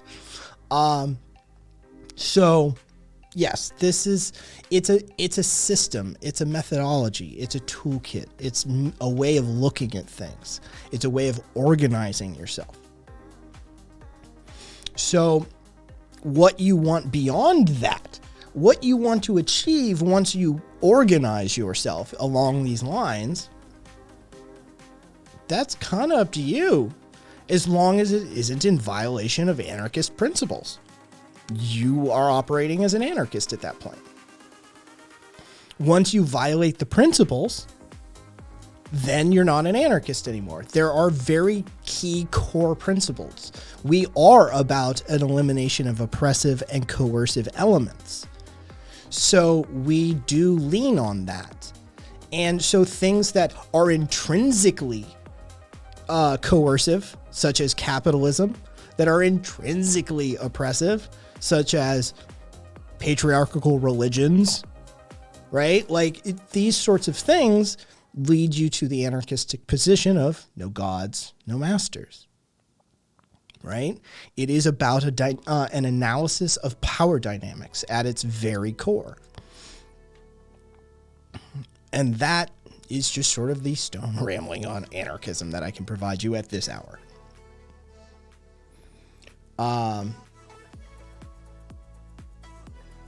Except they don't, Daggy. They really don't. They always, somewhere in the conversation, it will enter that for the good of the nation, you need to do this or that, or for the good of the religion. There will always enter into the conversation with those other ideologies what you will be sacrificing in your autonomy. That's always part of the conversation. It's, through the dictatorship of the proletariat, you will be free. Not quite as free as the vanguard. I'm sorry, what? What's the vanguard? Well, they get, a little more than you. Why? Why is inequality at the base of the conversation for your system? When you have those baseline conversations for other systems, the first thing that you need to address is, so we're going to divvy it up, and you're probably going to get fucked. Anarchism starts that conversation differently.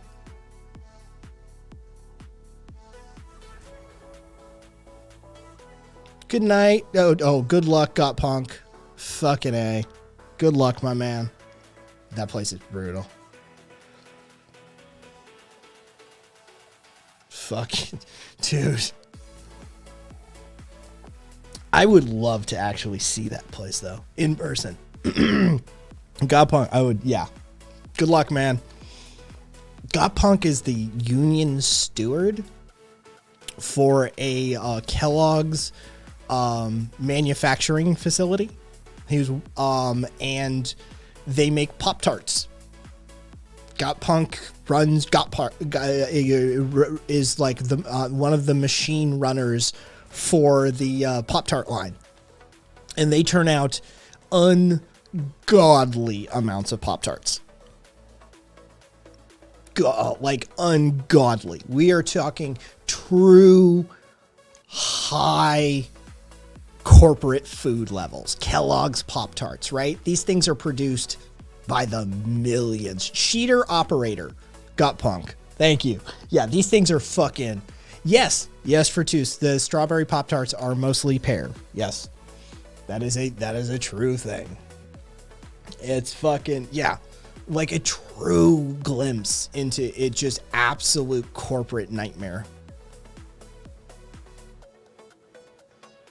Oh, I wouldn't choose capitalism, sex in the butt. If I had to choose a form of capitalism, what form would I choose? I wouldn't choose one. You strap it to the floor in a gimp suit. Sex in the butt. You take capitalism and you put it into a full fucking body gimp suit. Blind, mute, fucking completely featureless, dehumanized, and then you chain it to the fucking floor. And then you lock that fucking door. And you might want to cement it in. This is what you do with capitalism. If you're going to make me like bite that bullet, then the bullet I'm going to bite is full blown fucking like, yes, if you want capitalism, the only version of it that is going to be survivable is so insanely regulated that you might as well just call it a state centralized economy at that point. It is viral in its nature. Its propensity towards greed is so harmful at a basic human level. It is so corrupting. You need to really, really keep an eye on it.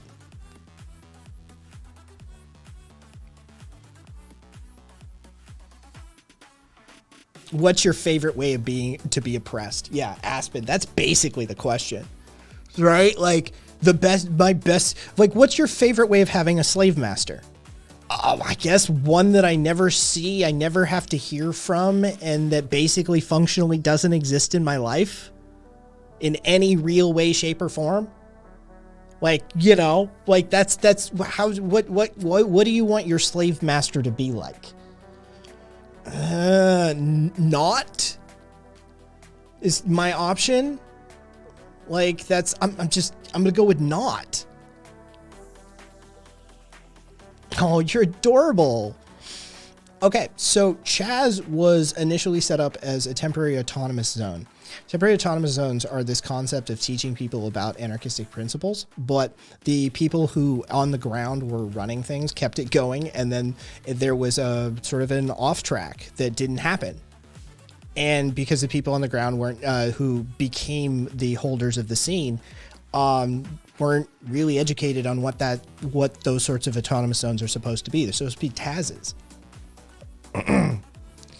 And so they fucked up. They fucked it up. They kept going what's not supposed to be. It's imagine if the carnival comes to town and never leaves again. That's not. They started something in a way that works. That it's been done before, and it can produce results. To seed these ideas, these mechanisms into a local culture or society. This works. We know this from multiple countries around the globe, but they fucked up. It happens. It happens. It metastasized and became what it shouldn't be. And you just gotta own it. Yeah. But hey, you know what Chaz didn't do? How about Union Carbide and the Bhopal, India disaster? Because when anarchism fucks up, you get a Chaz, right? When it's successful, by the way, it supplies 50% of the agriculture and industry for an entire nation. In the middle of a civil war, in that instance, hey Carpe, that would be the Spanish Civil War, right? Anarchistic communes were responsible for 50% of maintenance, basically, for the country during the Civil War. So, at our best, we put up some fucking numbers. At our worst, shit gets a little sketchy. You know what we haven't done? Create a set of scenarios where, I don't know. What are the actual numbers? Because it's always so. Because we don't know, because it's poor people. It's estimated to be somewhere between 15 and 20,000 dead overnight.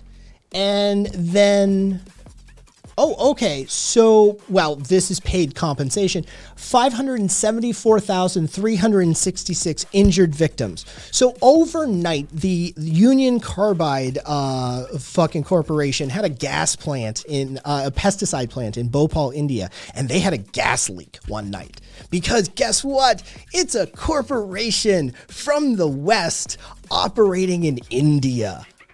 Because those safety standards are going to be up to spec. So the pesticide plant had a gas leak one night, and it killed, 20,000 people overnight, and then continued to harm the region, causing generational birth defects to the tune of 574,000 injuries.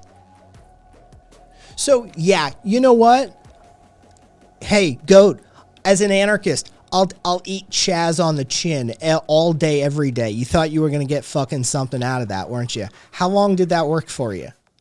Yeah, I'll take Chaz on the chin. You as a capitalist, how you feeling about Bhopal, India?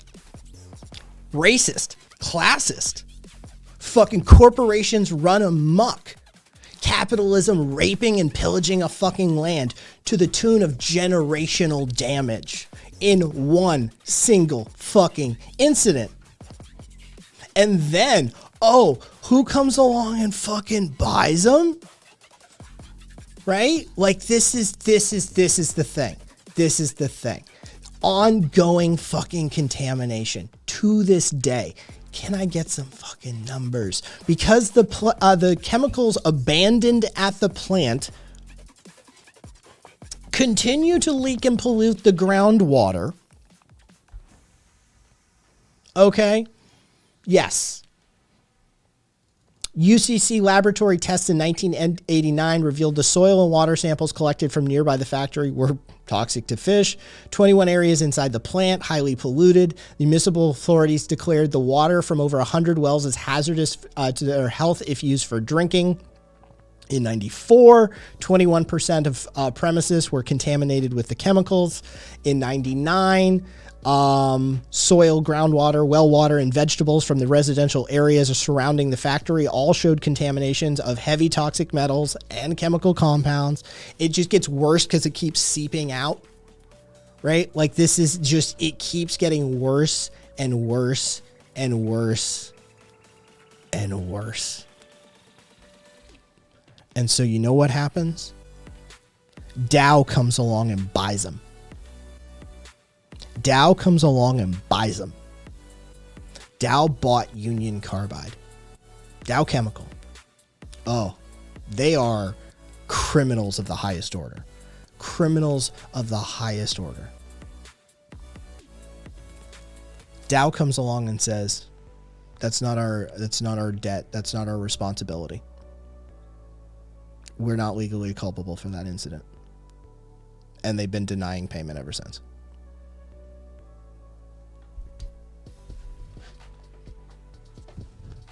Capitalism. Capitalism. That's what that looks like. That's what that looks like. They got shareholders, profit, dividends, distributed cost.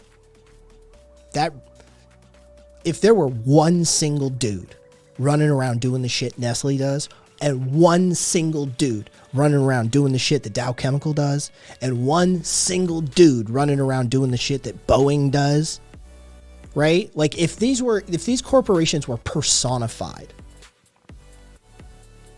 we'd fucking round those motherfuckers up fast, right? Like we would be like, holy shit, that's criminal, right? But because we have this distributed social cost, we get away with it.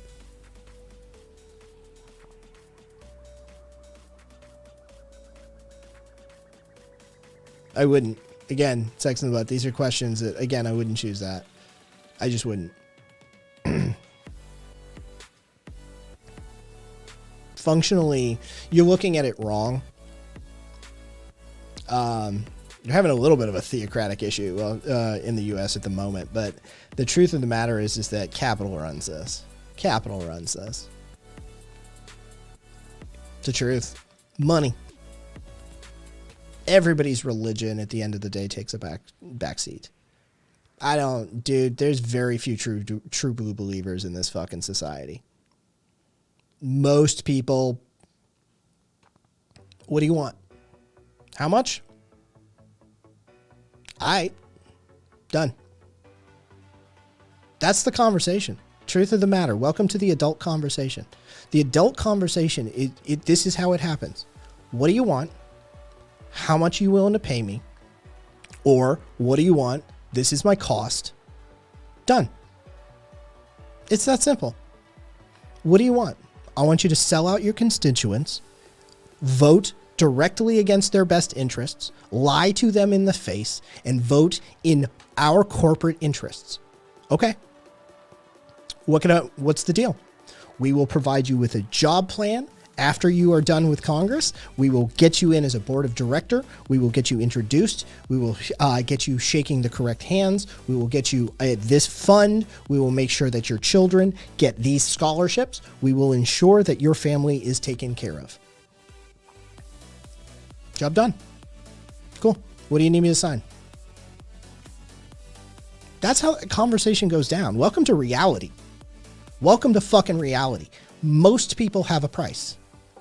There's very few real zealots, real true believers out there that will not compromise. Most people, in reality, have a price. They have a price tag.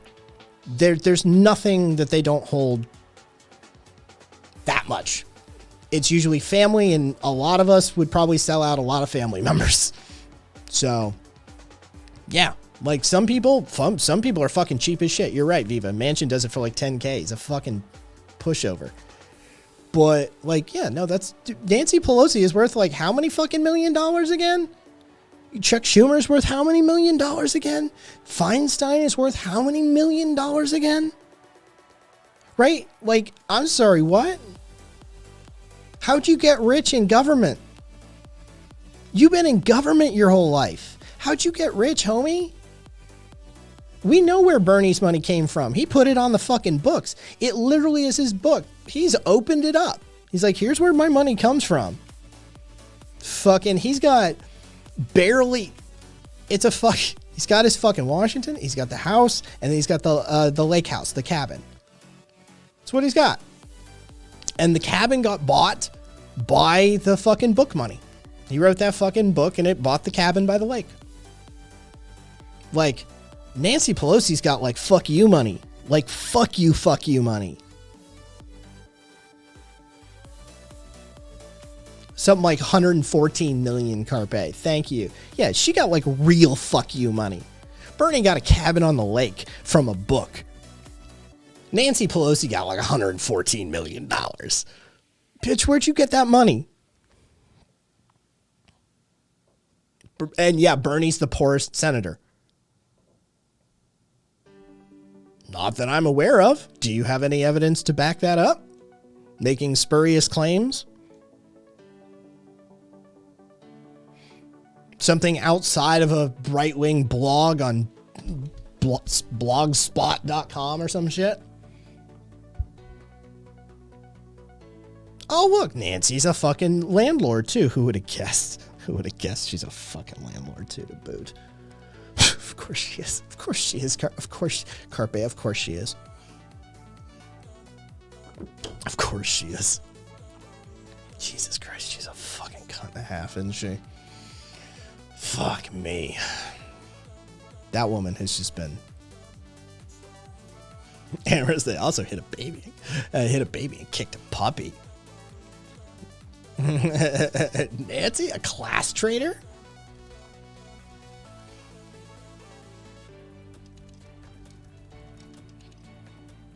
One 1-800-MAL.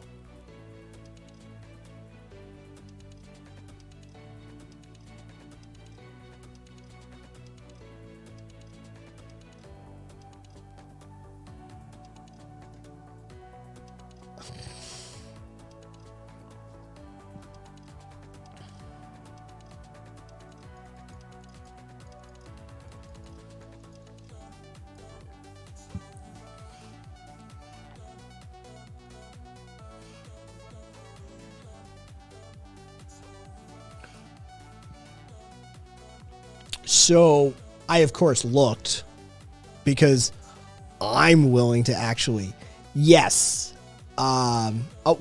Marcus, I found another one from the Daily Caller that seems to potentially could fit the fucking claim as well. Like, I'm telling you, Marcus, I could have, another life, I would have been right next to you, sitting right next to you drinking. Marcus, like seriously, like another life, I would have gotten the law degree. Yeah, Mike, of course I can't let it go.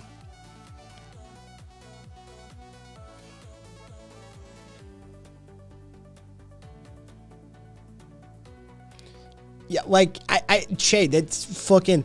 We're finding like nothing that actually lines up to this, and nothing that isn't like one either par for the course, like, you know. They drew sizable salaries from their house campaign. Of course you're fucking...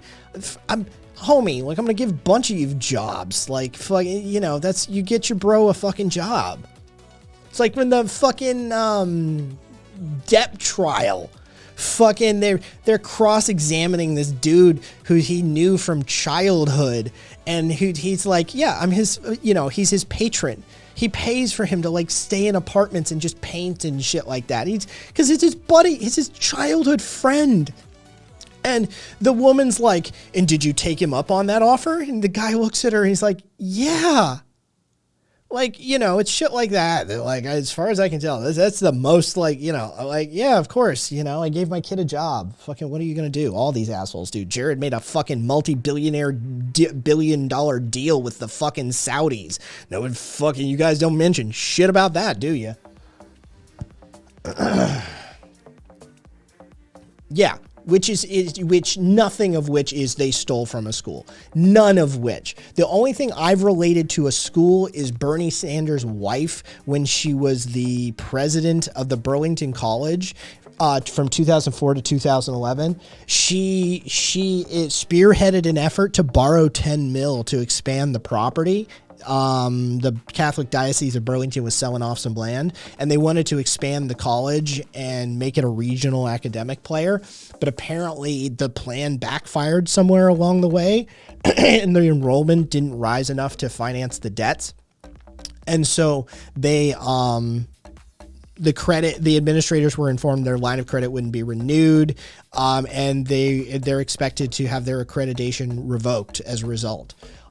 So potentially, she spearheaded a policy campaign that destroyed a college, but they didn't steal from it.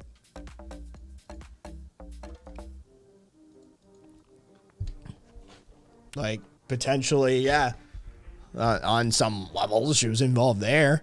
But holy shit, Donald Trump fucking collapsed how many fucking businesses? How many fucking enterprises did that fucker bankrupt over the years? Jesus. Like, nobody gives a shit.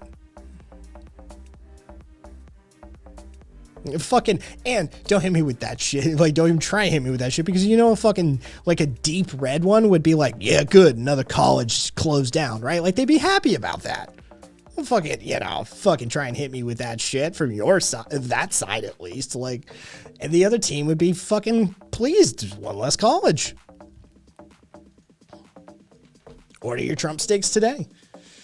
Bernie would have looked way awkward sort of dancing around a Palantir with the Arabs. Oh, would have been great though. I'm sorry, who's not allowed to run a charity anymore since they fraudulently misappropriated donated funds for personal gain? Again, just who? Who was that?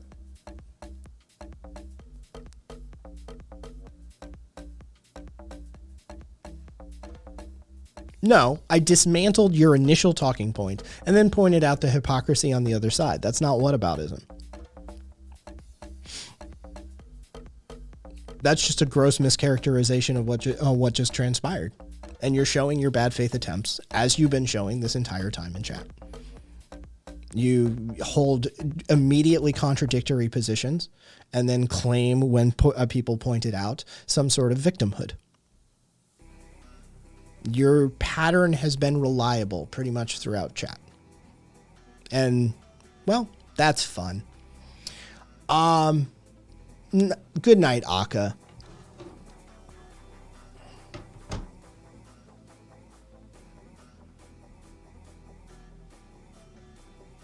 Oh, Daggy. At the end of the day, for an anarchist, it's just about authoritarianism. That's what we're on the constant watch. We're constantly on the watch for it. And there's micro-authoritarianism, right? You can encounter it in a collegiate lecture hall, right? You can encounter it in a workplace. You can encounter it in a family dynamic, right? There's the micro and the macro. And what we concern ourselves with is the rise of authoritarianism, generally speaking. We're worried about that oppressive and coercive elements. And that's sort of where anarchism tends to find its focus, whether it's suffrage movements or whether it's civil rights or whether it's indigenous rights or whether it's, queer liberation.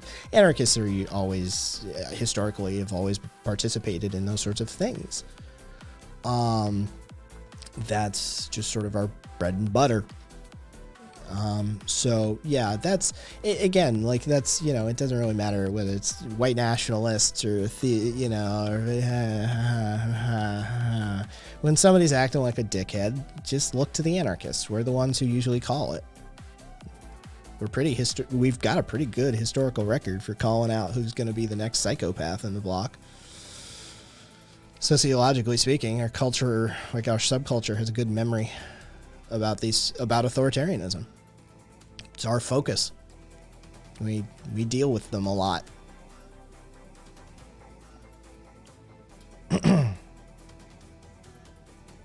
Oh God, Marcus. Oh, Marcus. Thank you for reminding me about Union Carbide. I'm gonna binge that Modern History after the show. Yeah, dude, Union Carbide. Good night, tech support. So the story of Sanders' wife took out credit to expand private college. College couldn't get students, so couldn't pay debts and closed. Yeah.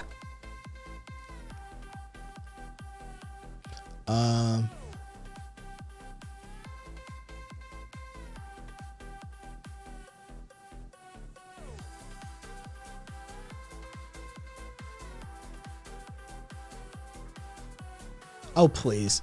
That's standard policy. Fucking standard policy. Presidents and CEOs of fucking companies absolutely come in, decimate a workforce, fuck a company beyond belief, and then they get $26 million to go away. Are you kidding me? You're gonna play fucking victim with that shit now? Are you shitting me? Holy fuck. These corporations kill people sometimes, and the fucking CEO walks away with a golden parachute. We have a term for it. We have a word for it. We've got an actual phrase for this shit. It happens so often in our society. Golden parachute. CEOs come through, just create absolute fucking chaos, and fucking whee! $26 million later. Oh, Jesus Christ. Marcus, didn't this guy claim to have an MBA?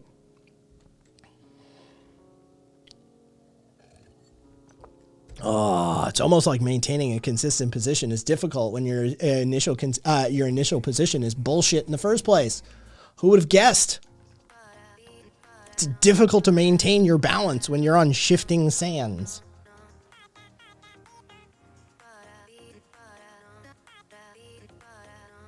Yes, but you don't have a word for the reconciliation of the deeds of the past. Viva. Can we just choose one? Guillotine? That feels right.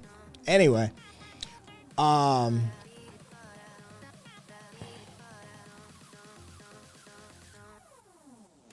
anarchists probably didn't even finish high school, says Amherst. Oh, God, that's adorable. Goat Daddy, why would I defend the Clintons? Are you... Probably some shenanigans. It's the fucking Clintons. Probably a whole bunch of shit. Like, probably some really, really sketchy shit. It's the Clintons. Come on, homie. I'm old. I was there for fucking, there for the real estate scandal in Arkansas. Yeah. Like, dude. And the cocaine rumors. Oh, the cocaine rumors. Oh, so cocaine rumors when he was fucking governor. Jesus Christ. Yeah, probably a whole lot of shit what happened to fucking Clinton in Haiti. It's the fucking Clintons. Again, anarchists. Clinton's a bit more confirmed kills than most literal soldiers. Hillary's a war criminal. The Clinton Foundation's been defrauding Haiti. Yes, we are leftists. Democrats are capitalists. We don't get together. Somebody fucking trigger the thing. What's the fuck? Fuck Brandon. There we go. The fucking Brandon command in chat. Don't even know my own goddamn commands.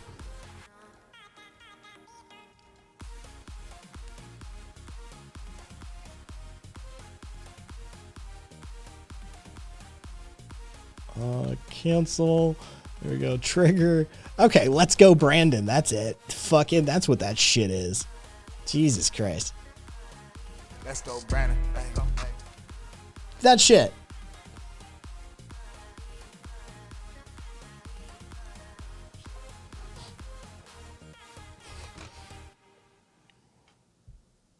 We ain't Democrats, homie. Chase just like, let's just fuck Biden, just out of curiosity. It's exclamation, let's go Brandon. You wanna know which president isn't a war criminal? Amherst, go for it. Go for it, Amherst. Oh, I can't wait for this punchline. Ow, bitch.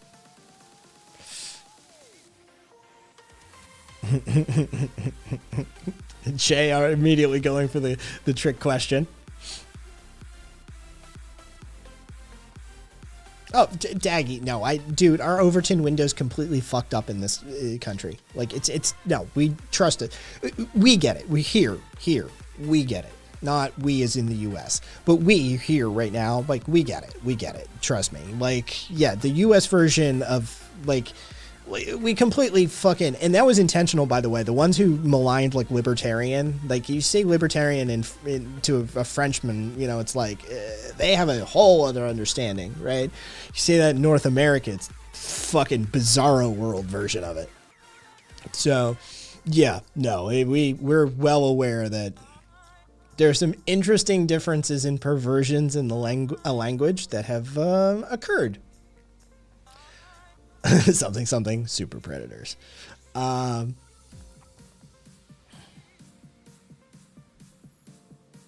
wanted to say Harrison, but probably he was a war criminal too. Roe's going too far. Busing will divide us. I won't sign Medicare for all if it comes across my desk. I wrote the crime bill. Nothing will fundamentally change. Biden. Yes.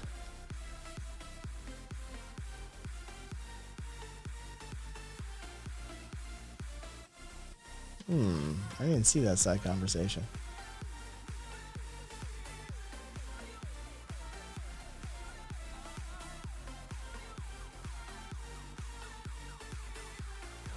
Oh, yeah. Good luck on that, Lotta.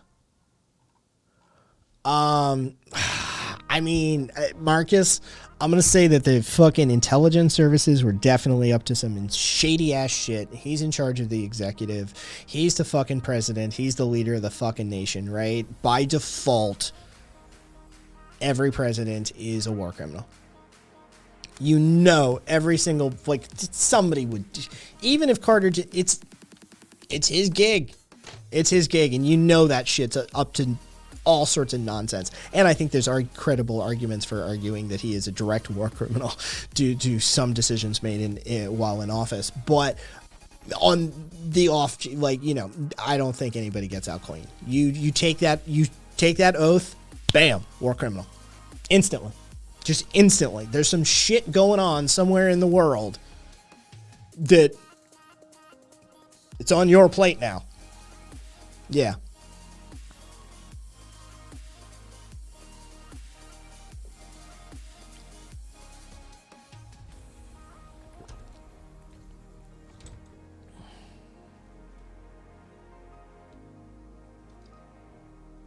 See? And that GoDaddy tells me tells me everything I needed to know. You showed your hand there. I didn't realize Biden was that based. I might be a Democrat now. Your willingness to play around with for the lulz, to be able to, like, do the devil's advocacy.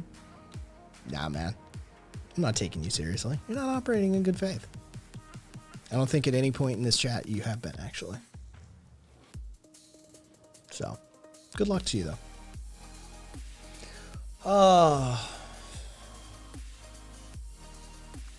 Probably. Who knows? Either way, we shall wish them well. Because clearly they need the attention.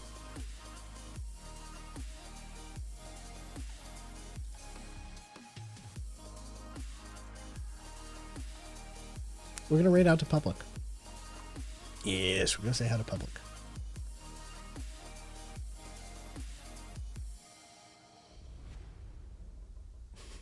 People just cringe. Yeah.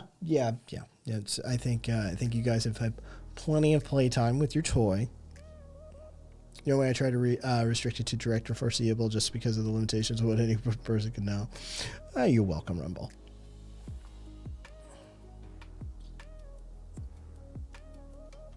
Yeah. Oh, yeah. Okay, with that kind of question, probably. No. Good luck, Walata. Best of luck to you. Fuck healthcare. Fuck healthcare.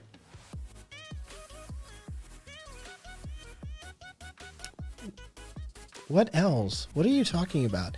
Why are you so obsessed with weirdo competition? You're just... some sort of inadequacy there. It's a shame. Take care, Marcus.